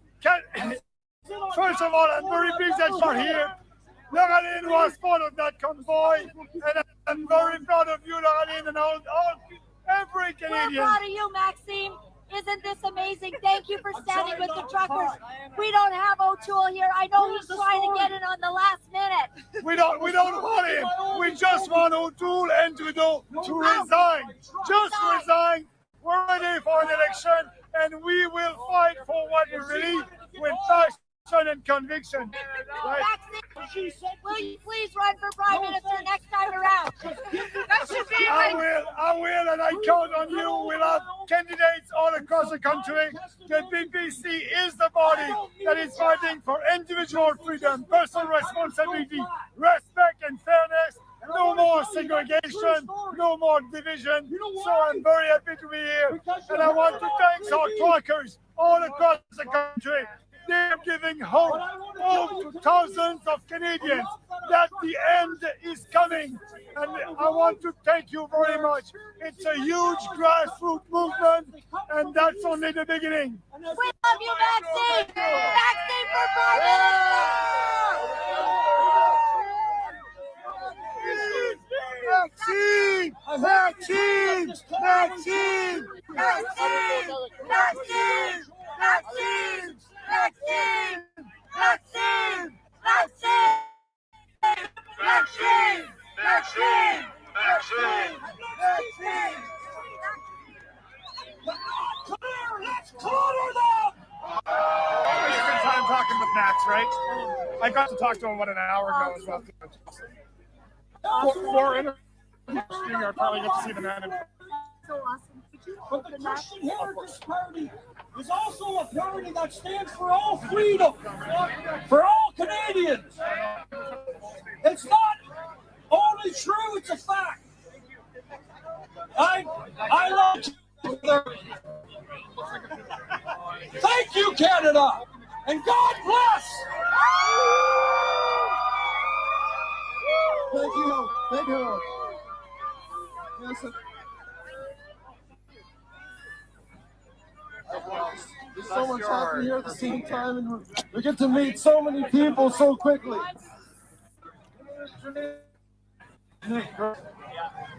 Good afternoon. My name is Carl Krebs. I represent a small but very loud group out of Manitoba called Things That Matter. And we are here to give this message to Mr. Trudeau. Better. We have a seat on the train station for you, Mr. Trudeau.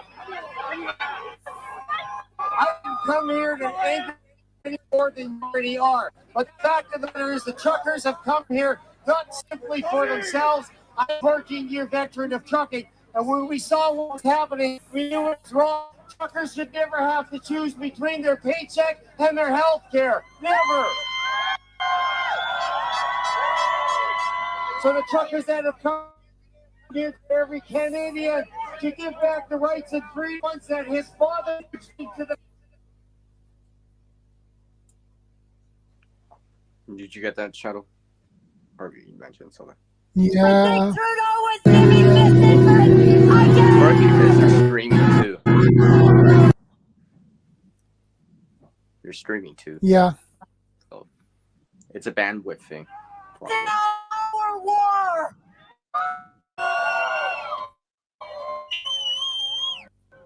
Today we fight for our children and our children's children. They will not wear masks, and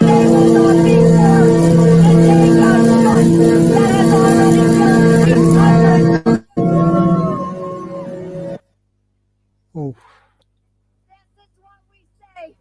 Today we unite the East and the West. Oh, the Canada! Trudeau has divided our The North country itself, for too. 2 years. It took the truckers 2 weeks to put it back together. Would love to have really doctors. How many doctors we can hear from today?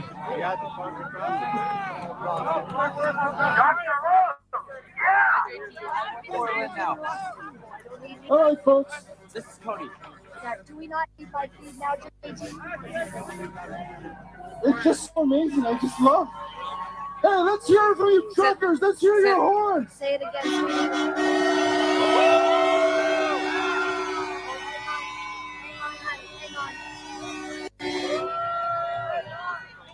If you're tired of Trudeau, let's hear your horns.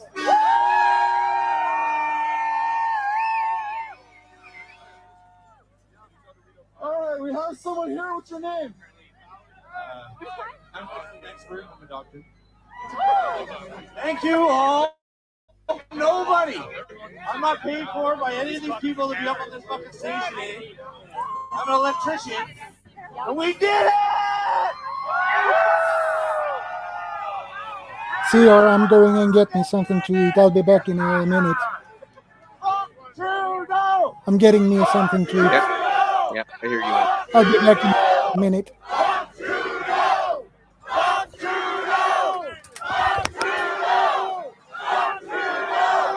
Thank you. Thank you, everybody. This is, as you know already, this is bigger than Trudeau. It's going on all around the world right now. You replace Trudeau, that's only one fucking guy. Are you fucking crazy? Get everybody off the stairs, please. And it's really chilly. Number one, I don't know shit. I'm a fucking electrician. Number one, well, I'll say it quick, and that's it. The media fucked up so bad. The media fucked up. I don't know if the media's watching. Great speech, Laurelyn. That was awesome. For sure, we have control over the CBC. Now we are. We can say the CBC is off. I love you. We pay for the CBC. Start there. That's all I know. That's number one. And this is bigger than Trudeau. And good fucking luck. The rest of the world, good luck. Let us set the first example here. And for everybody else, good luck. Great guy, great guy. Thank you so much. All right, we got a trucker here from New Brunswick. Monsieur E. Dufort. Canada!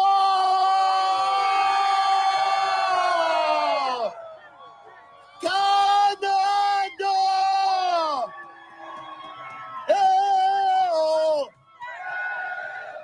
Oh! Hey! Well, as like I said, regardless of the results, outcome, you'll have to prepare for it.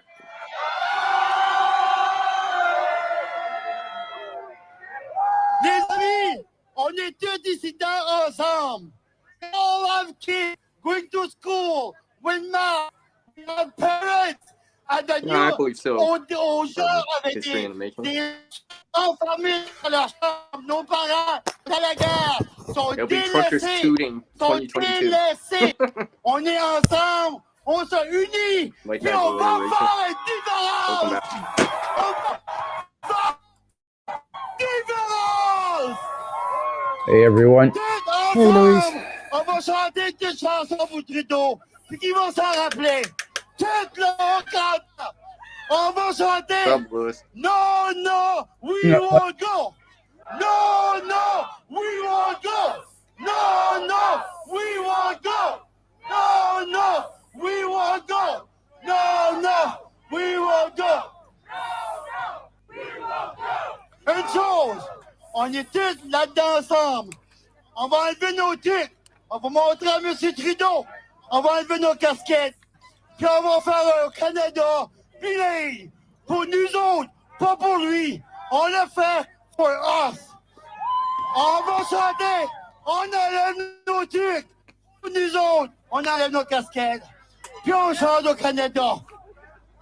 Au Canada, on met les yeux ailleurs. Dans ton sang, que Sarah glorieux. C'est fort élevé, il s'est porté la croix. Ton histoire est une épopée, le plus brillant des fois.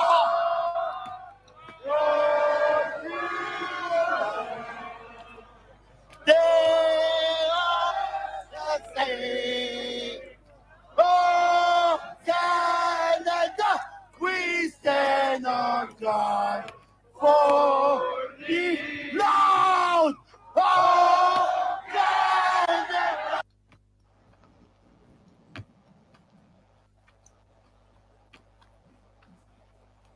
A lot of buffering too, I guess. Yeah, they buffering. And I don't.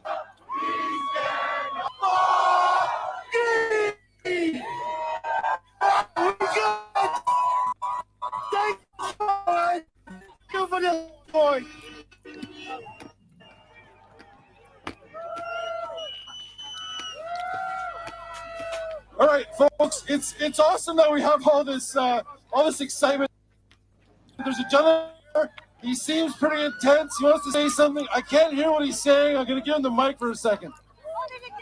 Okay, I don't know why whoever the authorities here have only got room for about 2 people to go through that gate at a time, and there's thousands of there, and it's access to allow for some room to that main entrance up to the Parliament Hill. Clear some space so there's some people. People are getting stuck in. People can't go. So, get it over. Okay, so what he's saying is it's about safety. I get it. There's a spot over there. It's tight. Just be cautious over there that you don't get pinned. You don't get stuck. Is that good? All right. Now we have another person who wants to talk. This is Brittany. Hi, Brittany from Coburg. She's the daughter of a truck driver. I just want to thank everybody for showing your support today for all these truck drivers. What they do for us as Well, truck drivers now I'm it confused. means a lot. Can you hear me now? I just want to thank everybody for showing your support today. And Trudeau, we're not going anywhere. Didn't she had a speech earlier? Yeah, see, that's what I thought too. I was just like, this sounds like the same person. Just thank you. Yeah. Thank you, Brittany. Yeah, it was. Awesome. It's Thank you, the same Brittany. person. So one of the things that happened here is Yeah, they'll have a main this all started so speaker up quickly. there. First, there's a couple trucks. That's then gonna be up then there a 10 lot. Trucks, then 100 trucks, and 1,000 trucks, and then we're here today with so many people. We weren't prepared for all these people. This is just the most amazing thing, and it's humbling to That see sounds so exactly many the people. same. Go on this side too. I'm sorry, folks, Yeah. I'm not ignoring you. Down. It's just so nice to see so Keyword many of you prepared. here. And then Half an hour ago. Do we have anyone else? All right, we have another speaker here. weird. Are we sure that this is actually still live? All right, 'Cause we that have looks Stacey very Payne with exact Feds same for wording. Freedom. Yeah. Hey, everyone. Yeah, I got the same feel. Are you sure you're on live? I mean, My on name it is live? Stacey Payne. I am the daughter of a truck driver. Yeah, that is live. I was born and raised in Kingston, Ontario. I'm a graphic Yeah, they'll have a designer main person that stays up on the stage for the whole time. until August 13th. Trudeau, first threat to the federal public Because service. if they keep I it called my doctor. organized and less confusion going on, just by having one main person up there and inviting a person or two up on, it's controlled, right? It's a peaceful protest, right? To try and get into power. And it's all lies. They do nothing to make a change for the positive. And I'm only speaking for at least the peaceful protesters, right? If they keep it organized and peaceful as possible by doing that, right? And people up there, right? It's gonna get confusing. Somebody could be wanting to start up there. At least if it's organized, they're well prepared for this, right? Right. RCSS 97. 6,000 Welcome. federal public servants on leave without pay right now. Okay, it's a replay. We have sent letters to the Prime Minister. We've sent Well, letters to our actually, unions. it's 4:30 Eastern right now, so the sun's gonna be setting soon. Because we are That taking still looks like mid-afternoon. We have also served the entire Yeah, it's 42 here. I am in Ontario. a cease and desist because we're filing a class action Yeah, because it's lawsuit gonna be Hello, dust Victoria. Filter. You know, Good to see you. Depends on what time zone you guys are in. If it's say out west where it's 3 hours different, right? It could be late, or it could not be playing right now. So it depends on the time zone too, right? Well, Ottawa is Eastern time zone. My time here is 10:43 p.m. I'm here today and I'm so proud to be a Canadian. But YouTube, it's usually pretty good, right? Like, you know what I mean? Like, I'm subscribed to your channel, but you know, 10:30 something your time, okay? It's 3 o'clock, 4 o'clock here, but right? YouTube's been pretty good about that.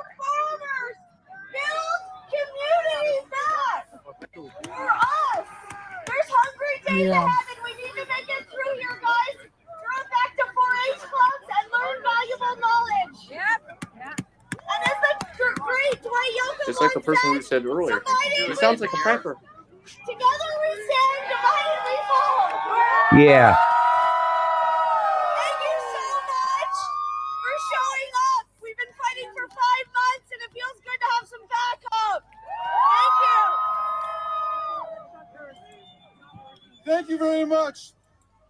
Ladies and gentlemen, now finally I'm very, no, sorry, you're next, buddy. Actually, not yet. There's someone else coming before you. Well, Ladies it and sounds gentlemen, like it it's is my pleasure going in to a loop. introduce to you the man who's made the sound system possible today. He's got a message for you that I'm telling you, if you want freedom, you gotta listen to this guy. I've been following him for 10 years. Ladies and gentlemen, I shut this put your video hands down. together for the leader of the new I Blue stopped Party of sharing this. Ontario, Jim It must be in their point of Carolios. view. Yeah, it would be nice to see their point of view of this too. Like, and anything, always get a second opinion and their point of view of things. And see more of it, not just from one point of view. Yeah, well, I'm sure half the people are up there on some sort of Facebook, Twitter, YouTube, you know what I mean? Yeah, it's probably a very, very trending right now. Are you eating yogurt? Yeah. Sorry, I just noticed. I'm like, that's got to be yogurt. Nope. Oatmeal? Rice. Porridge. Oh, porridge. Okay, okay. Well, like Lewis, I don't know if you agree with me here on what I said earlier. I don't know if you were in earlier when I said it, and again, or in earlier before I left, and again when I came back. Is that too repetitive? No. Right? Regardless what happens. Yeah. Well, they're just. I was gonna say, regardless what the outcome is. No, they're just wanting the people. What I'm saying is, Well, regardless of the outcome. I think those people, once they, I think that, when you see one stream, you're seeing that person's stream. But when you see, you have to flip through the YouTube pages, right? Because I got a channel, you got a channel, Shadow there's got a channel, right? We all got our different, so you got to flip through things, right? Because I could be up there and give my point of view. Same thing with you. Same thing with Shadow, right? Yeah. And so you got to flip through the channels, right? Well, take a look at what everyone's saying, right? Consider what everyone's saying. Yeah, and I do that with the news. You know what I mean? Because I get that too, right? It's just an opinion. Yeah, and I don't believe everything on the news, and that's why I do that, right? Because if I were to trust just one news station, I'm screwed, right? I take all the news and whatever's commonly said, vaccination, this, that, whatever. Generally speaking. Yeah. So, like I was saying, what I was going to say was, no matter what happens, I still think we still need to prepare for whatever the outcome becomes. Oh, Good, yeah, for sure. positive, For sure, man. Bad, worse, whatever. Right? For sure. The thing to take away from this still, right? Yeah, everybody's got to prepare for where they are, Yeah. Because you may, I don't know if you actually live in Ottawa or not, but here's the thing. I've been on Parliament Hill. I've been in out east. I've been in the Toronto area, in the GTA area. I've been in Ottawa. I've been in Quebec. Yeah. I've been in Montreal before.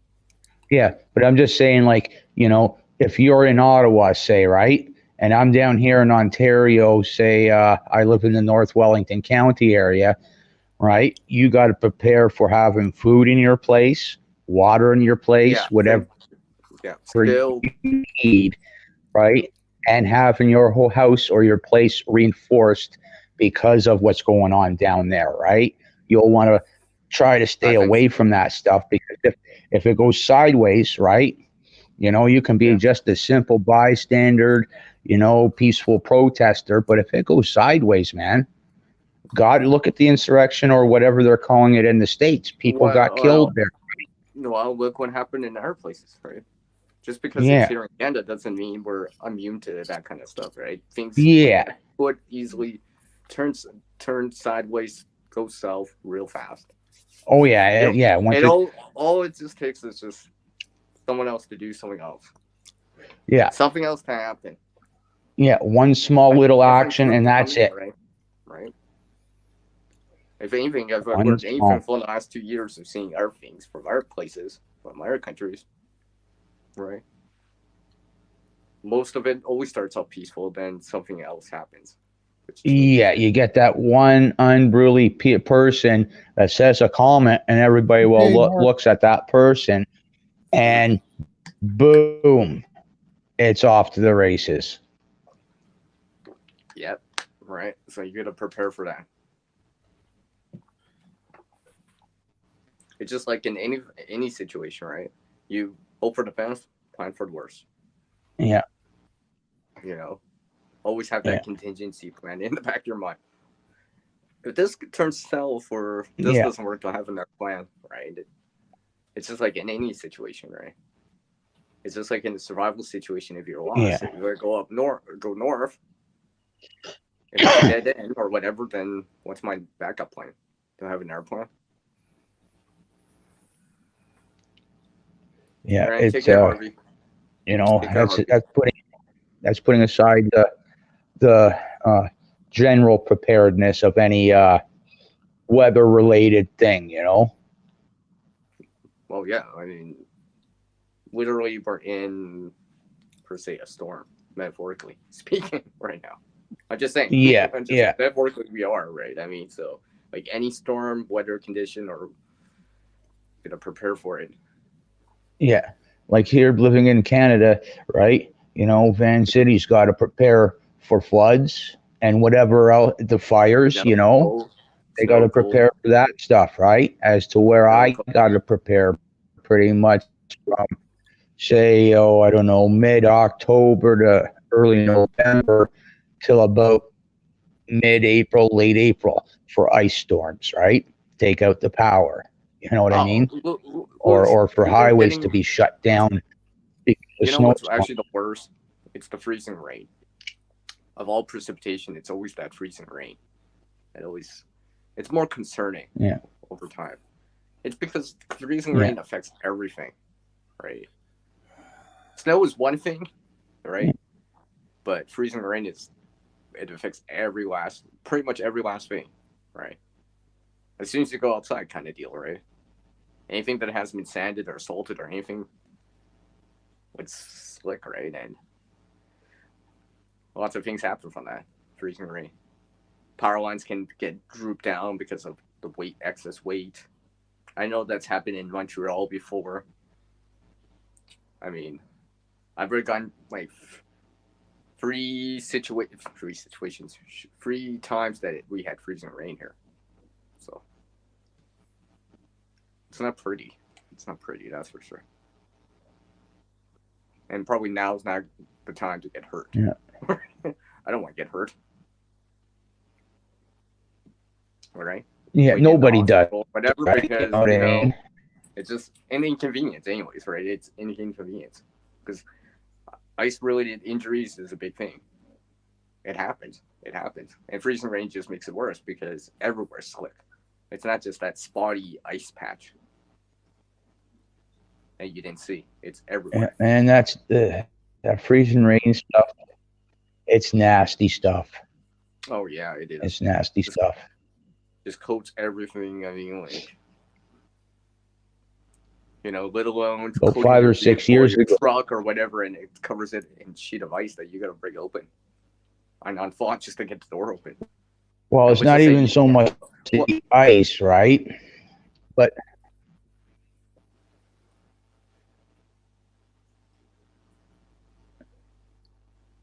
it's not so much the ice. I believe that it's the aftermath of the ice, because you can scrape your car off, right? But when the rain comes down and starts freezing up on the trees, you know, I've seen 4 or 5 years ago, in the homes, on top of cars. Oh yeah, that bridges. It weighs it down because ice is not. Yeah, because it's mostly water. It's that stuff. Yeah, it's mostly water, and it sticks. It doesn't. It's not like snow that'll flake off over time, but it's ice. It coats everything. It sticks to it, and it starts to weigh it down more. Yeah. Right. Yeah, powder outages, right? We had one 5, 6 years ago. Yeah, exactly. Electrical. That's a big thing too, right? Yeah, and I was a lumberjack, right? You know, clearing out farmers' fields for them and to sell some firewood, right? Well, you know, for about 3 months, the day after that everything happened and was finished, 3 months, man. You know, working 10, 12, 14-hour days out on ice, right? And I usually charge $35 an hour, right? Because I didn't have a company name, nobody paid taxes, cash, $35, right? And when I upped my prices to $85 an hour, and then everybody was like, "Oh, this, that, and you want me to slip on my ass and hurt myself with my own chainsaw? No thanks, because I won't do it. But for the right and price, then the work's not done anyways. Then. yeah. But you know, being, you know, like, and I was drinking a lot back then, and I knew what I was doing, you know. But the fact of the matter is, you can still have that accident, right? Even drinking. You know, it's just drank because to give me the liquid courage to do it, right? I wasn't abusing it, right? But still, the fact of the matter is you want it done? There's other companies charging more than that, you know, and they're backed up 3 and 4 and 5 months because they got the insurance. And you know, if you think I'm not expensive, go try this number. And I had a number, right? In case if there was an insurance job where the tree would hit a house or something like that, right? Here, I'm not going to do it because I don't have the insurance. But here's a company that does, you know, and a few people are like, Louis, I was just thinking, like a tree or whatever, it could be easily a vehicle to sliding off and just, oops. Why is this car in the living room? yeah, Right. It rarely happens, yeah, but it is possible you for know, stuff like that to happen. I've seen that. I'm just like, wow, they have a really big window. Oh wait, there's a car there. yeah, you know, Right, that's a big like I thing. remember, That's a big thing. You know, that's a personal you know, SHTF to someone, right? Because that's a costly thing, and in the wintertime, that's even worse because your heating, even if you have heating, you have to, it's escaping out, right, real fast. Because you got a big hole in your living room. yeah, That's a costly thing, right? I mean, like, where yeah, having tape and some yeah. I tarps remember would be handy, trees right? like At that least ice that would storm. help you out, right? Yeah, You know, like, yeah. I've had to that's why I always rent make sure I out. have that stuff as much as possible, just in case it could be as simple as a window getting broken or whatever, right? So I want to be able to Yeah, cover that until I can get it fixed, right? you know, I've had Let's to just help. say if it's minus 10, I've had to I mean, like it's just not sucking right out the heat and stuff like that. yeah, I would, like that ice storm. I've seen tree big maple trees right in the house because of that ice storm. Going there, I can't get some of it out of the house, right? It doesn't matter now because the insurance is rated like, you know, like the insurance is involved, right? And because it's in the house, right?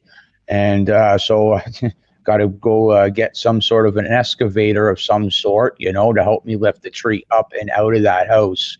And it's still going to damage the house when I lift it up and out of there, right? You as know, soon you as it try to falls keep into the the house, you houses. already know that it's going to be costly and it's going to be expensive and something else is going to get damaged. Yeah. You know, like hopefully you get I've been, lucky that it's only like minor, but if it starts hitting something like, you know, structural, then it's just yeah, like one house I it went could to. be, and you know, when I say minor, I mean like, so it's not hitting like electrical, it's not hitting like water, because that's all you. Yeah. Covers all like that, right? Worst case scenario that I've seen. Horrible. The worst. Breaks the pipe. Main pipe. Yeah. The worst case scenario I've seen. Next thing you have is water damage too. And then remember, it'd be free. It's cold, so it's not freeze, right? So I mean, like, oh, Yeah. Like the worst case scenario I seen up there, aside from the electrical lines, a tree came in the roof, smashed the roof down onto the upstairs, and started to break the upstairs floor onto the main level. This was a good 400-year-old tree. So it must have been like 80, 90 feet tall. You know, it was like bigger than my waist. You know, imagine like 6 of you jumping inside of the bark. Kind of big, right? Minimum. I mean, that doesn't land. I was gonna say, I remember a while ago, I showed us on a video about wind damage, falling trees too. Some people get lucky. Oh yeah. Some people get lucky. It just scrapes the building, right? You know. Oh no. Main branch or heavy branch, right? You'd be lucky if it just breaks the eavesdrop or a couple. Yeah, that's minor. That's very minor. If it starts breaking windows or the structure or. Yeah, like when it comes like worst, like I said, the worst case scenario, it's in the house, right? Yeah, if you get a hole in the building, then it's just like. Yeah. I'm just thinking, if it was wintertime, then all the heat's just escaping. Then you. Yeah. You got to wait till they rebuild it. You probably would have to insulate it too, right? You probably would have to cover it with foam just to keep it. Tarp it up. A tarp would just radiate the heat away. I mean, it's better. It would, but it would hold some of the heat in as well too, and it blocks some of the cold wind going into the house, right? Yeah, you probably double it, just almost like a double pane glass or whatever, right? So, yeah, like so it would be done like that, right? Because I've worked in construction before, right? Hey, and Lewis, can I borrow some of that bubble wrap? Why? There's yeah, a hole yeah. right. Yeah, because in the construction industry, right, what they do, the bricklayers do in the winter, is they got a tarp up along the wall and on scaffolding with a propane heater there. And that propane heater's running 24/7 until that wall's dried, so the same thing there. The customers got to wait and leave, you know what I mean, and shut the water down and put some antifreeze through the lines, right, and the toilets here, there, until that house becomes livable again. Yeah, that's a major inconvenience. Yeah, minor is like a window broken and it's tarped up, and you got to get an extra heater, right, by that window. I mean, once you start breaking minor, right, like a branch comes down, you start breaking the wall, cracks the window, right? Once you start, windows one thing, but if you break the wall, it's just like, that's pretty serious. Yeah, you never know what happens with Mother Nature. One thing, you can hear it, it's fine, it's this, that, and the other. Well, see, but come midnight at night, unfortunately, just to add something in, another inconvenience of that is now there's a big hole, so your security is less because there's a big hole, right? Like it just. Yeah, and unfortunately, as much of an inconvenience. Yeah, right. So then people, it's like those trees can only hold so much weight. You know what I mean?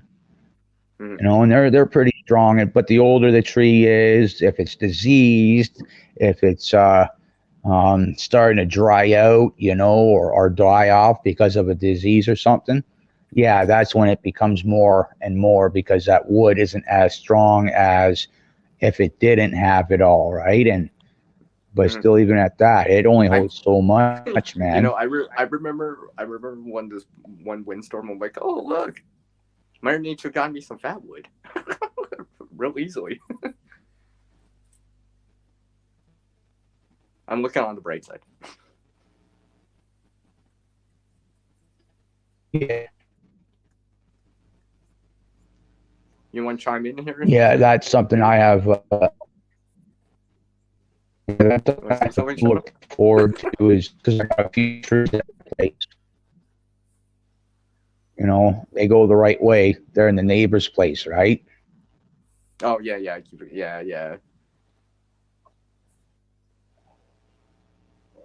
But they've stood up through an ice storm here already, so they're in pretty good shape, right? So. Mm-hmm.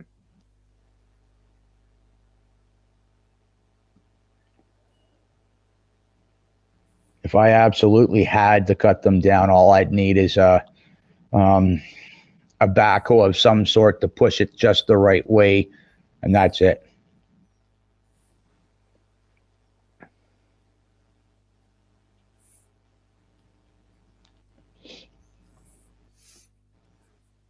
That's why I always feel bad for people that get wind damage, especially from trees, kind of thing. Because usually it's not pretty. It's not pretty, and it's very costly. Major inconvenience. Yeah. Right. And that's why I got a brick house. The brick don't fly off. Let's say insulation tarps, let alone a heater or an excavator or such and such to help you. If that happened, right? I mean,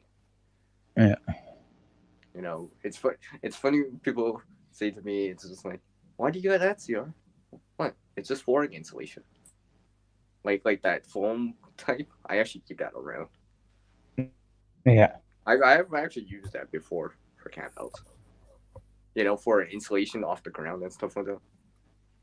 Because it's very lightweight. It's you can use. I mean, it's useful. So, in a jam, I could use that for a window. Put the tarp in between. I mean, on the outside and on the inside, and sandwich some insulation in between. as a temporary fix, just in the meantime until we can't get a new window until next week. CR, okay, right? Because it might have to come down to that. Yeah, like I mean, if it's minus 30, I have to do that. There's no crumpled up newspaper would work. Like crumpled up newspaper would work. Your clothing would work. Just about anything would work, as long as you got something protected in between that cold zone and that warm zone, so it doesn't escape as much. That flooring insulation. Yeah, that foam stuff's the best. Yeah, because I mean, it was meant to keep the separation from the cold ground to the warm floor. Yeah. That's why I actually keep some of it laying around. Yeah. To me, it's worth it. It doesn't take. Like most of my walls are got that spray foam stuff before they put up the drywall and all that. It got a shot of spray foam.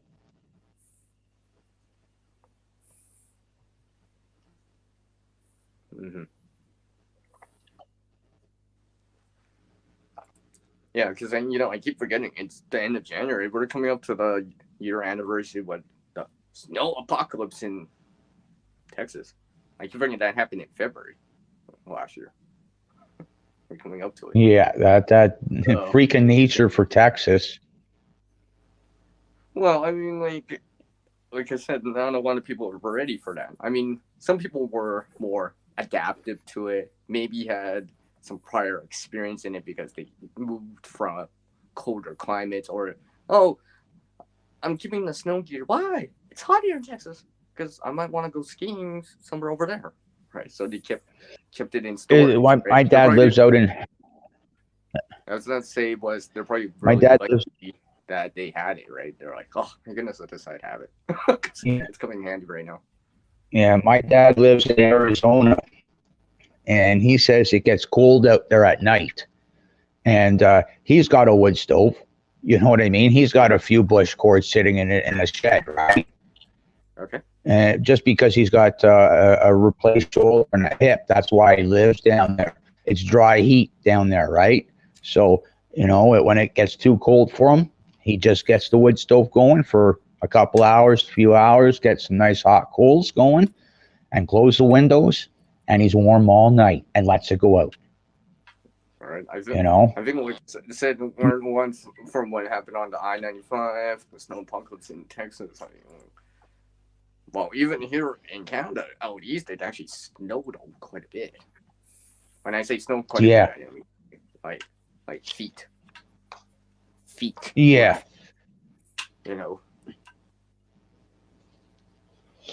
Yeah, well, winter's starting to come later, but when it does come, it comes like that now. Mm-hmm. It doesn't come in late October, early November, where it's starting to roll around, right? Where you get some snowfalls of maybe an inch and it melts, a couple of inches and it melts, and then, we got a foot in 2 days, right? Yeah, it lingers a lot longer. Now it's December, first week in December, second week in December, it's like that. But come January to mid-January, it's boom. You're getting 2 feet in one night. Just randomly, I'm just bringing in something warm here. Folding stove. I actually haven't used this one yet because I actually have another one the exact same kind that I actually used. Like it's like new. I haven't even used the blocks on it yet. It's a spare. It's a spare for me right now. I actually have an actual one that I will use. Such, I've made coffee in it before and stuff like that. Even something like that would be nice in a cart. Decent enough to add into a cart kit. At least it would give you something. Especially if it was cold.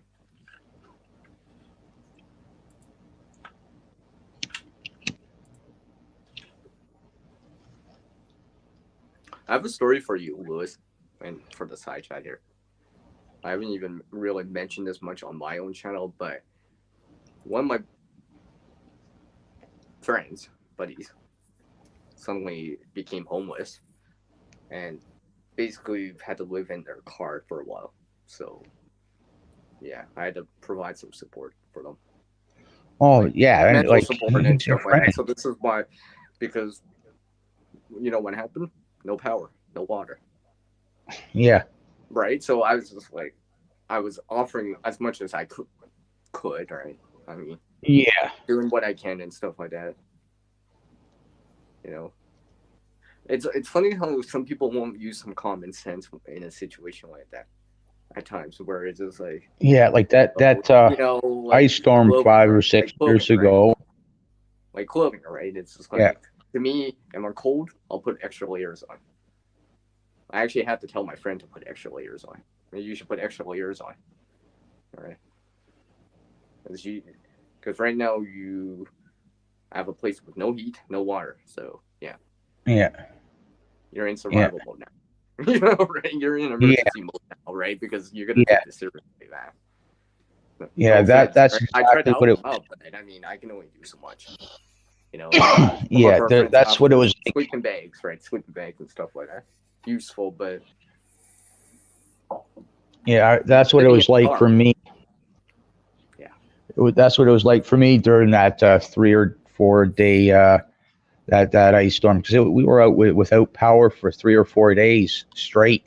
And I was renting a house at the time, and I'm lucky that I had a fireplace there to keep the house warm, just warm enough. It kept it fairly warm, but the pipes, right, from freezing. Oh yeah, that to me, you know, if anything, that's always gonna be the most important thing, because you can keep yourself warm enough. It's yeah. actually the pipes will probably give out before you give out. Oh, they'll give out within 24 hours. Well, if the house is, if the house like, is, depending how cold it is, and stuff like that, but yeah, first, right? Or else you'll have to drain all the pipes out. Yeah, and put antifreeze in, right? Or But something like that, or drip it or whatever, right? But if yeah, you if drain I the didn't, water, I always say if you have to drain the water out because chance of freezing or whatever. exactly. Water. Don't waste the water. Don't waste the water though, right? You shouldn't be wasting Yeah, it.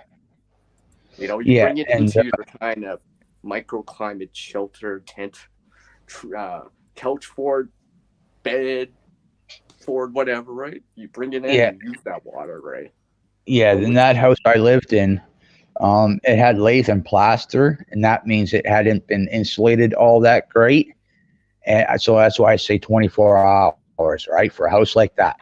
But it was a 100-year-old house, Well, it right? depends how cold it is, but I mean, like, relatively speaking. Yeah, well, still, like, It's really when you got nice no there. I mean, this insulation, one is right? 30 minus 22 Fahrenheit. I mean, that's gonna be, yeah, that Yeah, would be. well, that's when up here, when we got to leave the taps on a trickle, you know, But that just only to keep works so it. much, right? That only works so much. It's the flow, right? You're keeping the water flowing, right?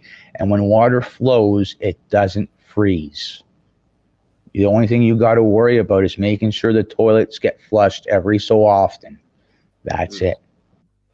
You know, because everything in the toilet, right, and the reservoir will freeze up. Would you gather that water that's dripping? Probably, right? Not unless if I absolutely had to. You know what I mean? Like if I had power, if it's dripping, well, then reflush it. if I had power, there's no need to. You know what I mean? If there wasn't power, well, my well wouldn't work, right? You know what I mean? So that means I got to at least drain it out, put antifreeze in, and I've prepared for something like that. You know what I mean? I've got a few gallons sitting around the house. I won't say how many gallons, but I've got gallons of water sitting around the house just for that. To flush toilets, to brush my teeth, you know, for my dog to drink, for me to IBC drink. Like an IBC amount? What did I just say that? I'm just kidding. Anyways, keep going.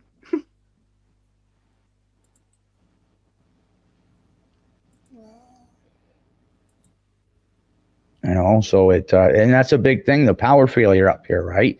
A person needs a gallon a day, you know, and I got a dog that's about 120 pounds. So guess what? He needs a gallon a day, you know, so that's already 2 gallons right there, you know. Then you got to cook the toilets. No, water was a big thing in the Texas freeze. Water was a big thing. Oh yeah, because their I mean, infrastructure. besides heat. Obviously, heat is one thing, honestly, but the water. Yeah. The water Yeah. damage. Because they're Not even. Some people didn't even know where the main water shut off was. Right.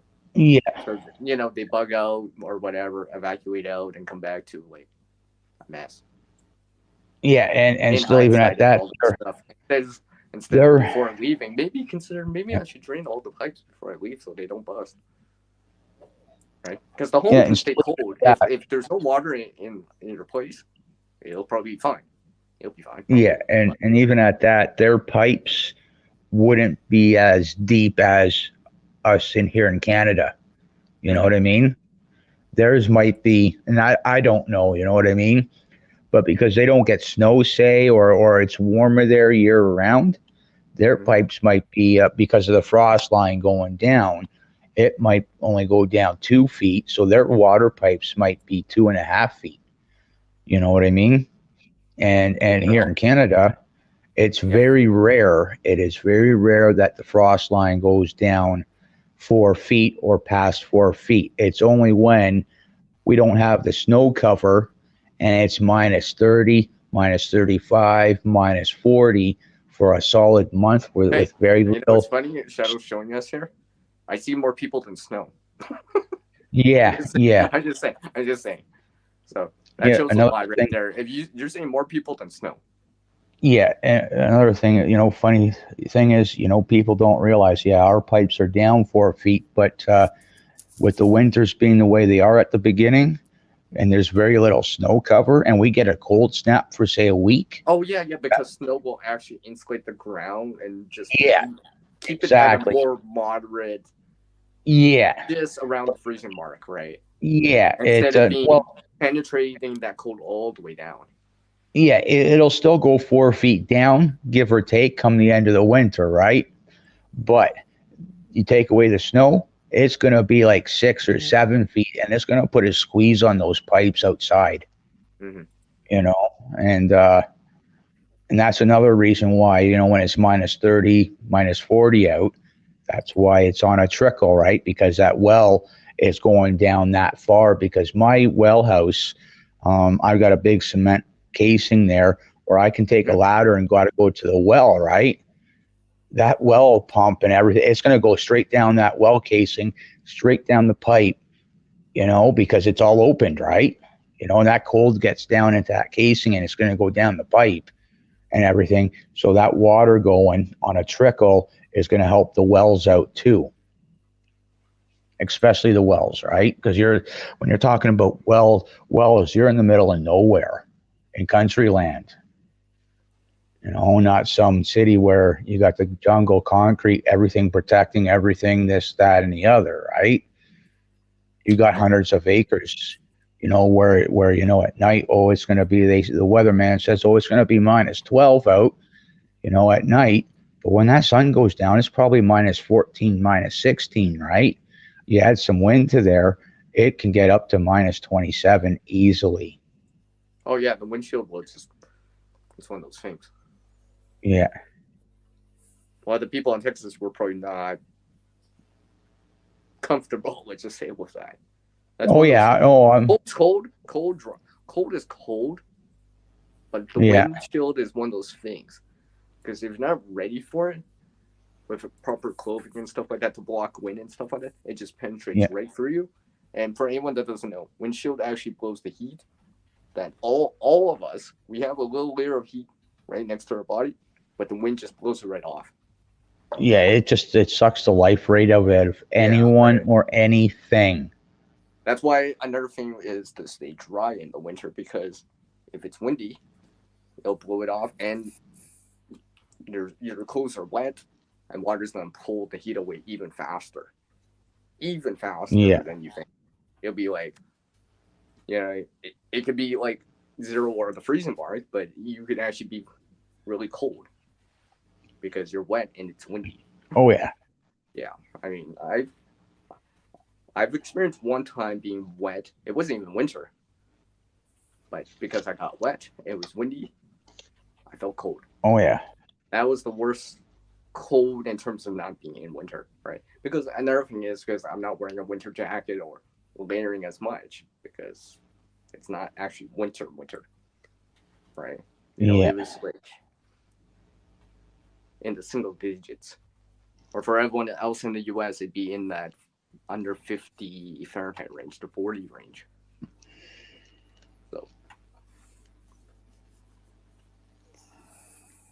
So you always got to be aware of that because usually you're not dressed as per se as warm as in winter. Yeah. And, you know, because in that 40 Fahrenheit range or in the low single digits, it can still rain, right? And it'll be cold. That rain will be really cold for what it is because it's not the freeze out and snow, but it's not fall as precipitation like rain. So you get wet from that. No way to dry off, change clothes, have dry clothes, get out of it, dry out, whatever. You don't feel it. Yes, I agree, Vanessa Kitty. Yeah, you got to be very careful in extreme cold. Yeah. You got to take winter seriously. Like even for anyone that does like trying out gear or whatever, right? Like Hooples Cats did this thing about sorry, and anyways, I won't mention that. I've seen this video. He has an after action report about that too, but you got to take it seriously. If you're gonna do tryout stuff like that, do it with a safety net, maybe in your backyard first, before you start venturing like 20 miles out there just to try it out. Because you want to try relatively safely first, then slowly increase the difficulty of it. Because you can't do this in the backyard thing first. You really think you're going to be able to just do it in the woods, in the middle of nowhere, on the first try? And without even knowing about it in the first place? Like, what to experience and things to, like, consider doing, steps to take, right? You know, like a tent or whatever. See, Lewis? Yeah, even having a tent set up properly so that you can have a fire in the tent. You know what I mean? Just a small bonfire pit, right? See, this is how I know about that flooring insulation because I tried that in -10. The only reason I tapped out, unfortunately, I don't have the footage on that anymore for obvious reasons, but the only thing that got cold was my feet. Actually, my core body temperature for being -9 outside, underneath the layers I had, was above freezing. Like, I think it said like +2 or 3 at least. So there was like a 13 degrees Celsius difference. So I was just like, well, if my feet held out, I would have been able to do it longer, but yeah, well, your feet are now nine times. Now I know, though. Now I know. I didn't put myself in a situation that I can get back out of. Pardon me? Yeah, 9 times out of 10, your feet are touching the ground. I think it's because my feet were separated. I should have actually kept them together like mitts more. But I get cold feet easily. Well, so if you got cotton socks on, yeah, like if you got like double pair cotton socks, right? And because I've worked on farms, there's these particular boots, and I forget what they're called, but they are really good. They keep your feet nice and warm. You put double cotton socks in there, right? And you're good, like for 8-10 hours, right? Before you got to go somewhere and warm up your feet, right? Mm-hmm. But as long as you got get a fire going within, say you leave home to do that thing, that to take the cold thing or whatever you want to call it there, you better have a fire going within the 8 to 10 hours, you know. You know, something to dry off, cut the edge. Yeah. Kind of give you like a second win on it, right? So buy you more time. Yeah, I'm reading what you just said, Vanessa Kitty. Yeah. I'll remember that. That'd be the key. That's the key to remember right there.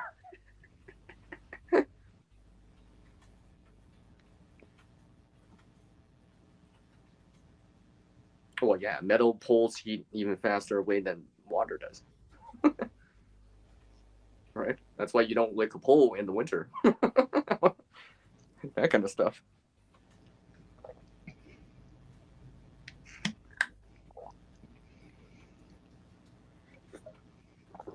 Or for some people out there that ever experienced frozen logs before, right? You know, one of my buddies had a frozen log. I mentioned to my buddy, I'm like, use hand sanitizer. They're like, what? Hand sanitizer? That works? I'm like, yeah. It lowers the melting at the freezing point of the water.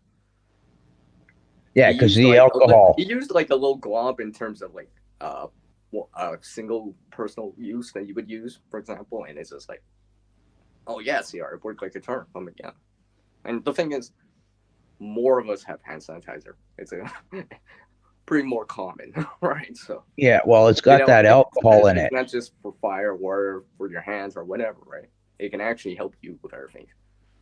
It's the alcohol in it. That's why when you go to use it on a lock, right? It's the alcohol that's warming it up. Well, it's lowering the freezing point of it, so but it causes it to melt. Yeah. I remember that a long time ago. See, knowledge, right? School paid off, everyone. Well, if anybody's got a lighter, and if you're a prepper, right, you should have a lighter. All you got to do, if you're locked out of your house because it's that frozen, you take your lighter to your key and warm it up and slowly work it in. You know, and this is if, yeah, but you got to keep heating it, right? And Well, yeah, because it's just not be sucking the heat away after. But it'll slowly melt it in, and hopefully you can turn it. Yeah, no, it will. It will. I've done it. Well, I know, but I mean, you'll probably have to do it a few times at least. Oh yeah, no, it's a few times. You're not going to get it in on the first time because it's frozen on the inside, right? And you're trying to heat it up from the inside, right? And you got to do it every time you go to reheat the thing.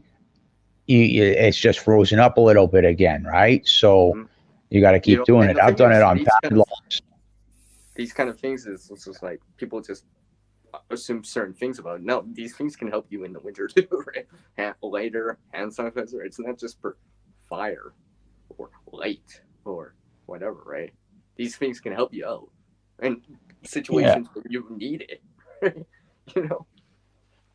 Yeah, because I've got a few blowtorches. Not everyone has automatic keyless entry or key fob or whatever, right? So if that happens, you have hand sanitizer or lighter, then you still have an option. Yeah, usually I got a blowtorch sitting, a couple of them, of those little 1 pound propane things with a blowtorch nozzle, and I've done that to my padlocks, heated them up because they're all metal, right? And heated up the padlocks with the blowtorch, and it worked fine. Just don't touch the lock. Make sure you got some thick glove on because it's going to be hot. Oh, yeah. You'll get some nice first, second, or third degree burns easily. You know what I was just thinking? Can you cook over a hot wok like that? No, I'm just kidding. I'm just kidding. You know what? If that was your I'm just kidding. I'm just kidding. I'm just kidding. Yeah. You know, jokingly, I'll be a little serious about it too. If you're that desperate, or anyone was that desperate, and that's all you had, you would. I mean, you would. Hey, look, I'm making s'mores over a hot wok. Yeah, with a blowtorch, you know. No, but no, I wouldn't do it like that. But hopefully, it wouldn't come down to that. Hopefully, that would not be the only option. Right? Yeah, well, let's hope so. But still, preparedness in general is that it gives you options for stuff, right? You have another option. You still have a backup option, right? Yeah. Backup source, whatever, right? The 2 is 1, 1 is 9, whatever, all that stuff. For some reason, I'm still carrying this bag. I've worn this bag quite a bit today. I actually even went out for a walk. I took it off when I was eating, but yeah, I'm like, yeah, I'll put it back on. I'm trying to get used to it. Yeah, well, other preppers that I've heard, they said you should be doing that if you know you're in an apartment and you need to bug out for whatever reason. You know what I mean? It gets your shoulders ready. Oh, okay. It, you know, you get your body ready to be carrying the weight. Well, for people that are trying to lose weight or get in shape, I mean, like, this could be a way. Well, it's not even a matter of that, right? But say even you, right? You seem to look like you're in some physical shape, right? No. But imagine not carrying that backpack around. You know what I mean? And then all of a sudden, you need to put 20 pounds in that backpack. You think you can walk Whatever the weight is. Remember, the weight is subjected to what you're used to and your own body weight, right? If you only weigh like 50 pounds and you put 10 pounds on, that's probably quite a bit for a person. Well, still, you know, but you're if you're 200 pounds and you're putting 40 pounds on you, that kind of, I know they say about the 20% rule or whatever, but anyway, you know, someone that weighs 50 pounds, 200 pounds or whatever probably can handle 10 pounds much easier than someone that's 50 pounds carrying 10 pounds. Yeah, that's right, Vanessa, because the moisture's frozen. If it's wet, that water's in it, in the wood or whatever, it's frozen. And it's 10 times harder to, and it's 10 times harder to start that kind of wood than it is anything else. Well, yeah, because you actually have to melt the water and vaporize the water out. Yeah, steam it out. It takes lots of energy to do that. See, it was one of the things that I did in terms of a fire starter, what I call fire starter versus series that I have, is that's how I would test it. Because take wood, wet, frozen. Can your fire starter actually heat that up so much that it causes the water to not only vaporize, but the wood to actually burn after a while? Yeah. Because if it can do that, then you're probably in better shape. Yeah. Right. Well, one of my side in summer, in the winter, right? Yeah. I mean, that's what I want. Because ultimately, I can't assume that this piece of wood I'm going to be using is dry. And also, you know, I want to increase the surface area as much as possible. But when I was doing it as a test, I'm just like, I just took like a stick and I just pop it in water, froze it overnight, and tried to burn that with the fire starter and just see, because if it burns all the way through by the end of the fire starter's life span, then you're probably in good shape. It'd be probably a bit better than I just say, oh well, I got dryer lint. That's it. That's not gonna cut it. Not for that. No way. That's not gonna cut it. It's not gonna burn hot or long enough to really heat up the wood and cause that water to evaporate. Yeah. Motor oil, if you got used worse, and I'm not talking worst case scenarios or whatever, right? Okay. I'm just talking about you. I've got a burn barrel here, you know, and sometimes I use it just to burn because I do woodworking, right? And I've got some outside wood that, you know, so I keep the paper, cardboard, and I just burn whatever I don't need or when it builds up. And that wet wood, motor oil, used motor oil, because I got gas powered engines here for like lawnmower and stuff like that, right? Where I change the oil out, and I'll use used motor oil. It gives a longer burn, but at the same time, in terms of emergency situations in a car or whatever, right? You use that. You're out of fuel, but technically there's probably residual in the line that you may be able to use. Yeah, you know, and a lot of people say that it's like, yeah, that makes sense. That makes sense, right? Because if it's that kind of situation, well, it's no use to you because it's not real. It's not enough to run the engine. Might be able to be enough to start a fire for you to warm back up, so you can start thinking clearly again. Because you're not shivering and saying it's so cold.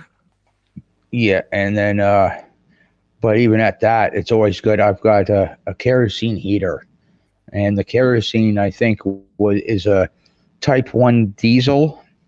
So that means it's a slow burn. It'll, like, you can dip a stick in there and it's not going to burn like gasoline. It's going to be a slow burn.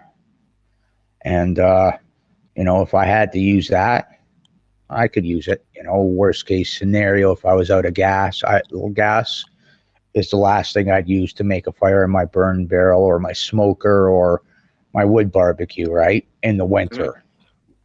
Like in terms of winter, this I'm all for the bushcrafting stuff, like something like charcoal cloth, right? And charcoal cloth, I could just go like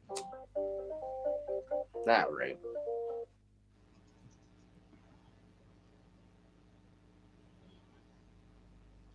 Yeah, that slow burning diesel, you know, it because it's thicker, right? Sorry. Yeah, the diesel, it's thicker. People So might it burns. know I'm live. Oh, CR's on live. What's going on now? But I was saying, like, I would, you know, char cloth, yeah, it has its purposes and stuff like that. Char punk or whatever, right? You know, I could just, you know, boom, right? But the thing is, I need tinder or a bird's nest for that, and blow that into flame. This doesn't help if that wood is wet. If the bird's nest is wet, it's not the worst. I mean, I tried that with solar before. It's just like, if it's damp, it's very, very difficult to blow that in flame. It needs to be really dry or fairly dry. Because I remember this one time when I was trying out solar. When I didn't rub it and friction rub the bird's nest material in my hand, the body heat dried out. It did not work. And this is from the same pile, right? I'm just like, oh yeah. So I always remember friction rubbing the heat in, and you know, just spreading out the surface area and rubbing it in, and just trying to add some energy into it. So hopefully it would be a little bit more dry to work with, especially if those big lighters too, Vanessa. I think there is some sort of water content in it, so it will freeze to an extent. That's just a small amount of gas, right? Yeah, the pressure of it decreases in that temperature. Yeah. Unless you keep it by your body underneath it or do whatever, right? Some people say, "Oh, put it in your mouth to warm it back up." Works too, I guess, right? Yeah, that compressed gas can be something else, right? It's a pressure level thing. Yeah, like I know that in the I got 2 propane That's why I don't mind tanks. matches in the winter. To be honest, I don't actually mind matches in the winter because actually matches are solid. Well, it's like solid fuel, right? It's not affected by cold, just wet. So they will strike. I'll be able to strike them, providing I can actually do that motion. And of course, a ferrocene run and all that stuff, right? So. Yeah, I know that my 2 propane tanks, they're 250 liters each, and that's how I heat the house. In the winter, year round, they fill it up to 80%, right? Whether it's in the summer or in the winter. But in the winter, they can put a little bit more in there because the pressure, like say it's 80% that they put in there in the summer, they can probably put about 85 max in there, 85% of propane in there. And that's pushing it, right? But it's the pressure in there. When it gets colder, it shrinks. The molecules in that in the compression, they lose energy and they actually start coming together. Yeah, because you use pressure. Yeah, and in the summer, I don't let my tanks get filled up. I won't do it because that pressure will expand, and it's going to blow a line, or somehow, some way, go out the relief valve because of the pressure building up. Mm-hmm. I think this is why a lot of the survival community and the perping community and the homesteading community and such, right? We generally go for we will have a spark like a ferrocene rod or even like one of these hybrid magnesium for ferrocene rods hybrids.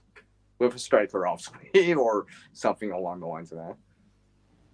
You know, so you're Yeah, saying 'cause that. I only use, because I'm a smoker of cigarettes and something else. I only buy Bic lighters, and I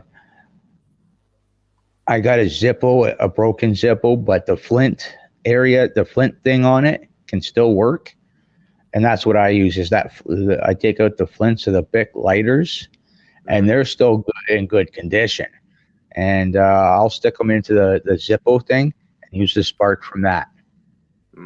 You know, one thing I've learned about ferrocerium rods, personally, in my opinion, anyways, right, is that one of the tests that I do for the striker, I mean, this is independent of how soft the ferrocerium rod is, but if you didn't know or whatever, if you just had a striker, one thing I just do is do minimal pressure and just my pinky and my thumb. Because if I can get, don't lie to me here, right? If I can get a spark, a good spark with minimal pressure with just my pinky and my thumb, just imagine if I actually have the whole hand and actually really push hard. Yeah. Right, I should be able to get an excellent, fairly good spark, a really good spark. But if I'm just doing this and I'm getting pretty good sparks, it's probably a good striker, because I'll be able to scrape that ferrocerium rod material off and stuff like that. You know, I'm one of those. Yeah, if it's one of those.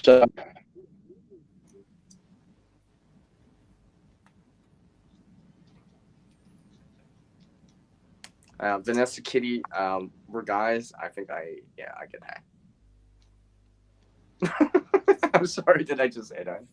Yeah. Yeah. This is why I go into the tree line. I had to run the training classes for the extreme weather hazards and what to do. Well, that sounds like a good training. Yeah. For sure. Show you during an exercise in summer versus winter. Well, yeah, all I know is the more you move around in the winter, the warmer you stay. Well, yeah, you generate metabolic heat because you're actively moving every time you do something, right? It's like exercise. Why do you sweat or get hot when you exercise? Yeah, like people say use the major muscle groups like squats and stuff like that. I mean, sometimes I've done that before. It's just like jump up and down. Well, squats are probably better. But. Yeah, when I was doing the lumberjack thing 4 years ago there, I'd start in late February. I'd have wood stacked up in the rounds, and I'd start splitting that in late February. And my dad would come up at about the same time, and I'd be standing in I'd have a pair of sweatpants on, 2 wool socks on, a pair of steel toes on, and a thin long sleeve shirt on, and a pair of coveralls, and it'd be minus 15 out, and he'd get out of the car and say it was freezing, and within 5 minutes, because he wasn't dressed properly, right? You know, well, that's like when that thing when people say, "Oh, it's not that bad out." How long have you been outside for 5 minutes? Okay, tell me that in 20 minutes, half an hour, an hour. Yeah, well, I lived on my own, right? My dad lived at the time, was living in Toronto and Arizona, going back and forth, right? And he had to come up, and he wouldn't have been in Ontario in February at all, right? He would have been out in Arizona, but he had something to do in Ontario here, and he thought he might swing by and give me a visit. Well, he had a condo there, so he's not outside in the country weather for long periods of time. He's outside into his car, might be outside for a walk, 5-minute walk. So he never wore long johns, never wore double socks, a pair of sneakers, right? A jacket on, right? Where he thought he was going to get it. Yeah, I wear long johns. Mine's 25, mine's 30. That's what one is 15 Fahrenheit, mine's 22 Fahrenheit or lower. I have to wear a second pair A single layer of pants does not cut it. You can't. It just with windshield, it'll just penetrate right through you. Yeah, Unless well, I you're was wearing like snow pants or something like that, and then maybe you might be able to get by with not wearing. Yeah. You know, long johns, better pair. Right? Yeah, and I was splitting wood at the time, right? So, you know, you could when I stopped, you could see the steam coming off of my head, right? And the steam just coming off of my shoulders, right? Yeah. You know, and so okay, fine. If I'm going to be standing still, we just went inside because I knew if 2 minutes, I'd start getting cold and that sweat would start freezing up on me.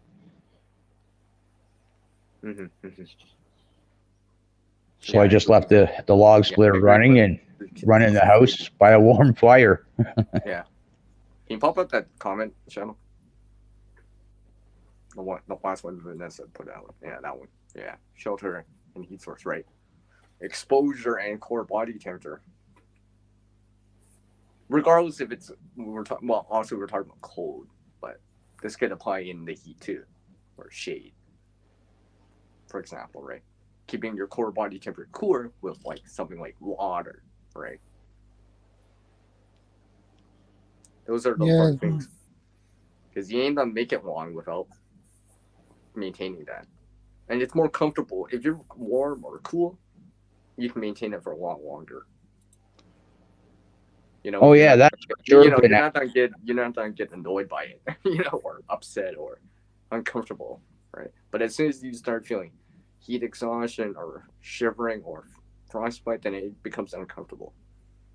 Yeah, like I've had a touch of the heating and sunstroke stuff, right? Nothing serious. Yeah, I've had a very small experience of that. You know, working outside, right? You know, you're working in an area, you know, just from doing the trees, you're working hard, this, that, and the other on a plus 30 day, right?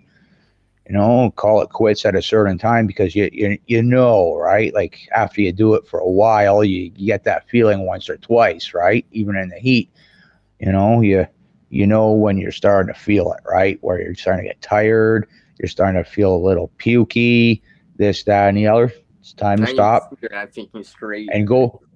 Yeah, I mean. Yeah, and you go hop in the shower. Yeah. Yeah, and you go hop into the shower and start drinking water. Yeah, try to gradually cool yourself back. So you return. Well, it's not cool.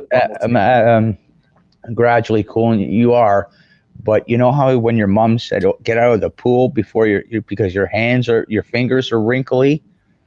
Well, that's how, you know, you sit in the shower for long enough on a day like that. And your body's going to. I find when you get wrinkly, it's actually not your skin contracting; it's actually your skin expanding. That's why I heard. Yes, because what happens is your body's is absorbed too much moisture, right? Because there's pores in your skin that allow moisture or sweat to come out. So obviously they can absorb water too. Yeah, and as you're sitting in the shower with that heat stroke or whatever, right? That's what happens, right? You start going from the outside in, you know, because you want that slow absorption of that water again. Because if you drink that water fast, it'll just come up. You know, that reminds me about the cold. That if you've been in the cold the longer you've been cold, the longer it takes to warm back up. Yeah, you just can't put your kind of thing that they say cold to the bone. Well, that actually is kind of true. Yeah, you just can't go. I remember trying this like extreme cold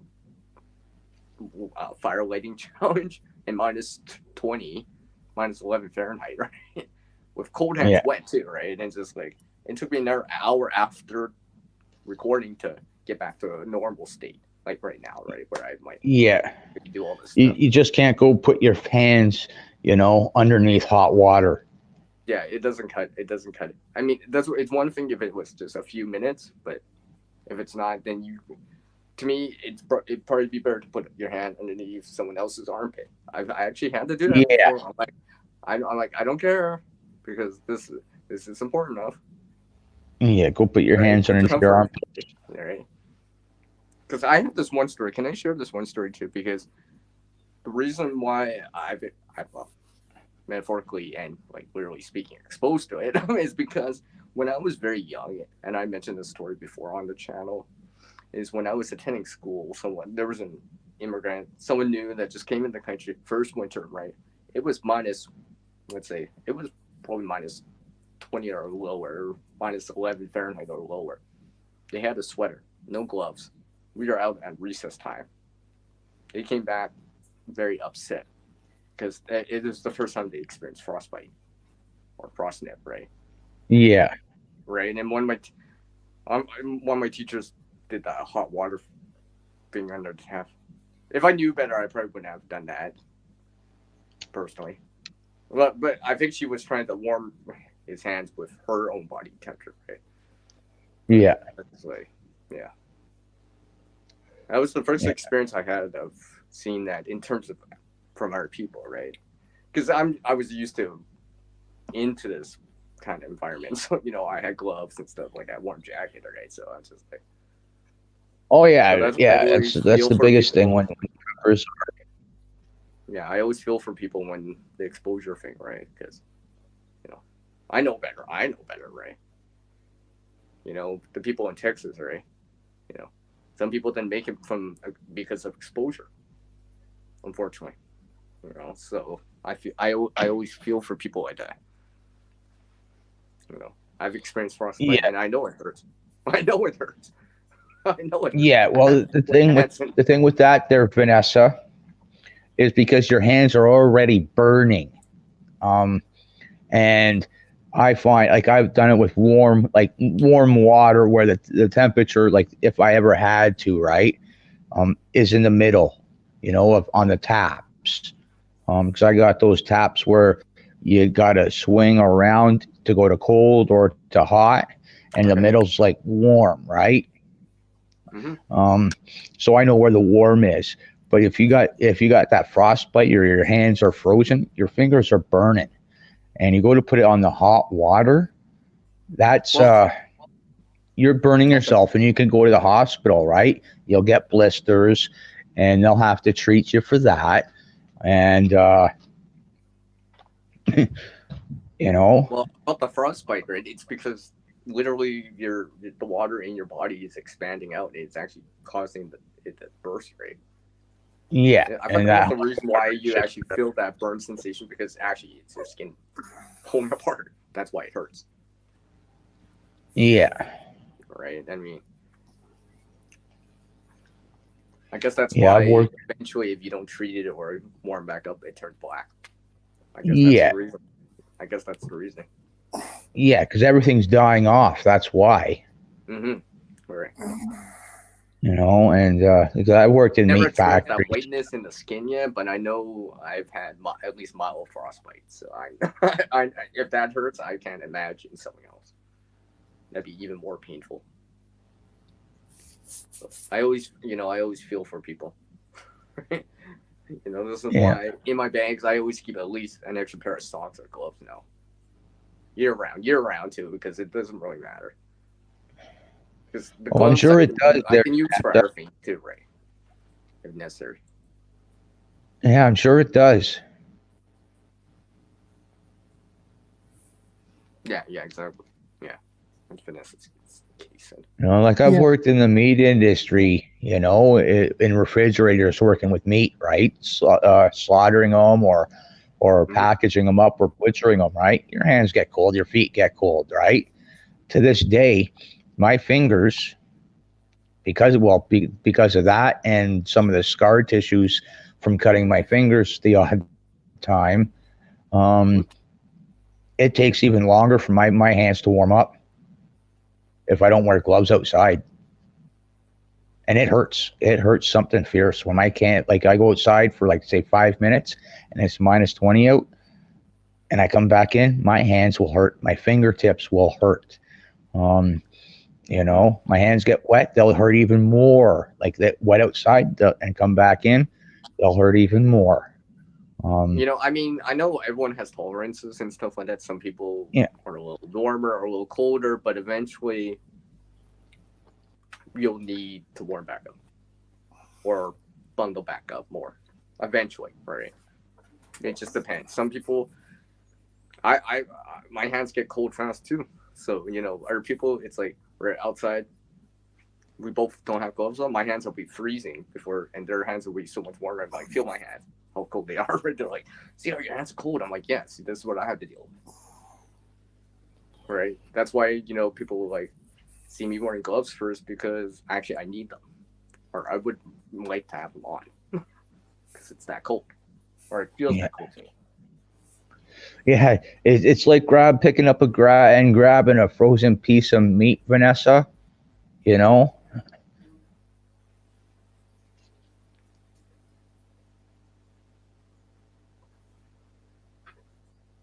Ooh, that would hurt.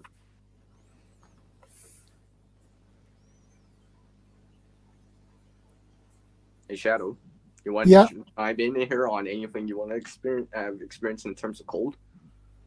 I don't know. I know we're giving our own Canadian point of view of it. And Vanessa's giving her cool thoughts on it. I know you said something in there. I know you said something in there about lighting a fire or something like that. We can have pretty cold here in Sweden as well, so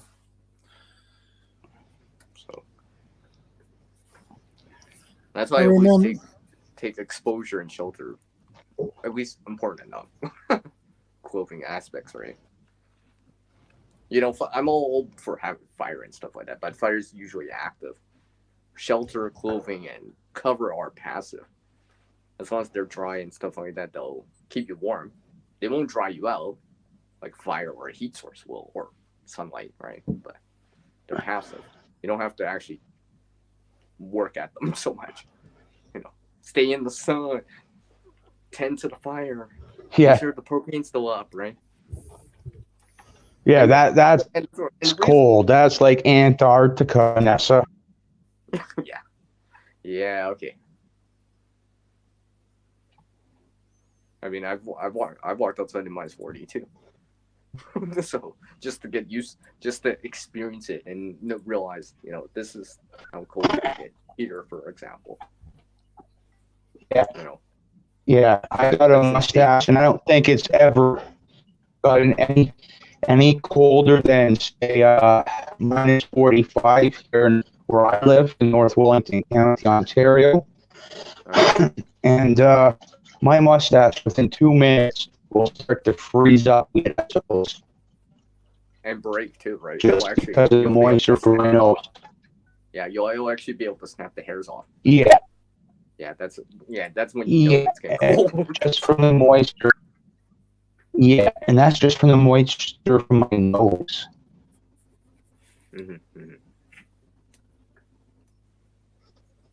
I always say don't blow in your hands. Don't blow in your hands. Avoid that at all costs. It's not good. It's a perpetual make things worse thing. Or we just lost them. Yeah.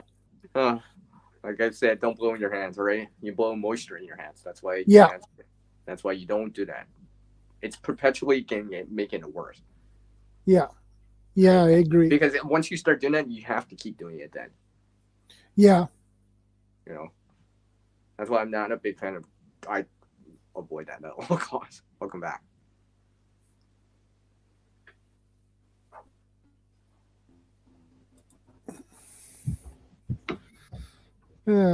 Some radar sites we had to stay in many days. You could not go outside. Yeah, Vanessa's done some work or lives around. What's that state out in America where they got a lot of cold? It's out west somewhere. It's right beside us Canadians there on the west side. What, Montana? Oregon? No, Alaska.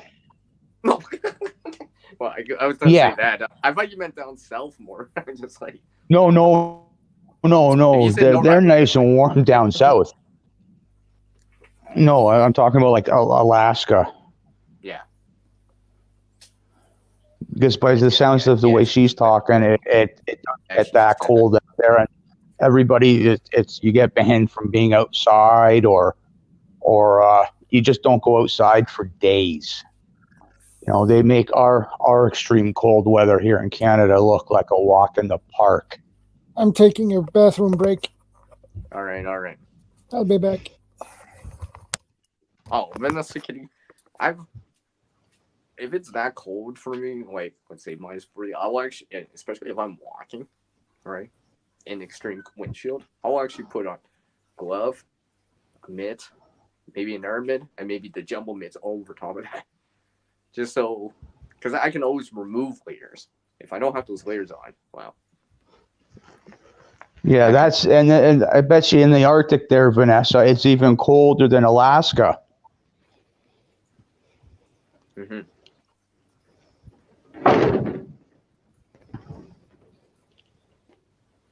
Yeah, I mean, that's when I start taking it seriously. If I'm starting to wear more than 2 or 3 layers of gloves or mitts, that's when Yeah, well, that's like any. That's like a next level for me of taking it serious. You know, where I'm like, you know, yeah, got to keep all the stuff dry, right? Got that kind of Yeah. thing, right? You know, shaking off the snow, right? Excess snow, so it doesn't actually melt into the glove or whatever, right? I mean, like in terms of shelter and stuff like that, it's as simple as like if you ever did a tent thing, I would know now. Keep the tent dry, keep the snow out, because what happens when snow melts? It gets wet, and water pulls heat away.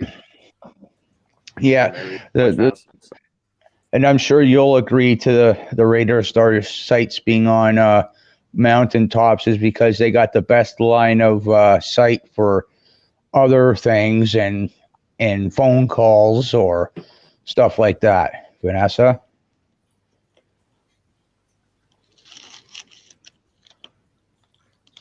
Yeah, it's that height thing. Yeah. I mean, that's why we have satellites out in space, right? Well, with that, well, yes and no. Okay. Sometimes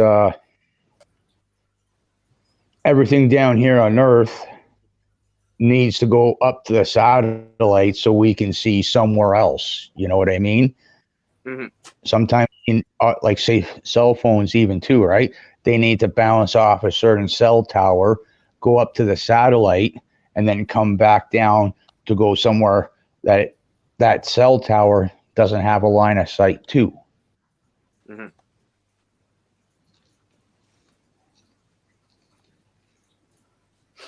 My hands are getting cold, Vanessa, kitty. I just know randomly put on these gloves. Just kidding.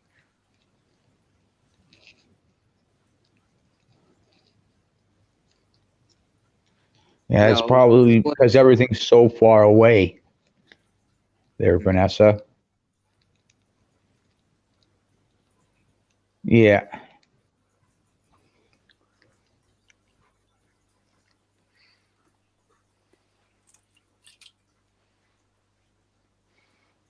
Yeah, I feel sorry for anybody that lives in Alaska there and in the Arctic. 3 solid months of cold and another 3 months of sort of cold is more than enough for me.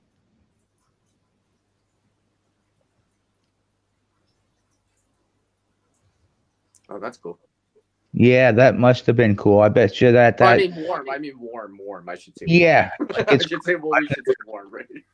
When yeah, we mean warm. We mean cool. Yeah, that's I mean cool because I've never seen something like that or worn something like that, and I'm sure like that stuff keeps even warmer. You know, because it's that airspace, the trapped air that provides that insulation value, right? That's why layers work and stuff like that. That's why, you know, stuff like down works in that way because it traps the air. Yeah, well, I know some of the wet, but I mean, yeah, I don't know, but I've heard that some of the native people that live in the colder climates, they'll use the skins of stuff of their animals. They'll do something to the skins, and then they'll use that fur and that stuff to keep warm because there's like something about it being water resistant, and because it's water resistant, it can keep you warmer with the fur and stuff like that, depending upon how you use it and you set it up for.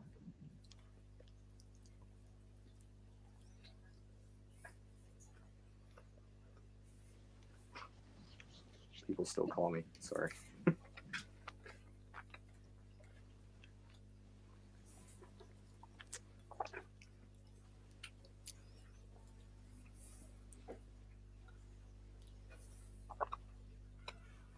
Yeah, see, that's why I feel sorry for some people that can't wear wool. For example, they can't, you know, because then they have to choose something else, right? Wool is good. It keeps you. Hey, you know it what's keeps funny? you Guess warm. what, guys? And Vanessa, guess what? The other day when I was looking at some other clothes I had, I actually found one of my wool long sleeve shirts. I was like, yes! If only I found this like 2 years ago when I actually needed it more, but at least I found it. So, and I baby it. It's a thinner type of top, but it is warm. And it doesn't itch that much.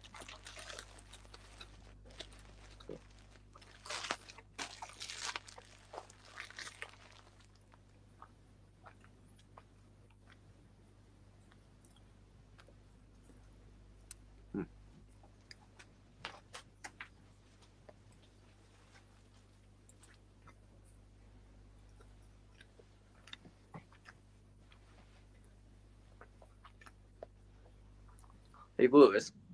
Yeah. And Shadow here.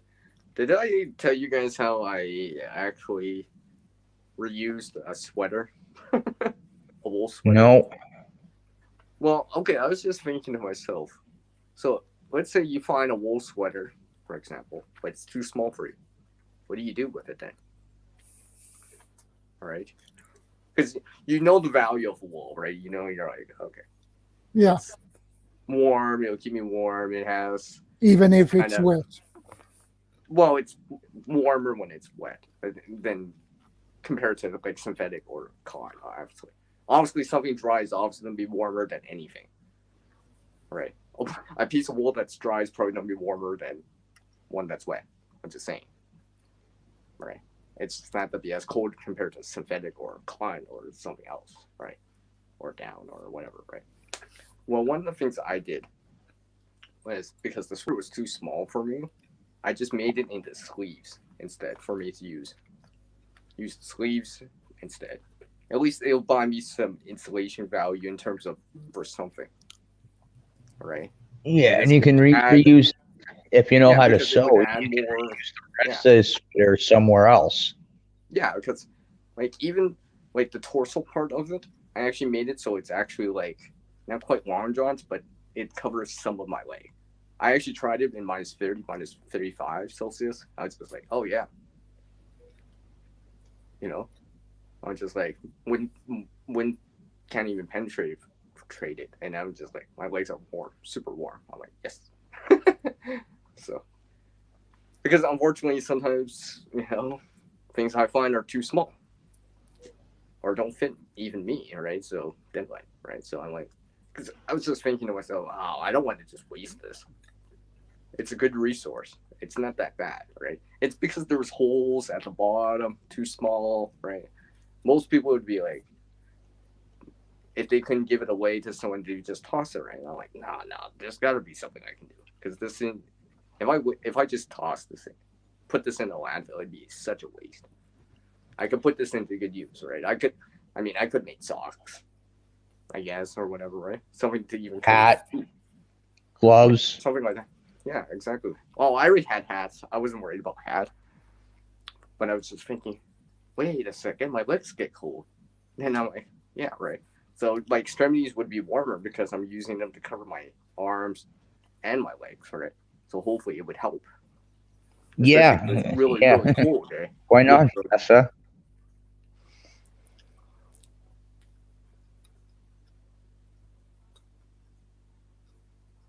You know, us here in Canada, we kind of make jokes about, you know, with the rabbits or the gophers or the beavers, how we can make hats out of it, right?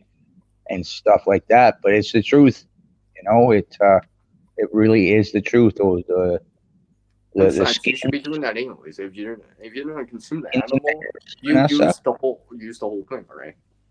Use the whole resource, right? Yeah.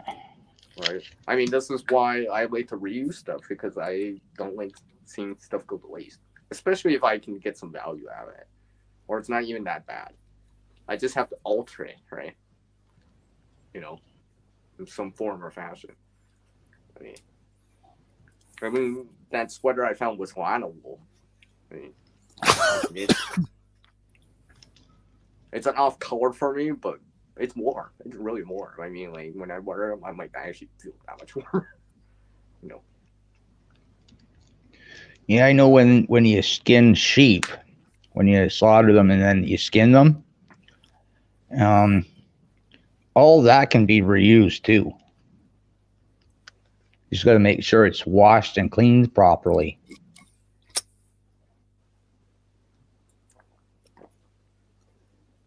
We nicknamed the region north of Elmendorf AFB Rabbit Slough. Very funny. Oh, Vanessa Kitty. You funny kitty. Yeah, she is. Yeah. But she has a lot of skills.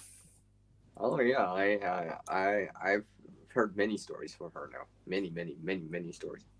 I keep hearing even more stuff I didn't even know. And apparently I like to share a lot here on your stream, Shadow. A lot more than I even share on my own channel. Yeah. It gives, right? Well, I guess you guys are getting a sneak peek. Vanessa Kitty's like, he's never mentioned it on his channel. How come he never mentions this? He always mentions it on channels. Yeah, because the thing with those cultures out there, I don't know how to, because the skin, the hides, they're waterproof, right? They hold in your heat and keep out the water. That's why they reuse it. That's why they do what they do with the hides. Yes, one thing Lewis and, well, Shadow already knows about this in this kid, is that I'm a big fan of reusing stuff. Using stuff to its fullest as much as possible. Sheepskins ensued the gauntlet mittens. Like that's probably like the only reason why I say some of these other stuff, the other animals, because that's what's indigenous or what the farmers do. You know what I mean? Mm-hmm. To where I am. Oh, it's just using the local resources of the land, or what nature can provide to help you out.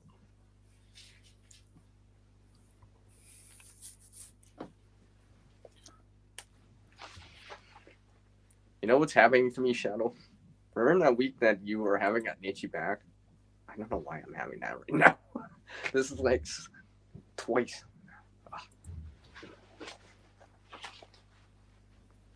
Okay.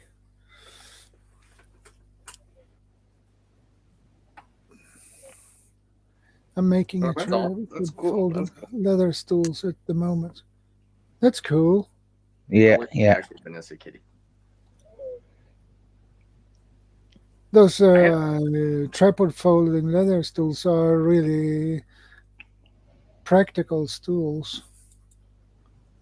Yeah, I know. There's a restaurant here near the next town over from me. They've farm in town, and they got like cow hides up on the walls that they've tanned, and they got the cow's hides tanned and whatever, and they've got them along the you got your benches for a table or whatever, the seats, what you sit on. They do the same thing with the cow skins.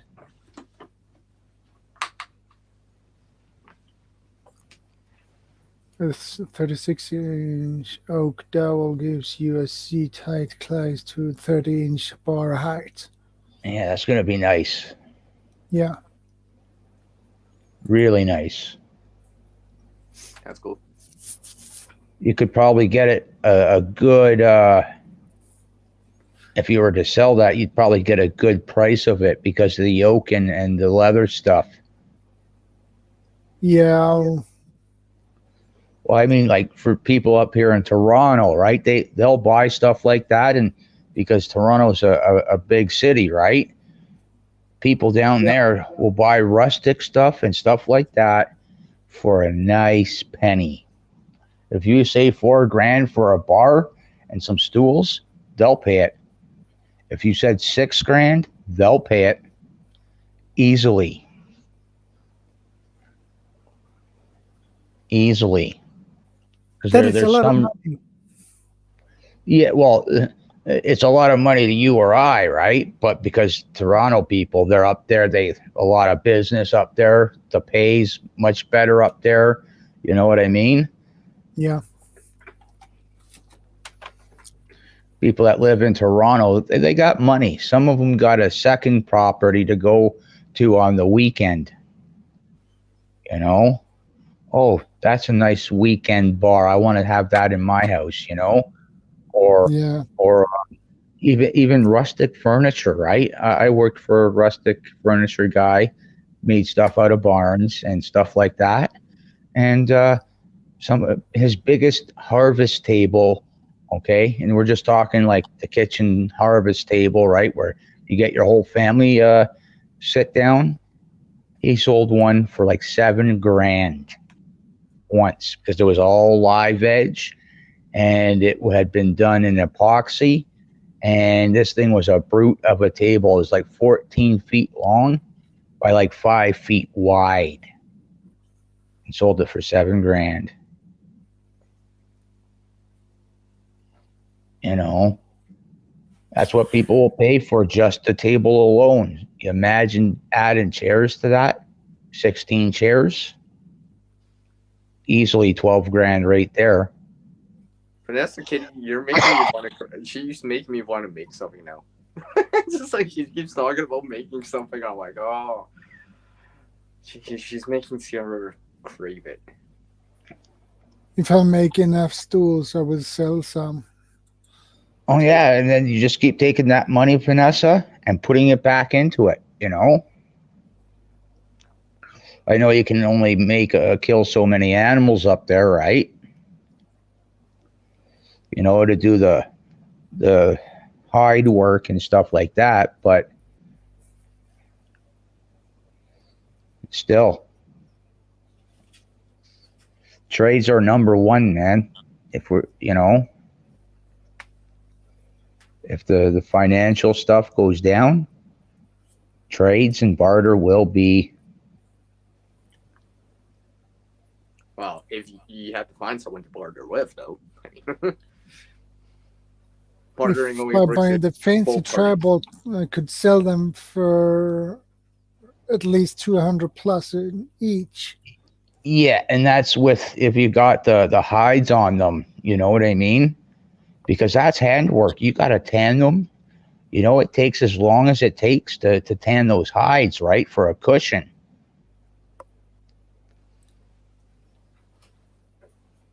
I live in Connecticut nowadays.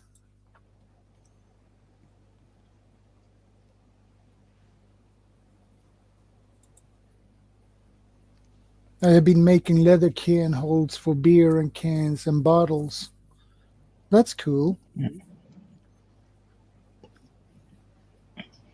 wish I knew that when I was still drinking so much. Okay. Dang, I missed out.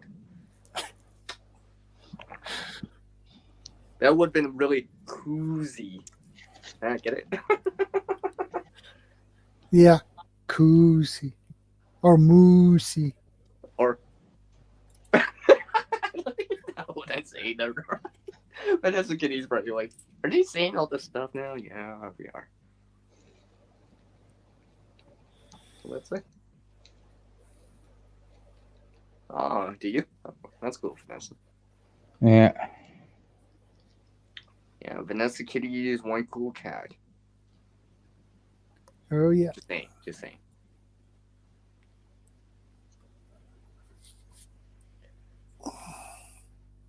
See now I want to go sew something up or something. All I have to say, Vanessa Kitty, you are really awesome. Yeah. Thank you. I made this for fun, by the way. I made this for fun. It's actually three-dimensional now. I just made this for fun. Just for fun. Right? I only use scraps for this. There's nothing doing at all. Just scrap stuff I have. Just for fun. Right? Stage prop. For me to use. I made some bottle holders for the dragon's milk stout bottles. Fit perfectly. Dang. I left the 3 oak dowels with paracord. It works well for the stools. Yeah.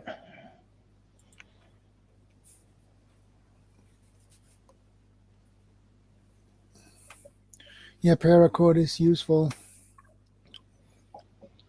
Which reminds me I should buy more of it.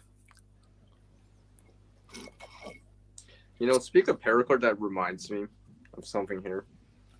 Is I've been picking up on some new prepper channels out there, right? And one of the suggestions I said to someone, right? They live in like California or something like that. They're just getting into it, right? One of the things I said is they had some cordage and stuff like that. And I'm like, learn the knots and hitches to go along with that.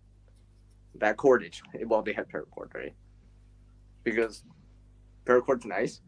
We all know the value of it, but when you know how to tie things and can recover it, it's even nicer, right? Because you can do stuff with it, right? You can connect things and do all this stuff and recover it and be like all that stuff. You know, like that simple ridge line, you know, quick deploy ridge line, quick, you know, you can undo it fast. I like that. To me, it just makes sense.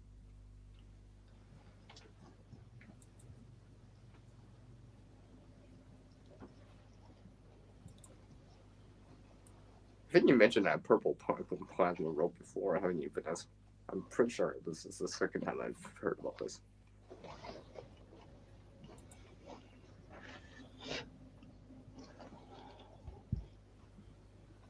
All right, I think I'm gonna hop down. I gotta go make dinner.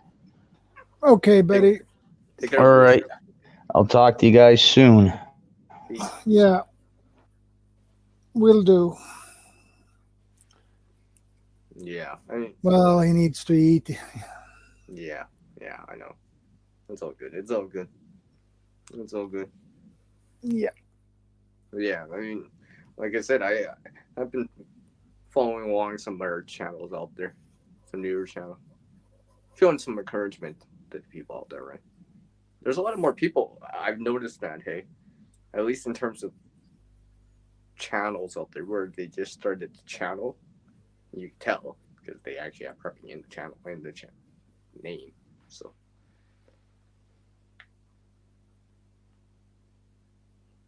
take care, Vanessa Kitty. Bye, Kitty. Nice to see you again. Always a pleasure. Yeah, it's always nice to see Vanessa. I know she always has stories and something to share. Always sharing her experience or knowledge out there. That's awesome. That's awesome. Well, me, I'm just sharing some random knowledge and some random story. Again. So. Yeah. And besides, Vanessa has more experience than you and I together, probably. More, at least more in a lot of areas. Specific areas, too. Yeah. I mean, she knows code more than I do. That's saying a lot. Yeah. Right. Look up some of the products County Com has for sale. Great little company. Never heard of that company before. New to me. County Com. Do they have a website? Yeah, but then spaghetti, you should drop a link to us or message it to us or something like that, or send it to us over on Instagram or on IG, so we can have it to refer to. We'll look into it. Look into it. I gotta turn on the light in here. It's getting dark in here. Whew. It's better. Oh, it's like so much clearer. I know Shadows is like, wow, I can actually see our CCR now. Okay, Vanessa Kitty. Yeah.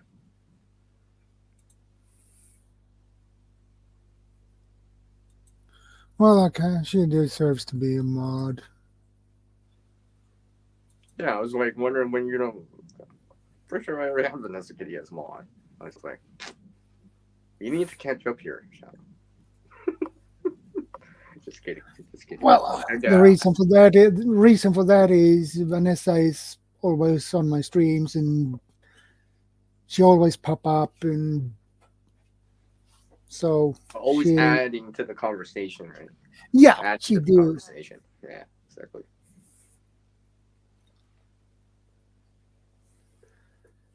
Countycom.com. No, she found another way of writing it, and that is really another way of writing it too.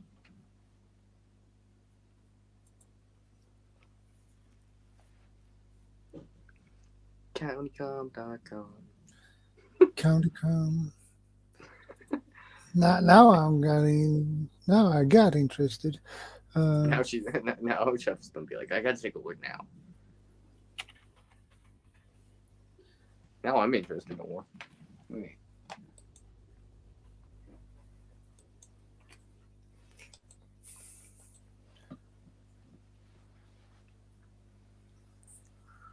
Let's see what we got here. Let's see what we can find. Oh, okay. Just on the landing page, the home page. Whole watches, lights, tools, storage, radios, other contact, and VIP rewards. I see. That's what I see. Ooh, one of the big things I saw on like as a header, be crafty. That got my attention right away.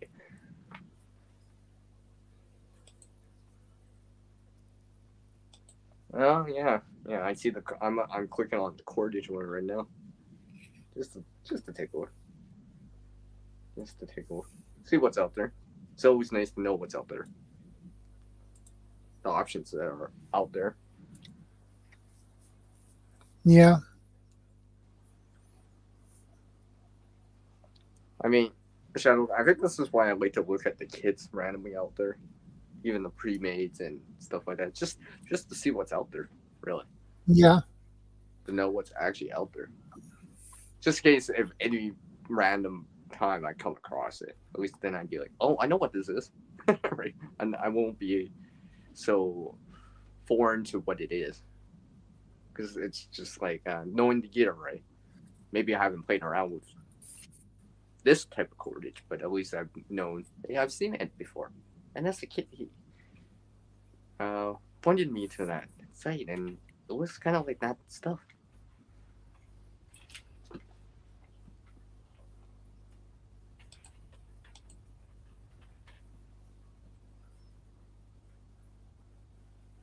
Okay, I see.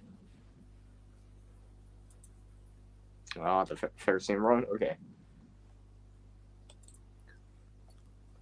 And besides the price, they have reasonable prices on the website. So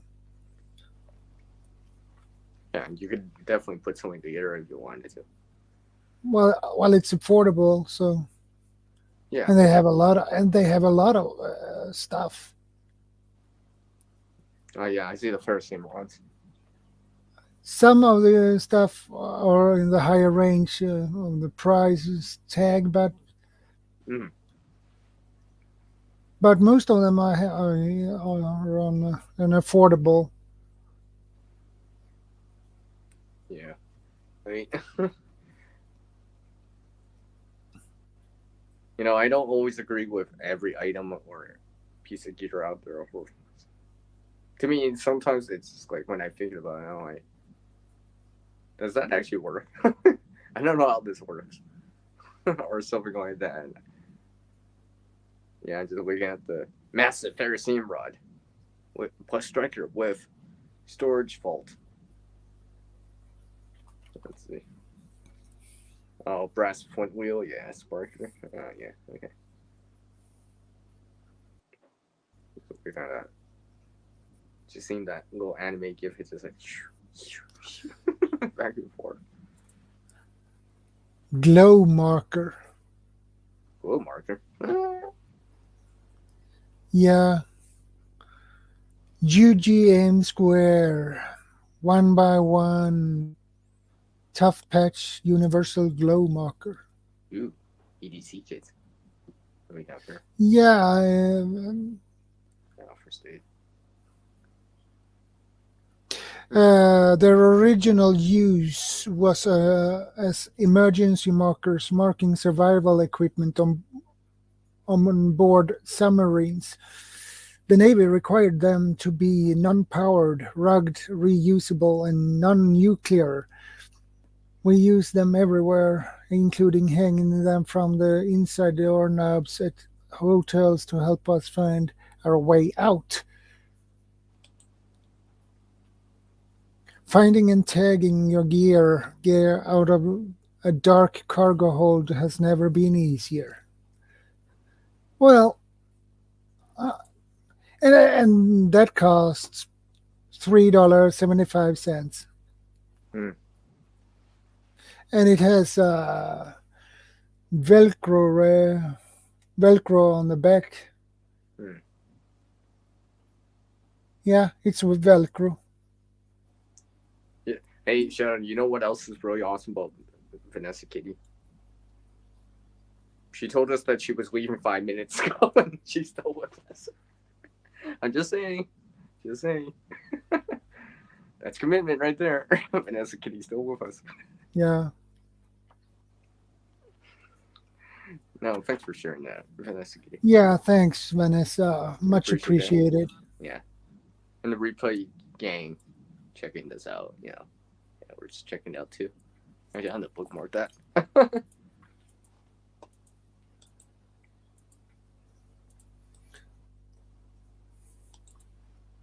I wonder if they ship to Sweden. Yeah, that'd be the next thing. It's like, you ship here, yes!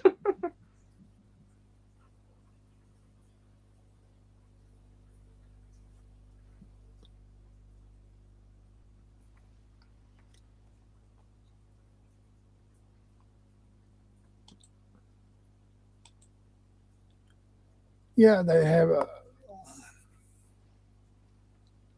I bookmarked it. they have really cool things on this website. Yeah, they do. And like I said, it's nice to see different products and I like that too. Right? Just to even consider, right, or consider it, just so you know what's kind of available out there, just in case you come across it, right? I mean, I'm not saying everything's awesome all the time, right? Some things I don't like so much. I just, you know, and stuff like that. You know, like those tool cards. Yeah, I'm not a big fan of those. Right? I'm not a big fan of those. You know what is making Shadow? What? I might actually bring one of those tool cards out and actually see what I can actually do with it. Those tool cards, remember that one I showed? Or that other one I showed on one of this kid? What else? Yeah. How can it help you outside, right? Because I still think it's like, besides a bottle opener or a can opener, really how much use can you get out of it?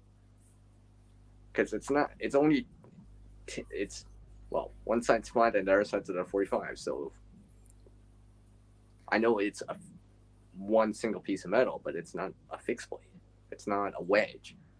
I just don't see me trying to like break a stick in half with it. Not saying you can't, but I just don't see myself doing that. some of these air things are just like, I don't know. For the weight to do it right. Remember? Well, you have one of those, right? You have one of those, right?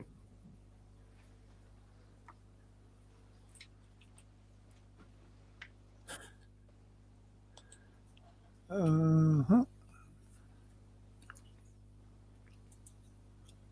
Oh, the light fire, yeah. Yeah, my buddy's got one of the Ferrocene rods. I tried to go. It works quite good, actually. When I was showing my buddy that, I showed him with a Convoy first. Something easy. Yeah. You know.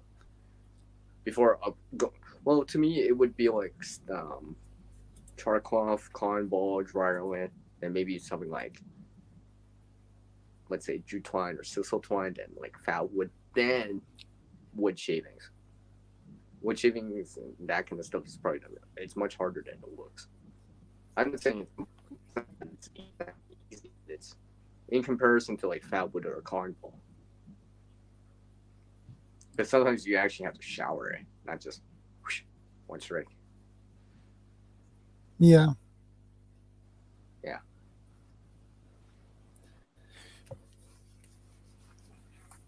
My friend actually still has that Swedish fire steel. My friend still has that. I know my buddy still has that. Because I saw it the other time. Yeah, and Light My Fire is a pretty well-known brand, so. Mm-hmm.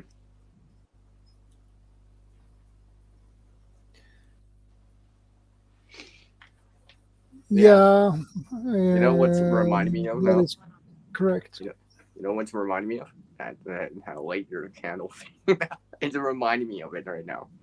Yeah. I'm seeing a lot of more people take up that challenge, per se. It's going around a little bit more. Whoa. Did she just say that to us? You two are always great fun to share it with online.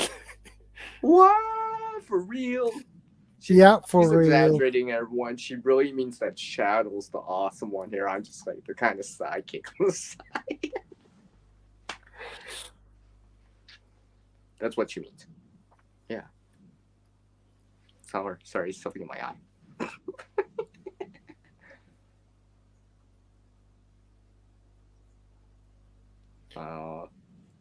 Well, we appreciate that, Vanessa Kitty. That's why you're part of you're part of my crafty community. Clearly, because you actually like to craft in terms of making stuff. One cool cat. Titanium spork. 235 crowns. Shadow's like, are you making a wish list right now on it? It's check. All right, how much is it on the checkout? Oh, 10% off. Oh. I could just see you reaching into your wallet now. It's like, yeah, I got a 20. I'm getting some money next week. Maybe I can get that fork.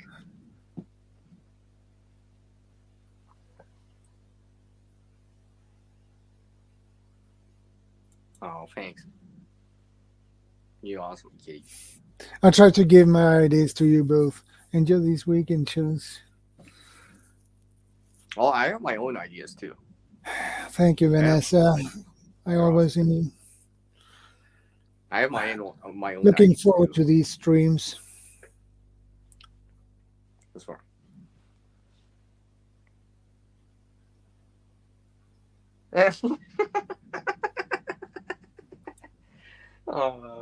She's starting to swing the deal here. You see that? Yeah, you could do that, Vanessa.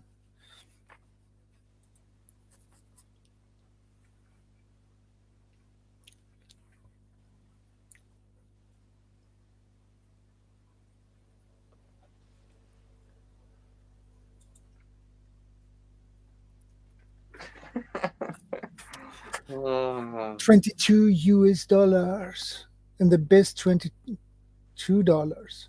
I gave over 20 of them. Oh, wow.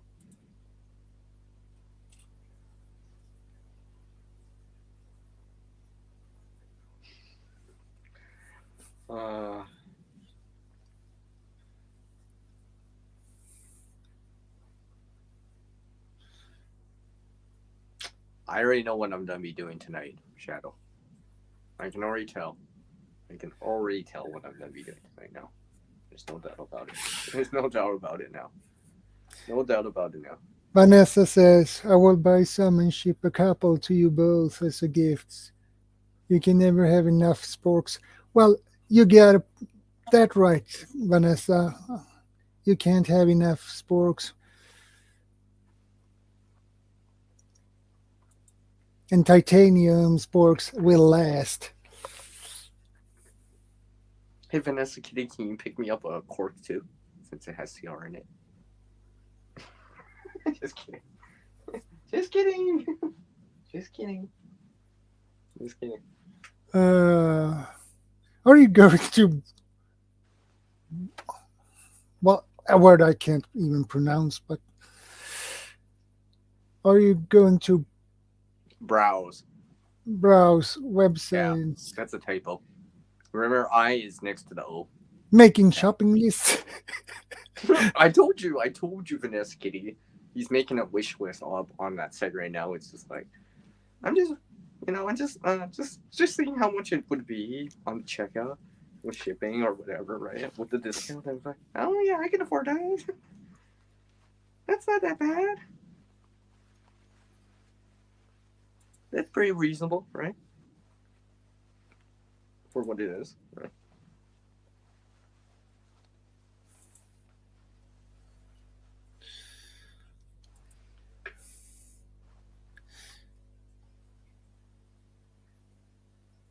I was just kidding. Never mind, Vanessa Kitty. I was messing around. I was just messing around with Vanessa Kitty. If you didn't get it by then, never mind. I was just kidding around. You'll have to watch the replay.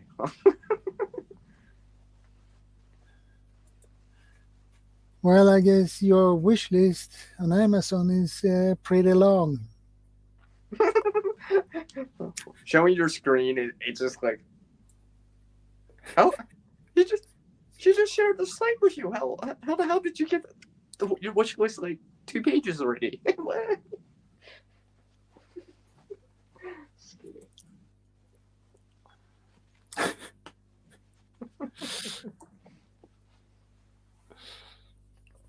Never mind, Vanessa Kitty. Never mind. I was just kidding you. Just kidding you. Actually, you don't have to send me anything. When you grace me with your presence and your knowledge, that's all I need. I will do the rest.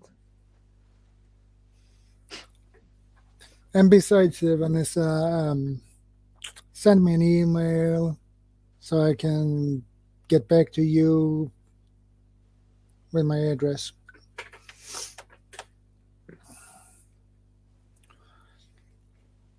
Yeah, some of that stuff seems quite reasonable too, for what it is. I mean, I guess I would have to play around with it in my hands too, but compared to some of the Zare stuff I've seen at times, Shadow, out there, some of the Zare stuff out there, seems a little bit better in terms of either functionality or quality or purpose.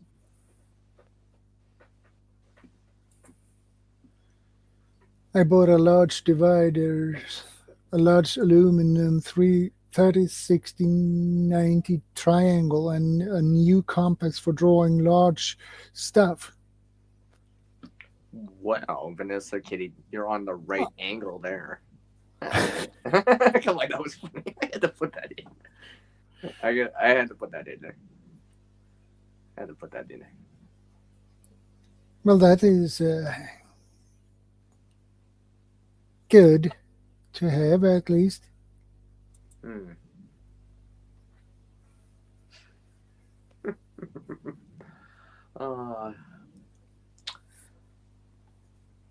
It's fun. You know, it's always funny, Shadow.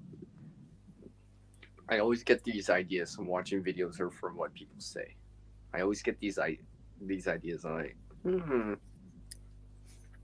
I always get these ideas of making something. I do though. I do.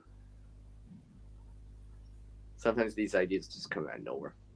And then other times people trigger it in my head. It's like, if I use that, I can make that.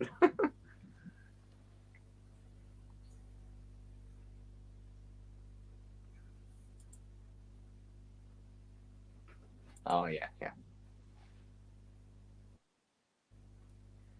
Equilateral. Yeah, equilateral triangle. Yeah.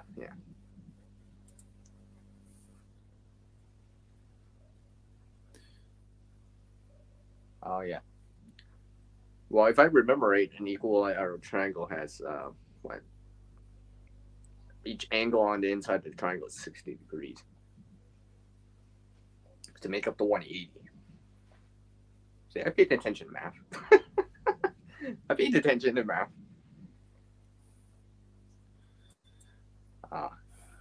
Math is something I'm not good at.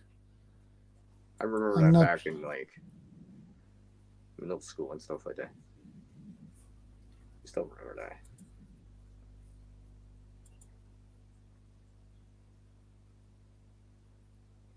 Hey, Vanessa Kitty, as long as it's not an obtuse, right?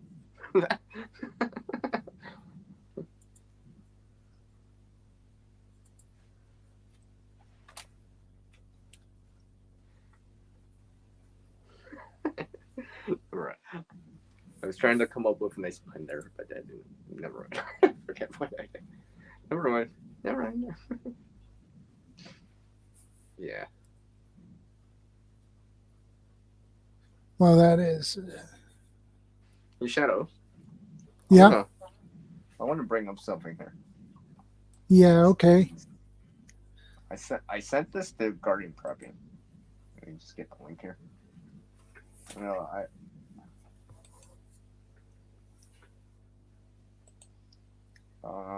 I'm gonna have to send it for Instagram though. Yeah, it should be there, right? I don't know if you ever seen this kit. I was watching a video on it. Right?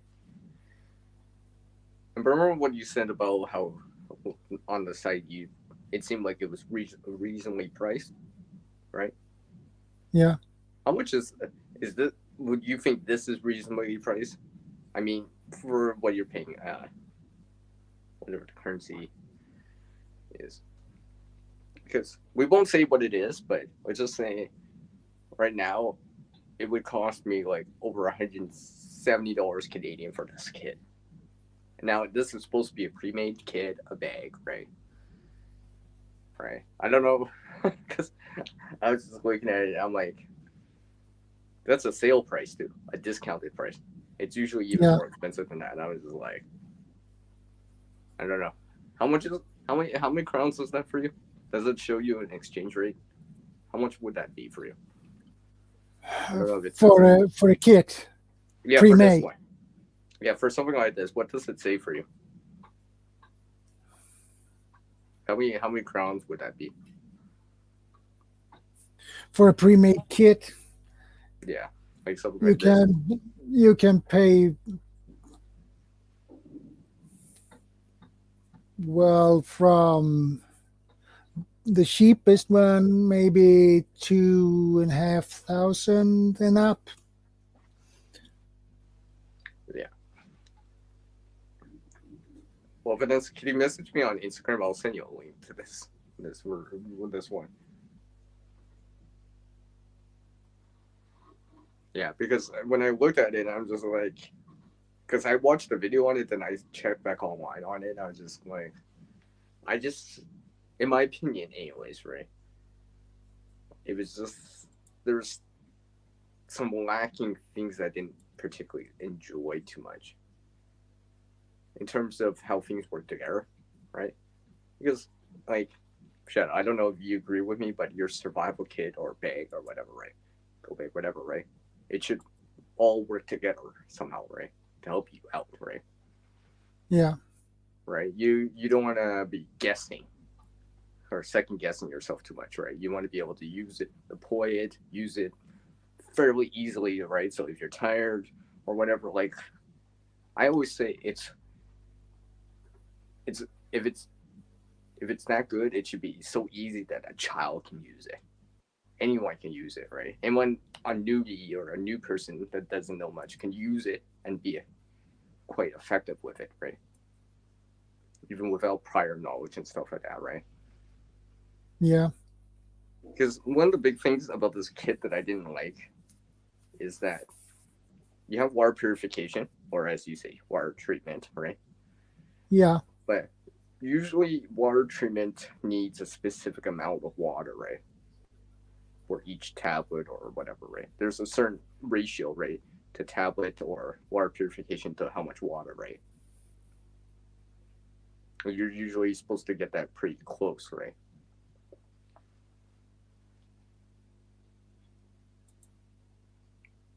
Oh, I thought you froze in there. I could see what I'm saying.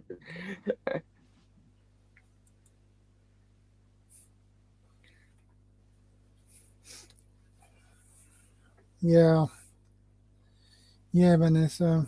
Yeah, well, I agree with that to some degree too. Right?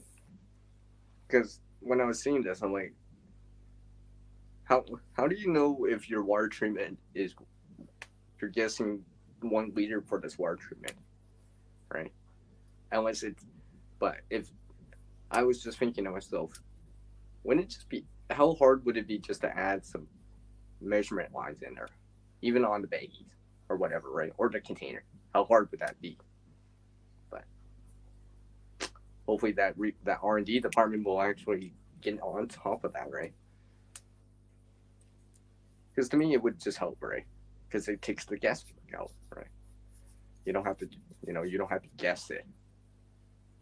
You know where you're putting in one tablet for, oops, it's way more than a liter, way less than a liter.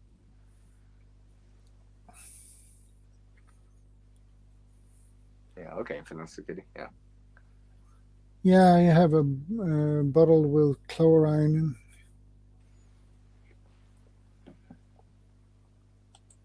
I use it for basically everything. And then, which reminds me, I need to buy more of it.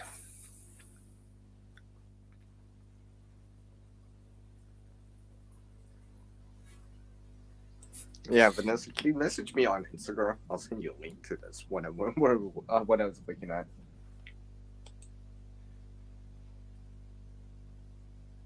Yeah, they're all Crucial. Oh yeah, Crucial has CR in it, remember? Yeah. Just saying.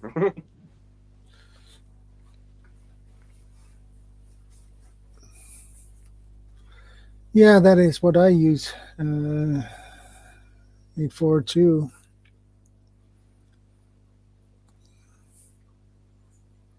Yeah, you just dilute it out depending on strength that you need for it. Obviously, you're not using pure bleach. I don't think anyone uses pure bleach much. You dilute it down a bit, depending on what you're doing.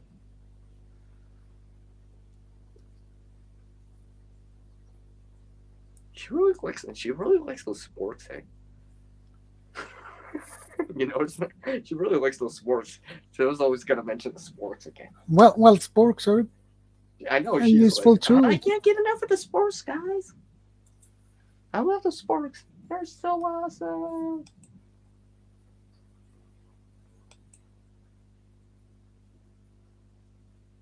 The well here and at Llama Farm tastes the best.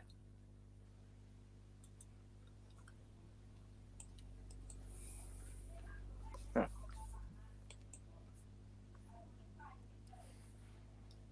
Right.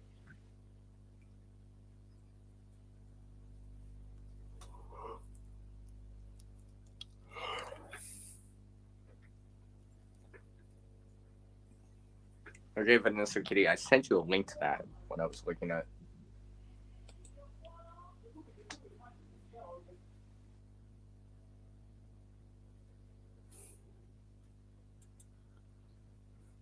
So yeah, you can take a Diluted look at what I was bleach. looking at.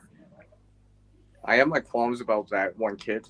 I mean, I know I don't have it and stuff, but I just had some basic issues or concerns about it when I was seeing it. And you can judge it for how much you've been paid. Would have to pay for it. Because as far as I know, I would have to pay.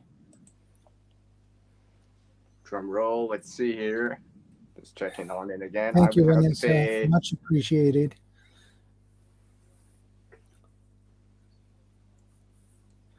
Just send me an email. I would have to. Yeah, I would have to pay $178 Canadian for this kit, for this bag. Free shipping though. Woo! Free shipping. Just send me an email, Vanessa, and I get back to you, and I send you my address.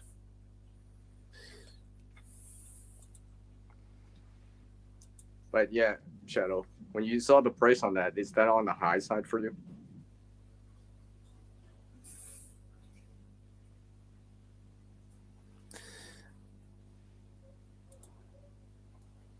Wait a second.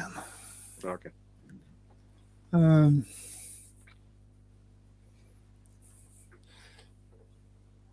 Oh. I mean, I know you don't have the item in front of you and stuff like that, but just seeing from a price point of view, would that be on the high side for you, or consider on the high side? It depends on the item. Okay, I get that. Okay. Okay. I mean, honestly, we're just looking at this in just terms of just seeing it, right? Obviously, we don't have it in front of us. Can't make a real assessment of everything, but considering what's in it and stuff like that, so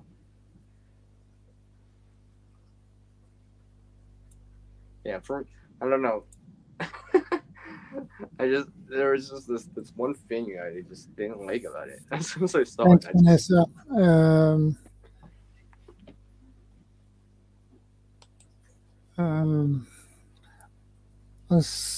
I have copied your address, so email address. you can go with it. Hey, Vanessa Kitty, you should be email me so I can get a hold of you.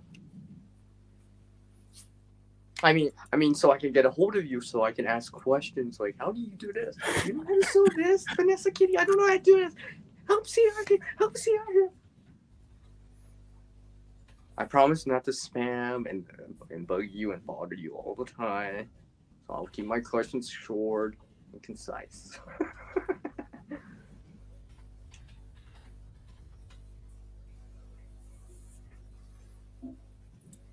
Well, you should send me an email, Vanessa Kitty. Or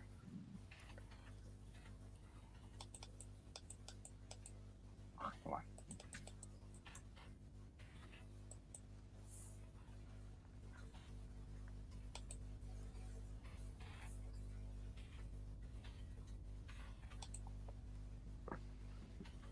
I think I copied it, so I should be able to do it now. It's gonna make her. Yeah, you can remove it, Vanessa Kitty.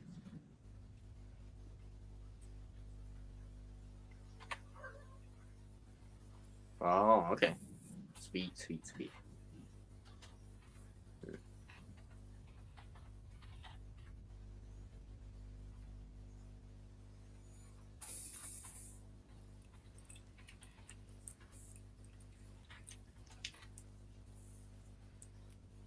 So, Shadow. Yep.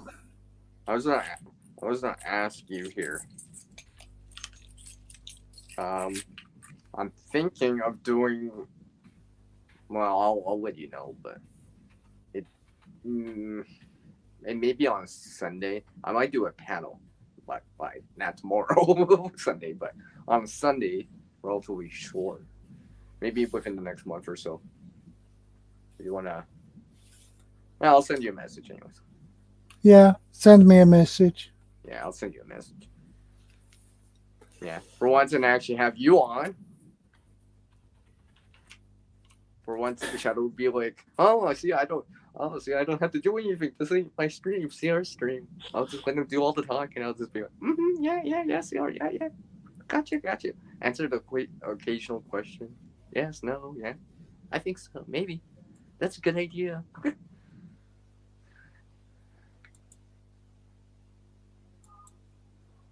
All right, Vanessa Kitty. Really? Vanessa Kitty's just making me want to create something now. Just randomly, it's just like.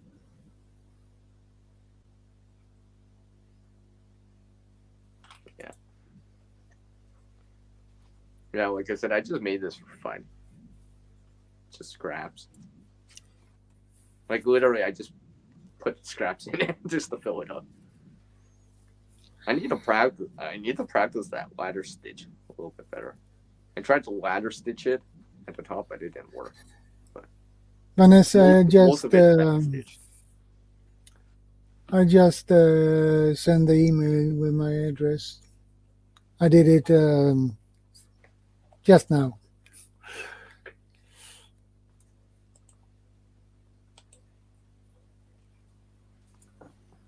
Also, you might see an email from me, Vanessa Kitty. Nice tester. Start the line of communication. I like to start the line of communication at least. That way you just know, right? It's already there, kind of deal. Not second guessing it.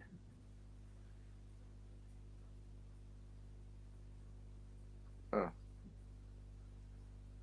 Hey, I like how I got that email from Harvey now. I didn't check my email till now. It's like,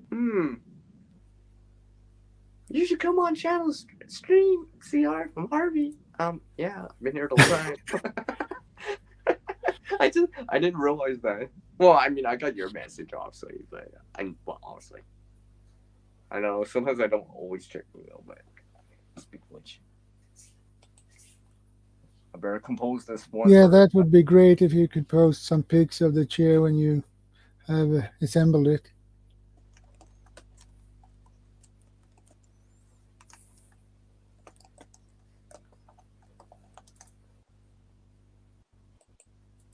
Yeah, I sent you one out, a tester email of Vanessa Kitty, so you'll get that. So that way I can start the line of communication automatically.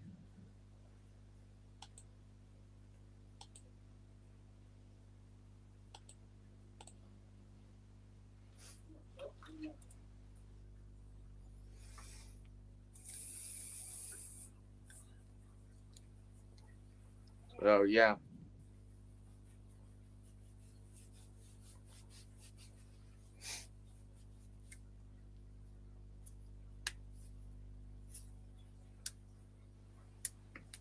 So Shadow, how long are you gonna be going for? Thank you, Vanessa. Say it again, CR. How long are you willing to go for? You're at the 7-hour mark, you know that, right? Well, I mean, you started earlier, but I mean, like, yeah.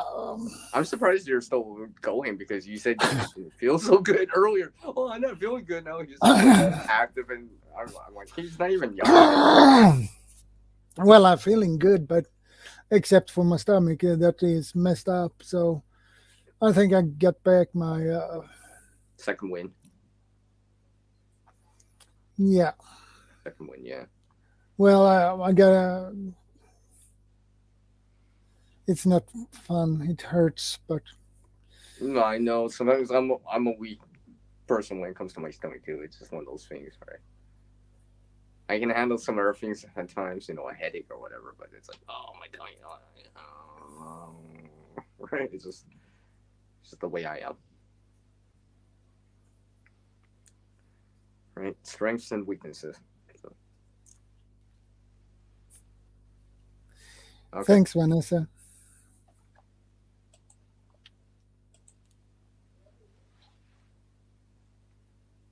Well, I didn't ask Vanessa to send me that as a message, but it's all good. Okay. It's all good. Oh, at least now I know I can be like, how do I do this? Vanessa Kitty!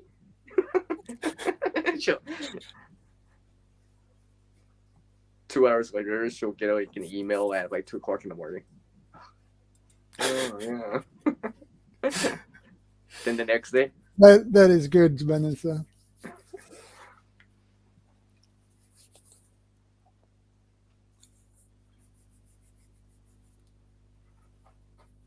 Yeah.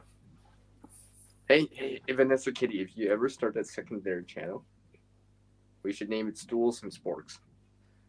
Welcome to the Stools and Sporks channel, where we try to talk about stools and sporks. Well, it's it has a nice ring to it. Stools and sporks. Stools and sporks. well, it's a good name on the channel. Yeah, right. Come on, someone. We better get this channel maybe for someone else. It's like, hey, that's a good idea, CR. Maybe I should just do it. I would laugh if there was a channel named that. I'll be like, oh, okay, did you guys check? Because there's actually a channel named that. I would highly doubt that. Stools and sporks. As long as, as long as we're not talking about those air stools. I don't want to talk about those air stools. I want to talk about Stools, cynic sporks, stools, and rabbit stew. I'm not talking about that stool. That'd be a little rough. That'd be a little rough if you're talking about that kind of stool. Stool, sporks, and rabbit stew. Well, that's also a good name on a channel.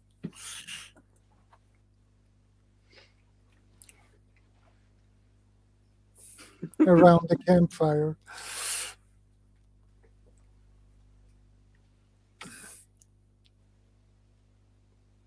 You know, Shadow. I know I said this like 20 minutes ago, but Vanessa Kitty's so awesome. Oh, I have to go, guys. And like 20 minutes later, 30 minutes later, she's still here with us. She can't get enough of us. The next thing she knows, she's emailing us back. I'm still here. And still here. She's probably multitasking. This is why she couldn't hear what I was saying earlier, because she's multitasking probably right now, and she's like, guys, can you say that again? I missed what you guys said. I'm trying to multitask here. I said I was doing something, but I'm just going to do it anyways. I can't leave you guys. You guys are so awesome.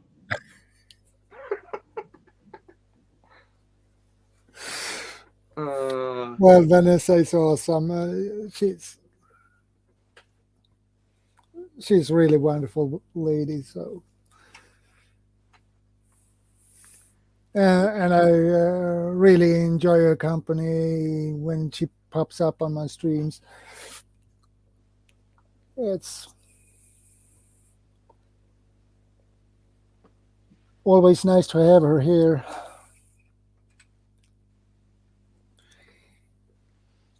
Basement Dweller, welcome to the stream.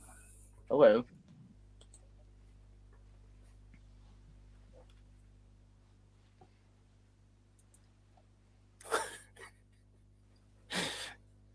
Plush Puffs sell a 2-pound marshmallow. I want to make a sheet pan graham cracker, get the 5-pound Hershey bar, build a messy s'mores, film it. That would be awesome, Vanessa. It's like Well, you need a bonfire. That would be a make a s'more. real cool video. Imagine you need like a big bonfire just to make a s'more. It's that. Well, that would be a great video.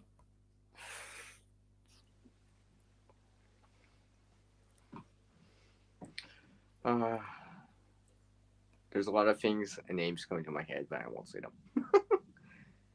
Never mind. Well, sometimes it's better not to say the words. Yeah. Sometimes it's better to keep them for yourself. Because it sounded funnier in my head. Maybe I'll tell you after the stream. You'll be like, oh, that.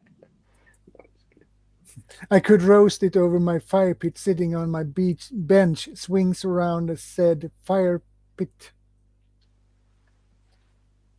I can just imagine Vanessa Kitty doing that too. Like, wee. Oh wait, my marshmallow. Just kidding. Just kidding, Vanessa. You know what's funny, Shadow? I've been laughing so much I forgot that I actually been wearing this pant for the last For how long have you? 2 hours at least. Well, since I came back. Well, last week I did it for like almost 5. Right, so I'm getting more comfortable. Most of my thoughts tend to stay locked up in my head for good cause. I see. Yeah, that's a good point to lock them up. Some of them, at least. You know, I was thinking, Shadow, maybe next week next week I'll come with another bag that's a little bit heavier. It's just like start increasing the weight. Yeah. Next thing you know, it's just like I have this like backpack as big as that marshmallow. Vanessa Kitty wants to do it. I'll be like, CR really is doing it. I made 6-foot-long telescoping forks to cook stuff sitting in the swings. That's cool. That's cool. Wee! Wee! Just kidding. You can roast hot dogs sitting on the benches. Yeah. That's awesome. Vanessa Kitty, you're living the dream. Just on a swing. Vanessa has a good point in what she says, and and she has so much knowledge. So most of the time, EXP too, right? Experience too. She has a point. Experience to back that up, right?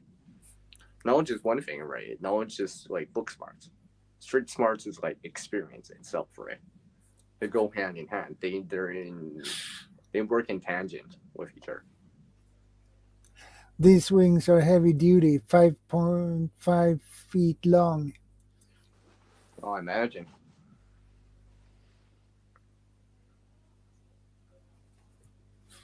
Well, heavy duty is the best. That's cool. Yeah, that's cool. I agree. And what I like with Vanessa is that it seems to be a very, very handy and creative woman. So I second that. I second that so much. I'm gonna show CR for that. Dang. Just for you, Vanessa Kitty. Dang. Right there for you. Just for you. I concur that. Yeah. See? Get it? A 6x6, 12-foot long posts. 5 sides have a bench swing. Stainless steel hardware will outlast my life. Yeah.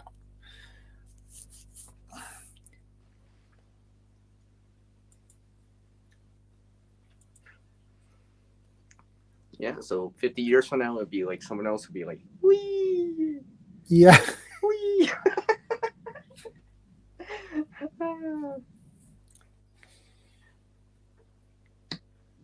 Hey, this would be a good segue for Uncle Al to come in. Hey, imagine Uncle Al just comes back, you know? It's like, hey guys, you're still on? Okay.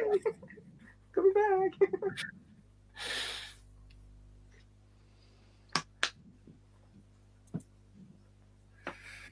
We're making concrete patio pavers in spring to finish the patio floor.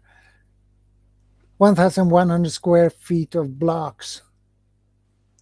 Hey, Shadow, we don't got Uncle Al, but we got Osminder back. Yeah. I know, like it's like, well, You get your close back. enough, close enough. I'll take him. Can't get Uncle Al, okay. Well, I thought Uncle L said he would pop in later, Yeah, but he he must, didn't. but he must be tied up. Later, He must be tied up and busy. It's all good. It's all good. I was just kidding, and it's just like Oslider just back.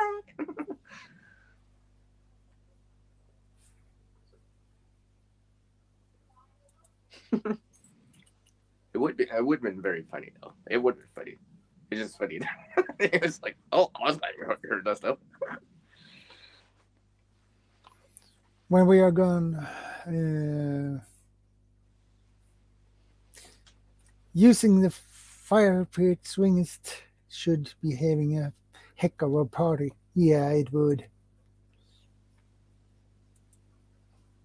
We invited, right? Went to pick up some zinc-plated shelves for the future solar battery setup and a half a dozen pictures, all for free. Well, sometimes you need some luck to get something like that for free. That's awesome, Oslider. Yeah, that's awesome. Yeah, it's nice. I'm trying to source out stuff too, right? The materials. Stuff too. Like I quality can keep you going while others return. Yeah, she can keep see, us she's going. multitasking, right? See. Remember, she said she was going like half an hour ago. 45 minutes ago, and she's still here. Oh, I have to go, guys. The next thing, she's sending the link, and next thing, she's a moderator. Next thing, we're talking about like swings, so she's still swinging along with us. Yep.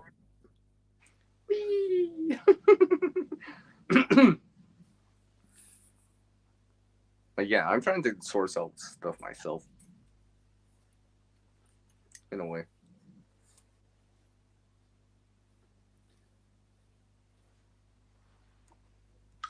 See, that's one thing about Vanessa Kitty I like a lot.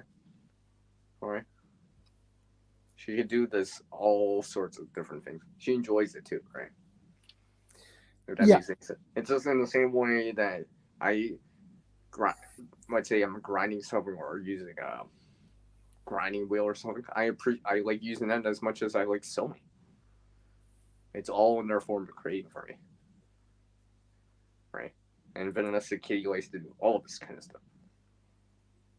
That's why Vanessa Kitty's awesome. The Nemo spool and the ferro rod from County Com.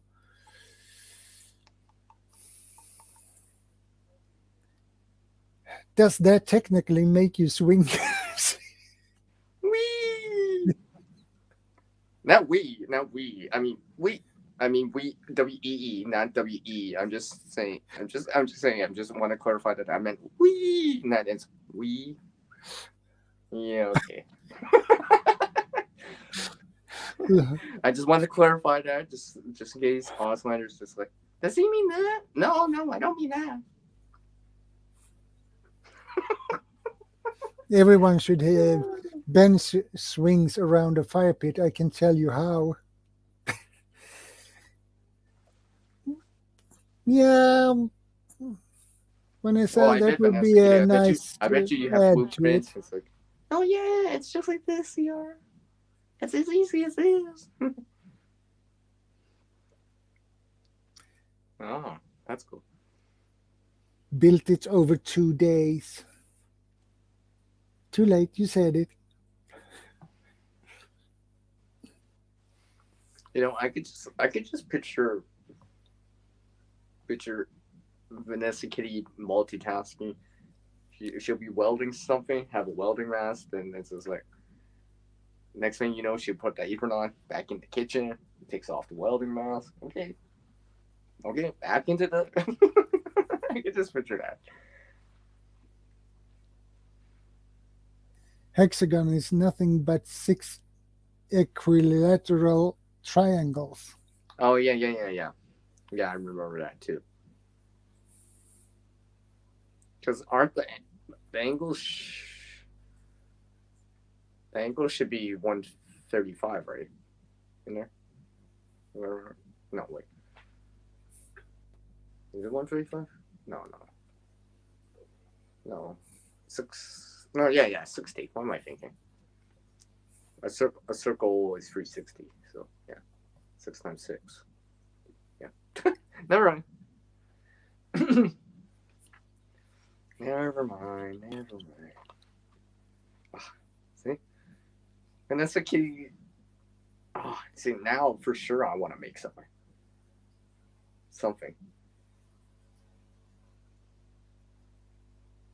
Next video is like, hey, when did Zero make this swing? I don't know. I just swung into it. Vanessa Kitty persuaded me.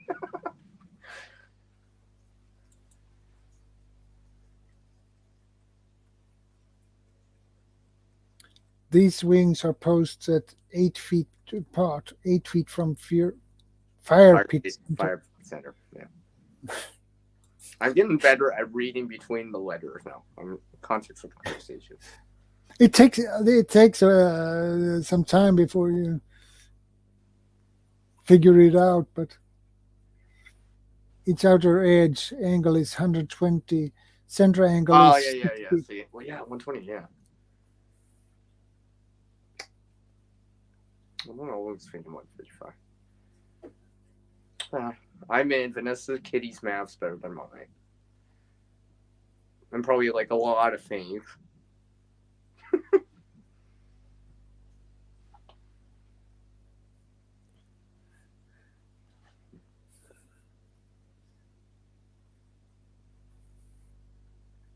Yeah, maybe, Vanessa, you should type slower. I have the same problem. I type too fast sometimes. You know, I actually learned how to type before I learned how to handwrite, which is funny.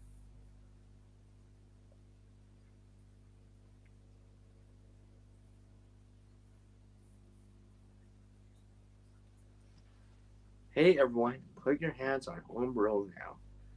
Do you feel the F and the J key? 12 foot long, 6 by 6 posts, buried 4 feet into each, and 2 bags concrete around them. You know, Okay. That sounds like when you build like a deck, you would put it on. Yeah, I get the same feeling. I get the same feeling. No, exactly. I guess a lot of this stuff kind of makes sense or is relatable to everything. Yeah. Hey, Van City. Good to see you again. Come on, Van City. Come on, Van City. Excuse me. Hi, Van City. Welcome back. She's very like, is CR still on? Yeah. CR still got the bag on? Yeah. Yeah, he has the bag on. And the coffee. And his coffee. Yeah.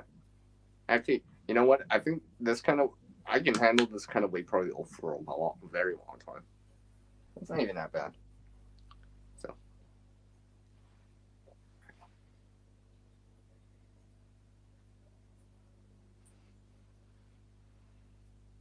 I mean, I can jump up. You know what's funny, Shadow? Yeah, my previous live stream, I actually did wear the bag too. Yeah. Not as long as today on this stream. Only an hour and a half. It's nothing. I already did 5 hours, right? Yeah, and 6 of the 6 by 6 to lay from top post to top post. Then 6 2 by 6 to tie the top beams together. Okay.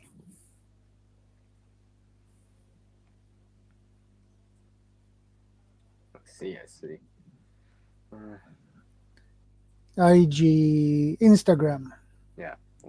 Yeah. Well, definitely I'll be awake. I'll swing by. Yeah. Sorry, I had to throw that in. Come on, Bandit City. You knew I've been trying to put these cleanse in this whole stream. Any chance I get.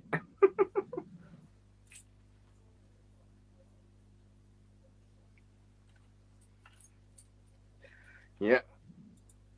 I'm definitely gonna raise up my level of expertise to Vanessa Kitty status. That's my goal. That's the dream.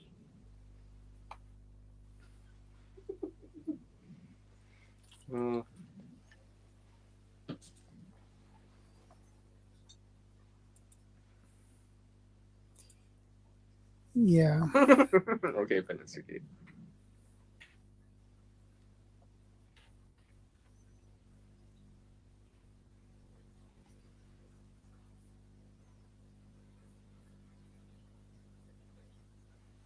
See.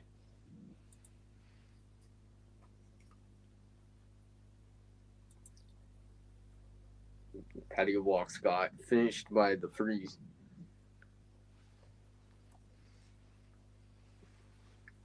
Well, that's good.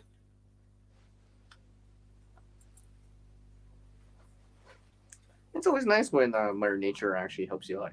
Just saying. It is. It is. I mean, like I said earlier, when look, Mother Nature's allowing me to have this fat wood, and I didn't even have to do anything. Right? Maybe just salt a little. So I remember doing that, trying to take advantage of that situation.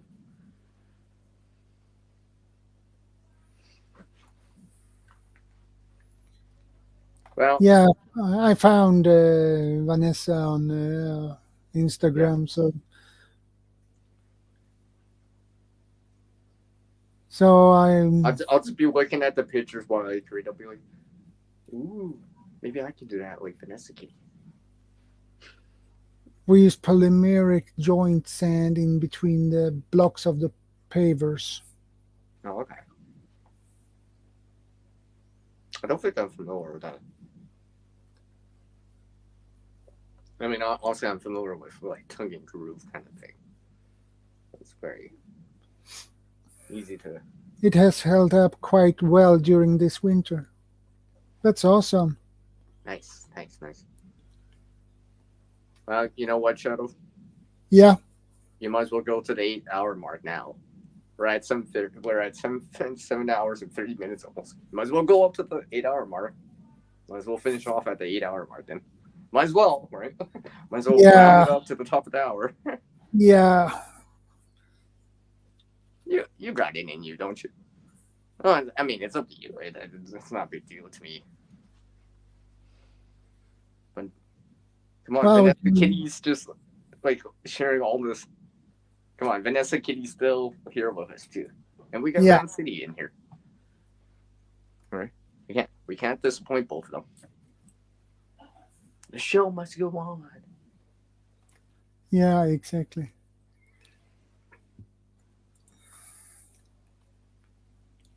You brush the sand in the space between the blocks and you then dampen it.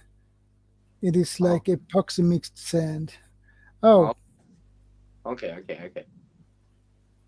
I think I understand that to a certain degree. That kind of reminds me of when people would use baking soda with like super glue. Something like that. Jeannie Nania is here too. So. Oh, sorry. I forgot. Sorry. IT too.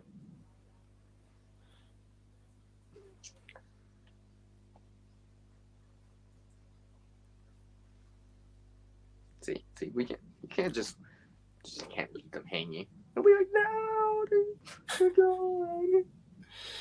Oh boy.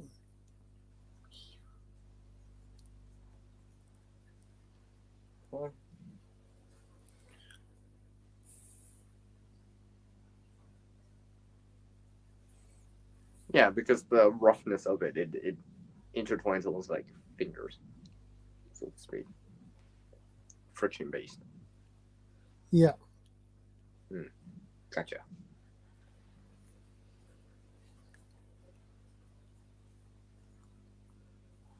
I got a question for you, Shadow.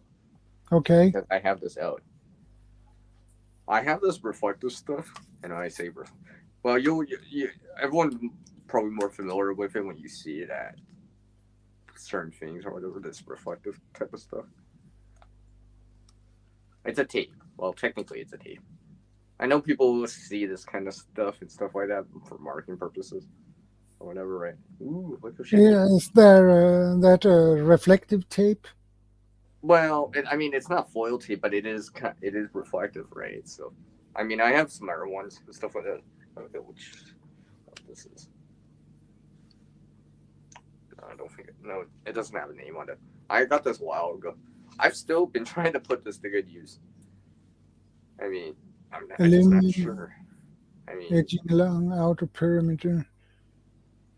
If the passage out to and around the bench swings. Yeah. So I've been just trying to figure out what to use some of this for. I've used some of it, but I don't know. I don't have that long of a piece. But, I mean, I've seen people use it for backing up in driveways and stuff like that. So, they don't hit something. Yeah. Like a marker, right? Because then you can see it easier. You're not second guessing yourself. So, but it's not something like that. I'm just trying to. One of the things I'm trying to do this year a lot more is actually put stuff to good use, as much as possible, right? I'm all for having stuff, but try to use the gear too, right? As much as possible. That's like you having the shelf and not putting it up. The shelf's not too useful if you don't put it up. So.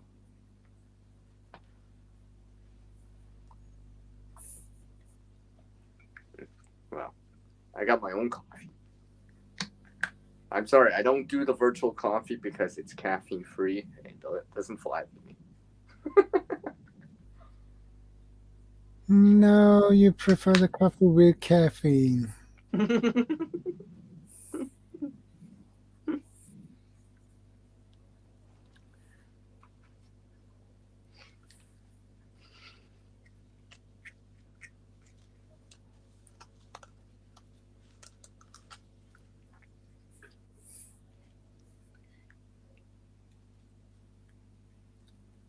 I mean, I could use this on a first aid kit or something like that, but besides that, I actually even have more of it. It's slightly different from this, but I've been trying to put, per se, the cargo tape to good use. I'm trying to put it somewhere.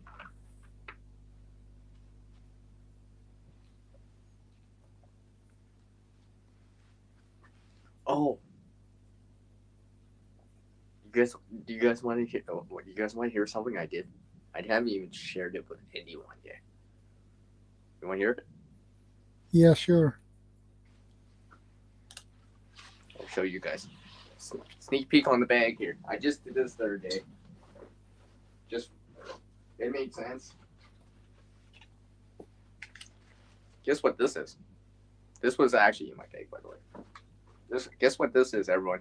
If you can guess what this is right now, I'll give you props. While you guys I'll give a minute or two in side chat. You have any guesses, Shadow?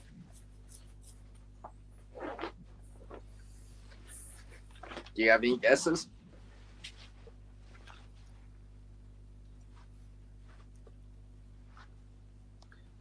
Any guesses?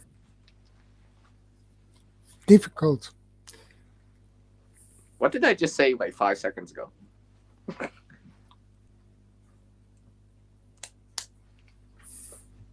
What did I say 5 seconds ago? I gotta remember there's a delay on the side from them seeing it.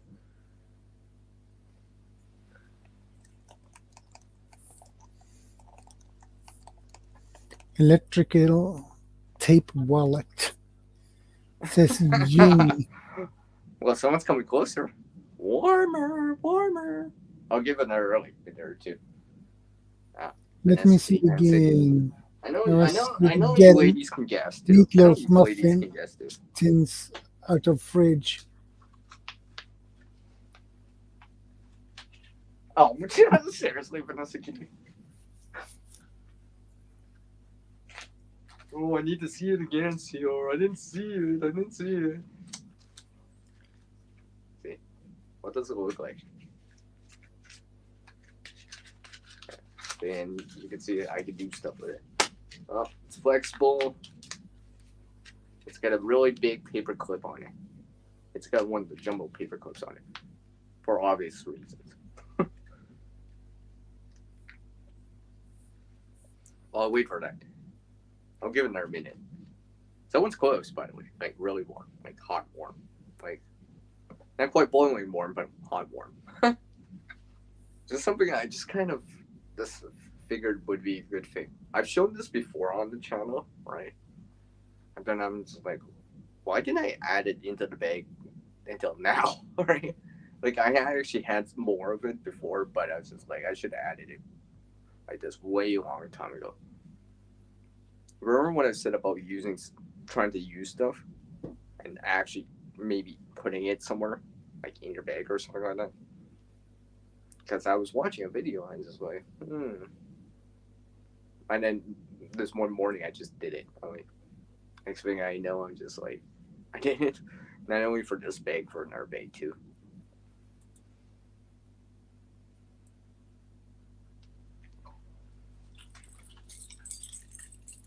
Yeah, Vanessa Kitty, like this one right here. I have that. Really large baby pins. Yeah, I like those. Yeah. They are actually quite useful for what it is. For what it is, it actually is quite useful. For what it is. I wish I had more than two. So, I got an EDC one. I have this Zara one over here. Anyways. Paperclip. Actually, it's tape. So you're actually quite close, by the way. Because I actually do have electrical tape on this side. I just folded it into like a wallet so it doesn't actually stick into my bag. If that makes any sense. So I just keep it like that. So I actually have quite a bit of tape on this. I have to adjust this. You see, I can actually easily remove as much as I want, or all of it if I want to. I can actually adjust this. So this is what I've shown this before. This is what I call layering the tape in. Now, it's non-continuous, but it's a lot thinner in size compared to like if you're rolling it or using the card method, right? Because everyone's seen the card method. Everyone's seen rolls of tape out there, right? You can get pre-made kits with roll tape, right? I do this to supplement those two things. So if I actually need, because sometimes you only need like just like a little bit, right? You just need like maybe a couple inches of it or half a foot, right? To me, I could just be like, hey, see, I need half a foot of electrical tape. Okay, here you go. Deployment. It's fast. That's why I like doing it this way. Then I reserve like that roll method or the card method that people see for when I actually need more continuous amounts of tape or longer amounts of tape, if I needed that. Because I was always thinking, I'm like, if I have a hole in a tarp or contractor bag or whatever, it may be small and I just need a little bit. So I could just be like, shoot, put it on. For example, I don't have to mess with cutting it either because it's actually already kind of like 8 inches, which is about 16 centimeters.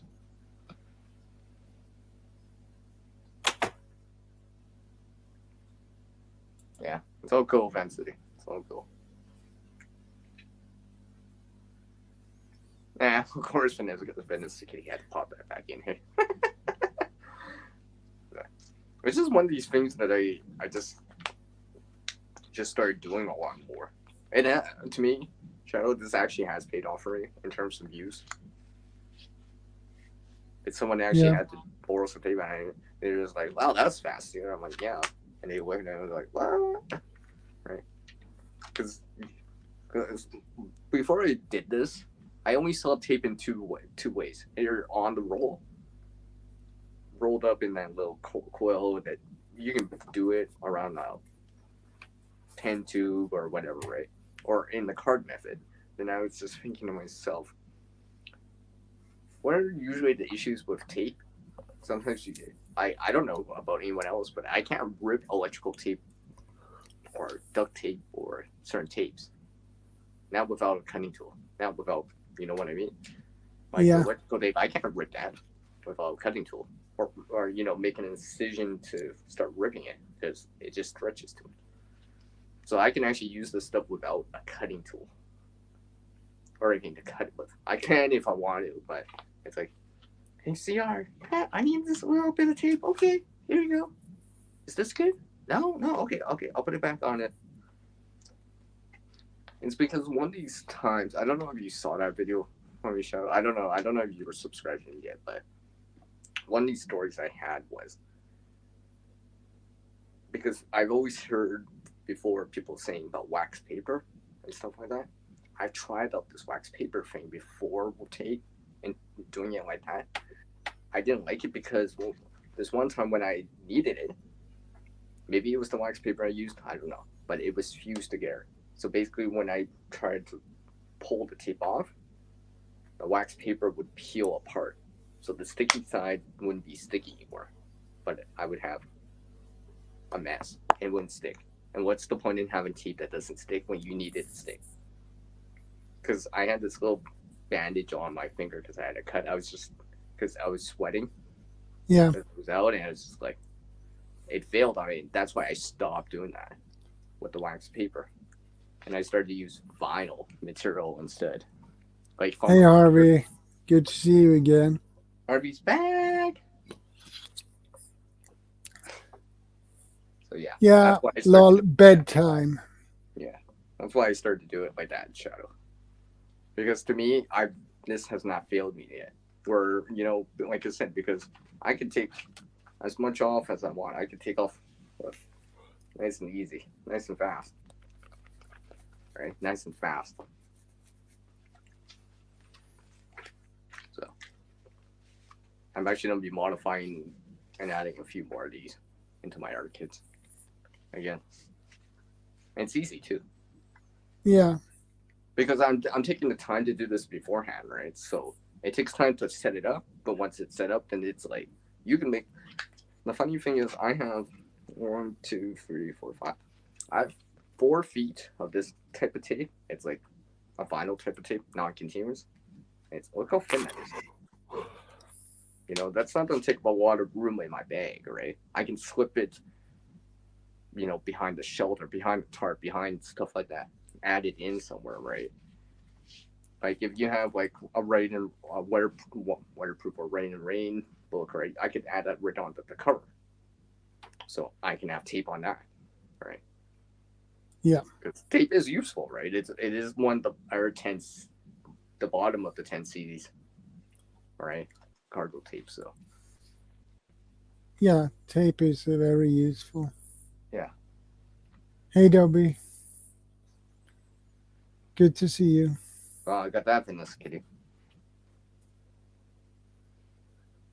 Right. Then seeing the value of doing it like that, right? And to me, actually, this is the way I keep it in my first aid kits. If I want to use tape in there or have it in my repair kits, that's the way I keep it now. Right. I mean, I have larger amounts that are more continuous, but I don't. At least for me, I don't always need to have like 3 feet of continuous tape to connect something to actually use. It's not always like that. It's always like my bandage is slipping off, or I gotta patch something up, right? Just join something together real quick, right? Temporary or something like that. That's a patch, right? Maybe you get like a hole in your dry bag or something like that, because that actually happened to me once. Luckily, it was at the top of the dry bag and not at the bottom, but I used tape, right? I was just like, I actually had some. I'm like, rip some off, put it on. I'm back on the road again. It's good to see you again. to Dobby. Hi.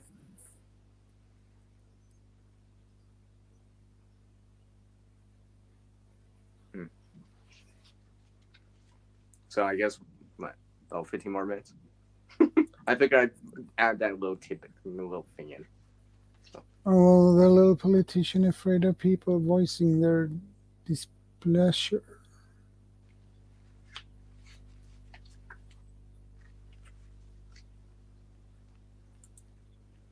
I guess it double sets a fan too. So, are you guys a fan of my work? Oh. Hi.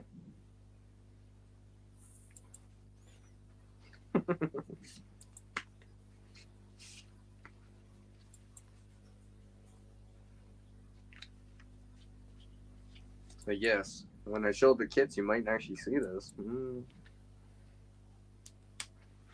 me put it back in my bag before I forget. I always gotta remember to put everything back in, alright?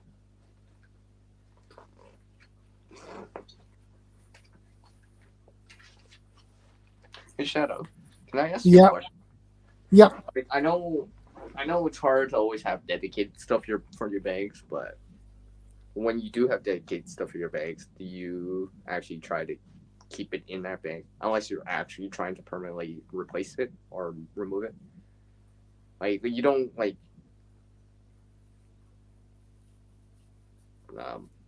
what's that word? Ransack or go into your bag to take something and forget to put it back in after. Like, let's say you're going out camping or something, you know. Because, I mean, let's say you only have one water filter, right? Yeah. You take that out of your whatever bug out bag or go bag.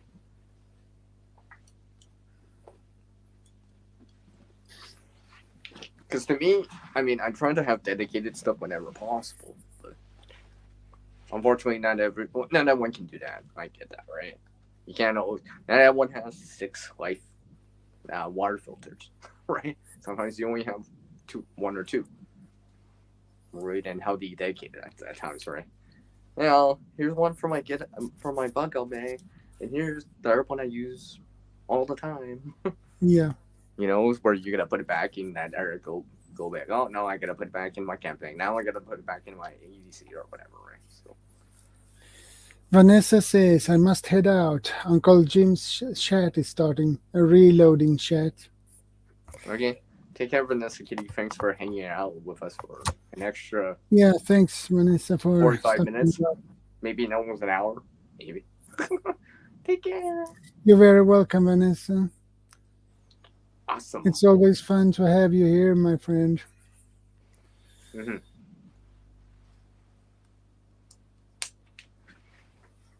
But yeah, Shadow, I've been learning a lot of this in terms of like organization or packing of stuff. Just applying it to what I have and stuff like that. Because I always think that's always an important thing in terms of the bags and stuff like that. Right? Yeah. I don't know about you, but you know, I'm not a big fan of.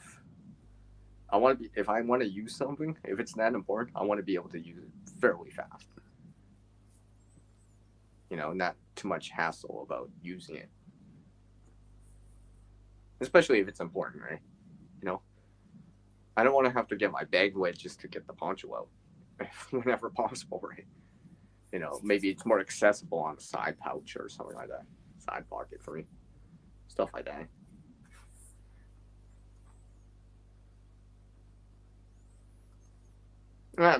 Harvey, are you behind? He did like almost 8.5 hours before.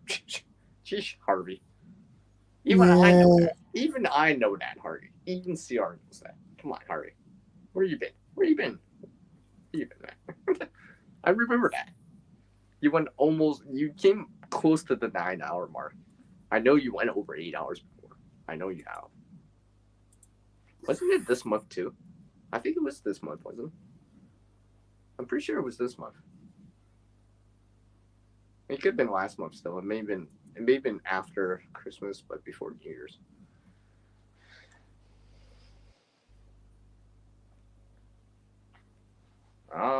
Van City snacks some lentils and some rice. Sweet, sweet. And that's another thing too about the food too, right? Organization of the food, right? Rotating it, right? I don't know about you, Shadow, but I've been learning from the organization community a lot about tips and tricks on organizing and then applying it to backpacks, storage of food, right? Because some of it can help, right? Because like you're gonna be doing a shelf, right? Organization, yeah, you can put stuff on the shelf, but it'd be nice if it's even more organized, right? Like a system or whatever, right? Welcome, sir. Who plugs adventures? Hi. Good to see you. So Shadow, 10 people already. Shadow's like, I guess I have to go longer. I can't just leave everyone hanging. I can keep going with you, Shadow. Actually, I can keep going with you. Actually, I'll just multitask like Vanessa Kitty or something like that. I got some time still. Yeah. Hori says race is getting scarce. Yeah. I guess scarce has CR in it too, right? So that's one word that's not scarce. I mean that has CR in it. I'm just saying. You know what's funny, Shadow? I actually found out there's over 15,380 words with CR in it. So I got a lot of words I can dip into. Yeah. Welcome, Lottery 248. Satellite Hello. 0 VOP. Hello. From Hong Kong. You're very welcome. Hello.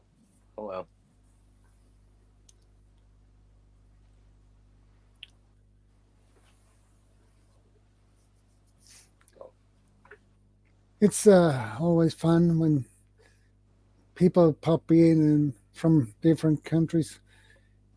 Hong Kong. And such. Yeah. Yeah. Then you And got the rest of us Canadian folks in here. I didn't actually realize how many you actually have in here. Not just for me and City here. Apparently. And some other people too. Yeah. Louise lives in Canada. Oh yeah. Sorry, I forgot about you. Sorry, my bad. my bad. Louise, you. Oh boy.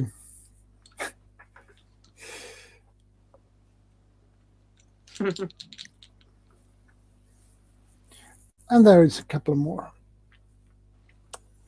No, I know there's a couple more. There's always a couple more. Yeah. I mean, okay. And we got the famous moderator Harvey Black in the stream too, everyone. Can't forget Harvey. Yeah. Harvey's the best. Harvey should just change his name to Harvey's the best instead. Well, he's lightning I get to fast. see Harvey. Hey, Harvey, maybe you should make a new channel that says Harvey's the best mod ever. The best mod. Just kidding. I'm just kidding, Ash. Don't do that. Van City Prepper says, I need that tape for after I grind coffee at Costco.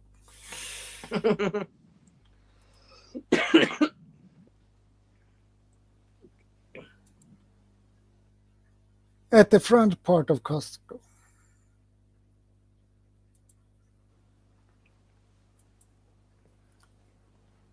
Need to take one of those in here. Was she talking about what I was showing her earlier? What is she talking about? She said tape in there. Is that what you mean? Okay.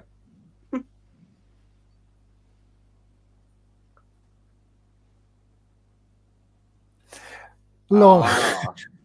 Harvey says, lol, I checked a number of times. ShadowScoutSwede, and you were 14th on the YouTube search for Convoy Protest 2022. Okay. Well, that's not bad.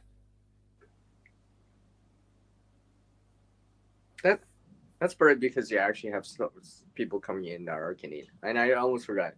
I can't forget about Toyman. I can't forget about Toyman there. I almost forgot about Toyman. So.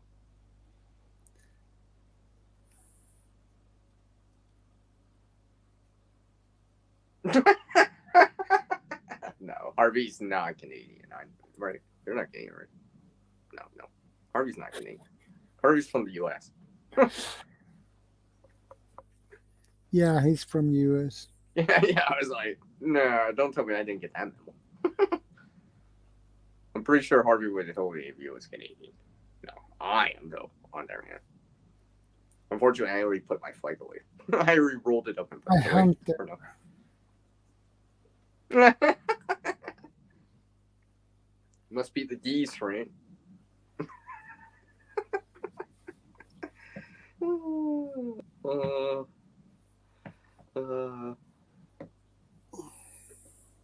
You want to keep going, Shadow?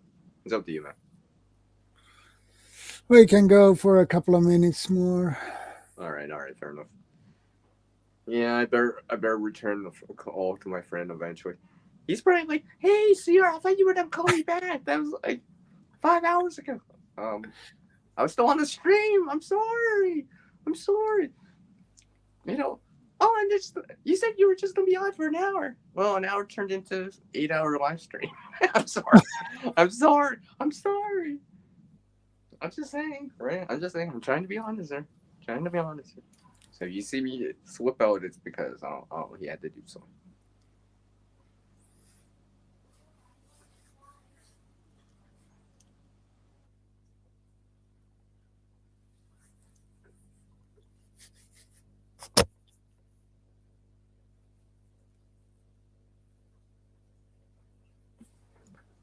Dun, dun, dun, dun.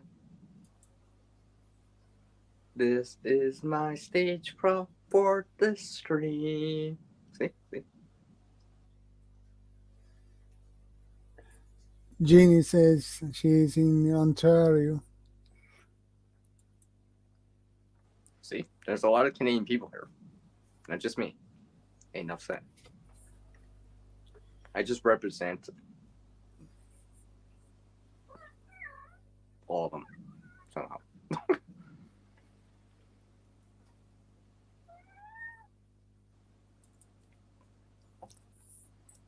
Based. Mr. VP in Thunder Bay says it is brisk to say the least. And one Australian. Yeah. That's you, Jack. The one and only. Jack. Awesome. Clearly is from Australia. I would hope. You know what, Shadow, that reminds me, this is why I changed my icon later on.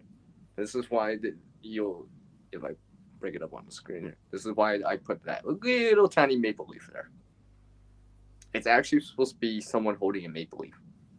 Yeah. It's supposed to be a half or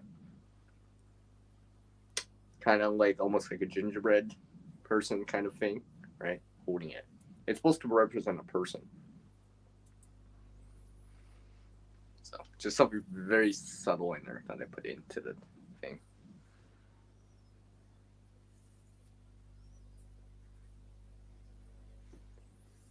Yeah, but I have a freezing cold weather advisory where I am. I'm sure it's way worse in Thunder Bay. I could talk to. We were talking about the freezing rain for a while, actually. I won't recap that. That was like 4 hours ago, 3 hours ago. But yeah.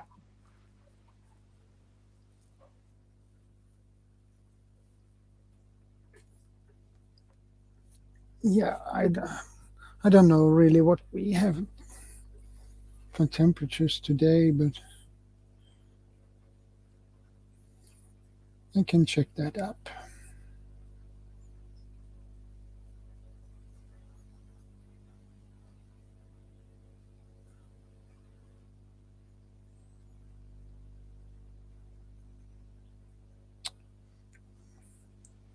I'm laughing. It's still above freezing. I'm laughing. It's moving it. Make them for last month.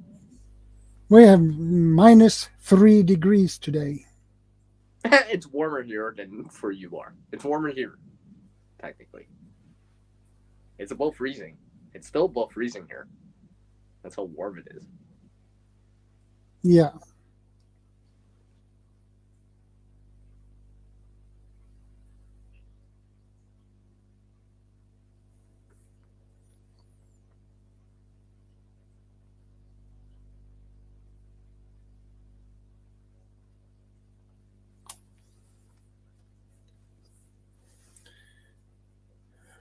Convoy protest is hitting Europe and Australia. Okay.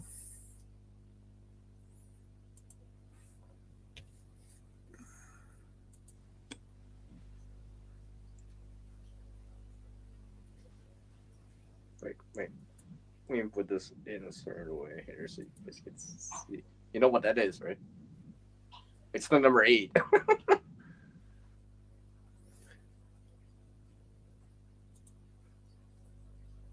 Don't I know you're busy on Saturdays yet, CR?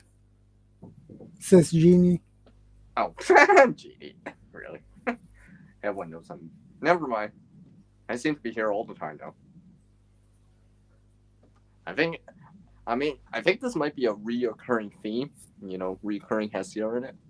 Backpack randomly. I guess I'll get used to it more. Actually, I'm quite used to this one now. It's not even that bad. So.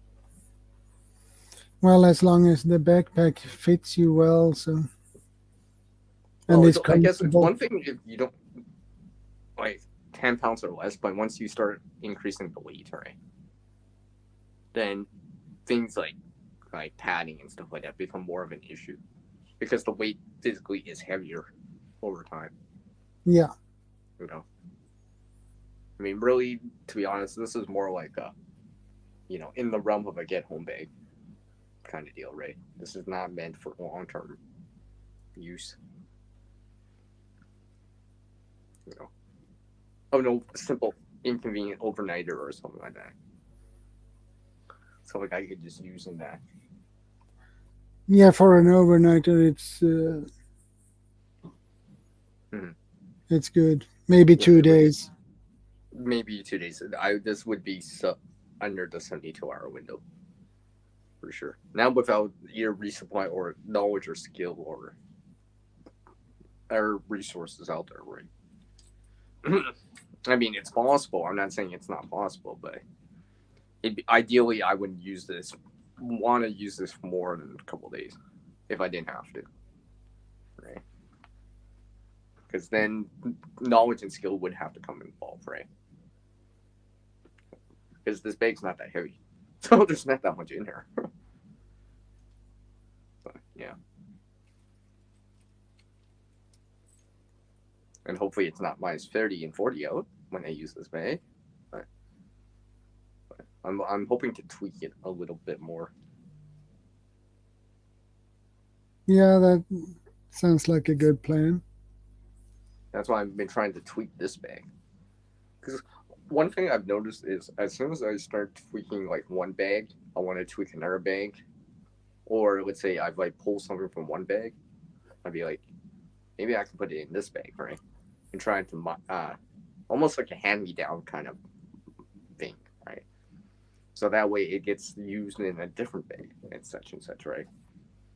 You know, like let's say you replaced if you had a Mora in your bag and you replace it with something better, well, what do you do with that Mora now? If you don't want it as a extra one or a redundancy source of it, right? I know some people put them, you know, oh, I'm taking this out of my bug-out bag, I'm not putting it in my get-home bag now, right? Something like that, right? If you're not already giving it to someone else to use, your coworker, like that coworker, your family member, or something like that.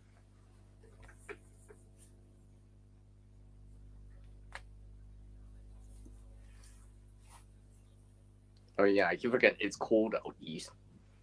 they're experiencing what we experienced out west last month. So I know it's colder out east too.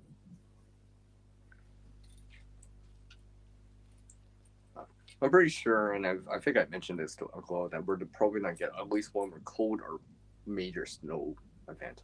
At least one more. I'm pretty sure in February. Pretty sure.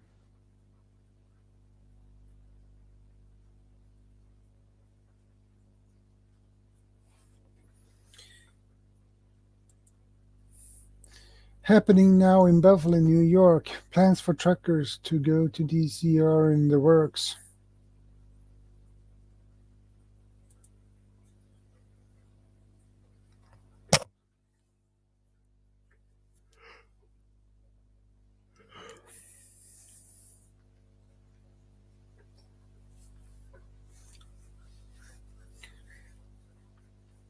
Geez, I'm beginning to get pretty tired now. Yeah.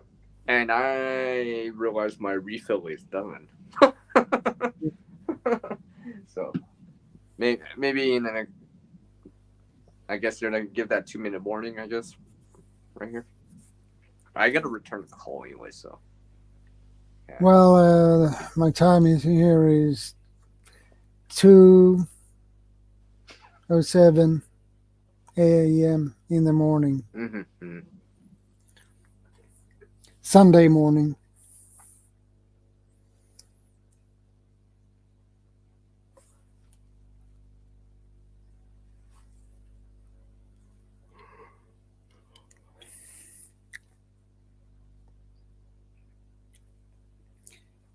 Yeah, Jack, I should do that, buddy. I do appreciate that one dropping in. Yeah. I'm speaking for him, but you know. I keep forgetting to say my stream because I say it in the same way that I would say. I talk like I'm talking in my own stream. I'm like, oh wait, this ain't my stream. Remember I was here. You can't just keep going on a rant for the next hour and not let the your host say something. That's a bad co-host. I'm like, oh yes.